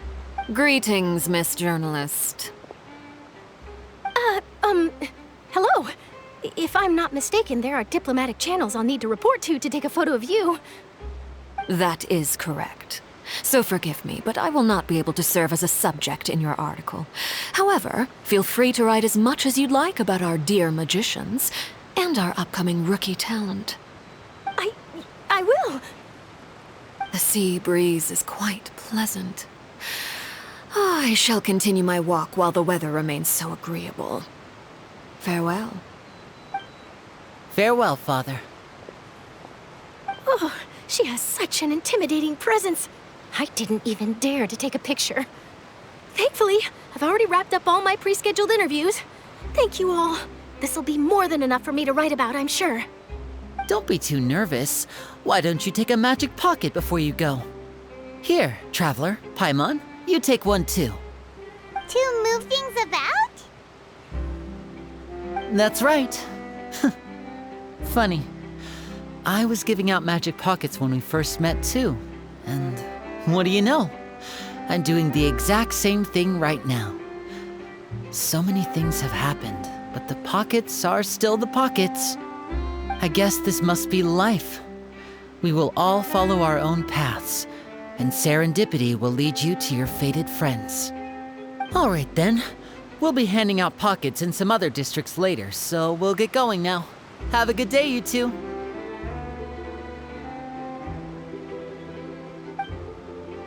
Well, guess we sent Charlotte, huh? Shall we go see how Neverlette's doing? As long as he's not so busy that he doesn't have time to chat anyway.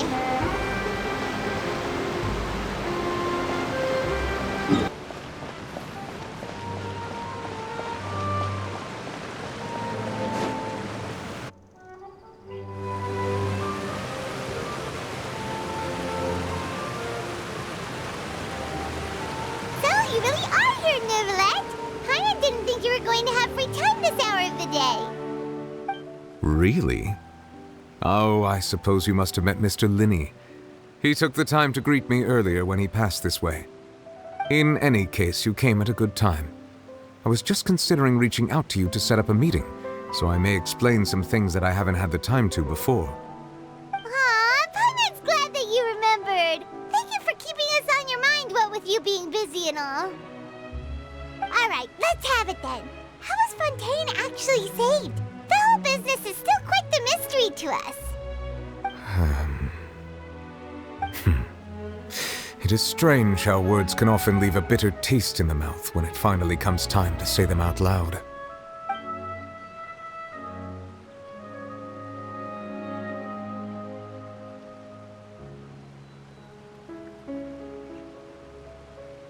Whoa. So that's what happened?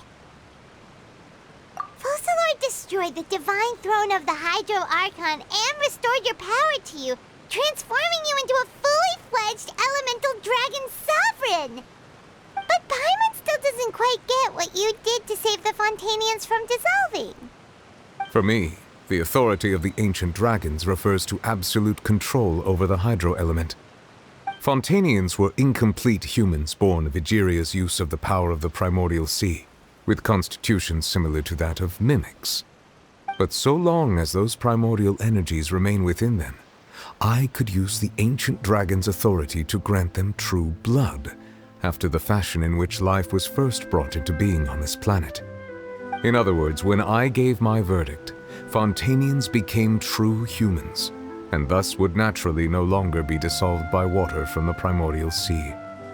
Focalord must have counted on you to make that decision as well.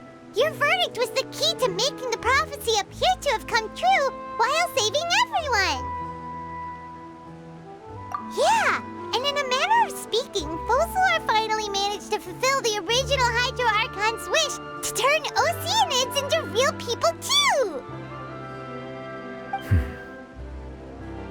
It seems from your expressions that you still have more things you wish to ask. Ask away. I will tell you the truth as I know it. I have investigated his case along many avenues, and I have learned that he once fell into an unknown chasm when he was young. There, by chance, he awakened the all-devouring narwhal. But whether it be by sentiment or reason, that should not have been enough to consider him the root cause of the disaster. At most, he would have had tangential liability. As for the judgment passed by the Oratrice during the trial, whether it was due to that liability by association or Focalors deliberately using him to buy time for us on the assumption that he would be able to hold the creature off, I cannot say. Guess Focalors had Fontainians in mind the whole time. In the end, it was thanks to her that they finally became real humans. Hang on a second. Paimon suddenly got another question. Back when Fontainians hadn't yet become real humans, were the children they had also transformed Oceanids? Life has always flowed like water. Do you recall how Fontainians would often come to the Fountain of Lucine to pray for children? Yeah! Lynette said the fountain is where all the waters in Fontaine converge. In truth, even those couples did not know that such prayers were no mere custom, but instead a form of ritual. Those Oceanids who were blessed within the spring water would later descend as new humans in the coming months. Paimon sorta gets it now. Either way, seems like this ritual won't be of any further use, but it'll probably live on as a local custom. Ask away. I will tell you the truth as I know it. Yeah, about that. Risley said Farina has already left. What's that all about? Ah, Lady Farina. The people are only aware that her death sentence has not been carried out. She abdicated the post of Hydro Archon and left affairs related to that title to me, before leaving the Opera House. I related Focalors' words to her faithfully and completely. After hearing them, she seemed neither saddened nor comforted. She simply said that she was tired and needed to rest. Having said that, she then packed her things and moved out of the Opera House, not unlike how an ordinary person might. But she's still got a place to stay, right? You need not worry. I will make arrangements to ensure that she will not want for food, clothing, board, or travel. In truth, I am somewhat happy for her. The wear and tear on her spirit will, of course, take time to heal. But now that she no longer has to play the role of Focalors the Hydro Archon, she can finally lay down her burdens and lead a normal life. What about you then? What are your plans now that you've regained your full powers as the Hydro Dragon? After Focalors passed on, the Oratrice also ceased to function. This matter will directly affect our trials. After much careful consideration, I've decided to take over its role in our courts. From now on, I shall hear cases and pass verdicts by myself. Looks like you're still considering stuff from the perspective of the Udex, huh? As an elemental dragon, there are indeed many things that I must do. But this power and this duty, in a manner of speaking, you could say that both were granted to me. As such, before I attend to my other responsibilities, I must first and foremost continue to serve Fontaine as its highest judge. The duty of the Hydro Sovereign and the duty of the Udex shall coexist within my person. Additionally, the Hydro Archon's departure has brought about another problem, which is that the Opera House shall no longer produce indemnitium. That's true. That power was derived from the people's faith in the Hydro Archon, wasn't it? Wait, but the various mechs and machines in the city are all still okay. Where are they getting their energy from? As I am now, I have full command over New Musia, and it can serve as a complete substitute. Another reason why I cannot quite leave Fontaine immediately. Wow. This ancient dragon's authority stuff is really quite useful, huh? Ask away. I will tell you the truth as I know it. Oh, that's right! They say you've given it to the knave as a diplomatic gift or something! Leaving aside their intentionality, the two Fatui Harbingers have indeed done much for us during this crisis. Their sole remaining goal in Fontaine, at least at this point, would seem to be the Gnosis. The Oratrice has ceased to function. The Hydro Archon's divine throne is now no more, and I do not need the Gnosis's power. As such, it has lost all meaning for Fontaine. If the Fatui have impure designs, then we might as well accede to their request now, and avoid unnecessary conflict. What complicated considerations! Paimon thought you were just giving it to them out of gratitude to the knave and as an apology to Child. Ask away. I will tell you the truth as I know it. You will soon be heading to Natlan, I presume? I'm afraid that I have little talent as a travel guide, so all I can do is tell you what I know about that land. As far as I'm aware, Natlan can be said to be a nation of dragons. A nation of dragons? You mean like you? No, I suspect that I would not find myself welcome there. Unlike ancient dragons such as myself, the dragons of Natlan have undergone long years of development and evolution. Large numbers of them have entered a form of coexistence with humanity. Natlan is also the nation of war. War ravages those lands like an undying flame. There is one other piece of information I got incidentally from my negotiations with the Knave that I believe may be useful to you. The harbinger known as the Captain has thrown his hat into the endless ring of war. The Captain. Sounds like a real tough customer. Seriously, everywhere you look, there's a Fatui harbinger doing their thing. I suggest that you fully prepare yourself before going to Natlan. In the meantime, Fontaine's doors will always be open to you. Ask away. I will tell you the truth as I know it. Hang on a sec. Paimon's still got a question about Gnosis. When we spoke to Linny earlier, he mentioned that your attitude towards giving away the Gnosis had clearly changed. We guessed that there might be some reason for it that only you were aware of.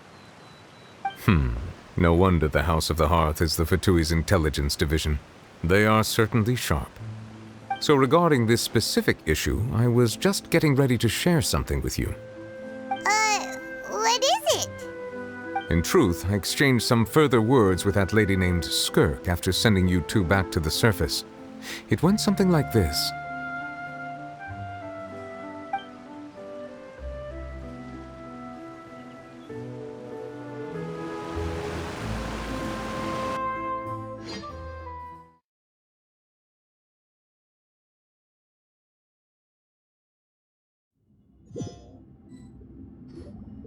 Well, we're going to head topside to see what's going on. You hurry over soon as well, all right, Nervalet?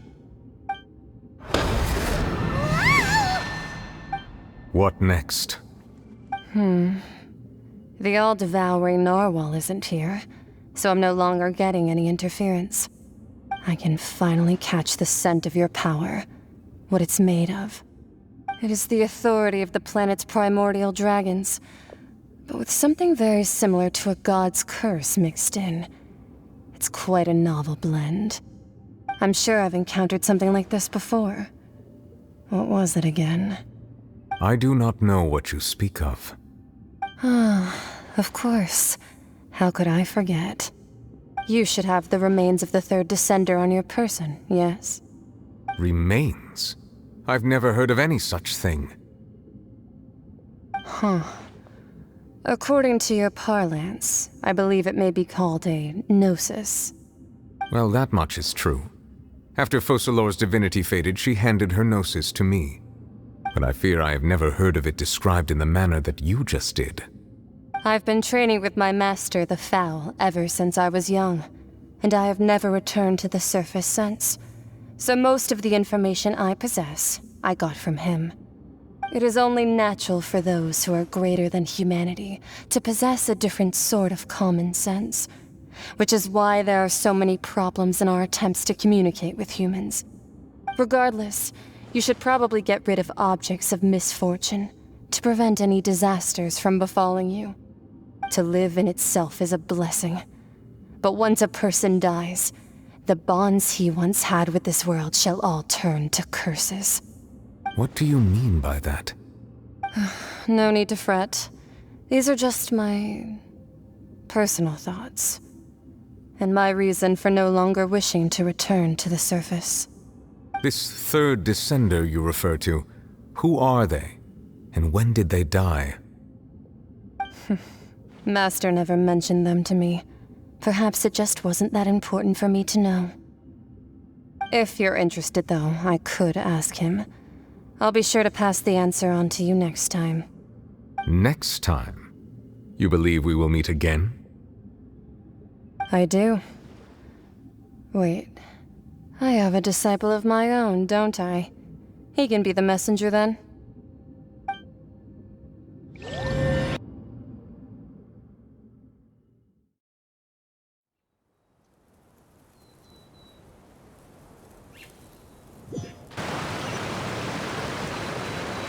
That's what she told me. Whether it would prove useful or not, I wanted to pass that information on to you. The remains of the third descender? So that's what the Gnosis actually are. Paimon just thought they looked like chess pieces. How could they be a person's remains? All the same, assuming that there was no misunderstanding or special metaphor at play, that is what she meant to say. And she said that it would bring misfortune and that you should check it, which is why you gave it to the Fatui. If she speaks the truth, then I would simply be putting Fontaine at unnecessary risk by keeping it here.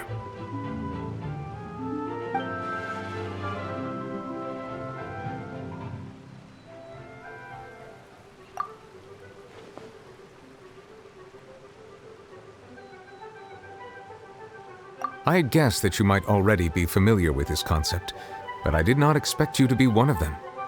That means that the Gnosis, which are exceedingly element-compatible and can even enhance elemental abilities, do indeed come from the third descender.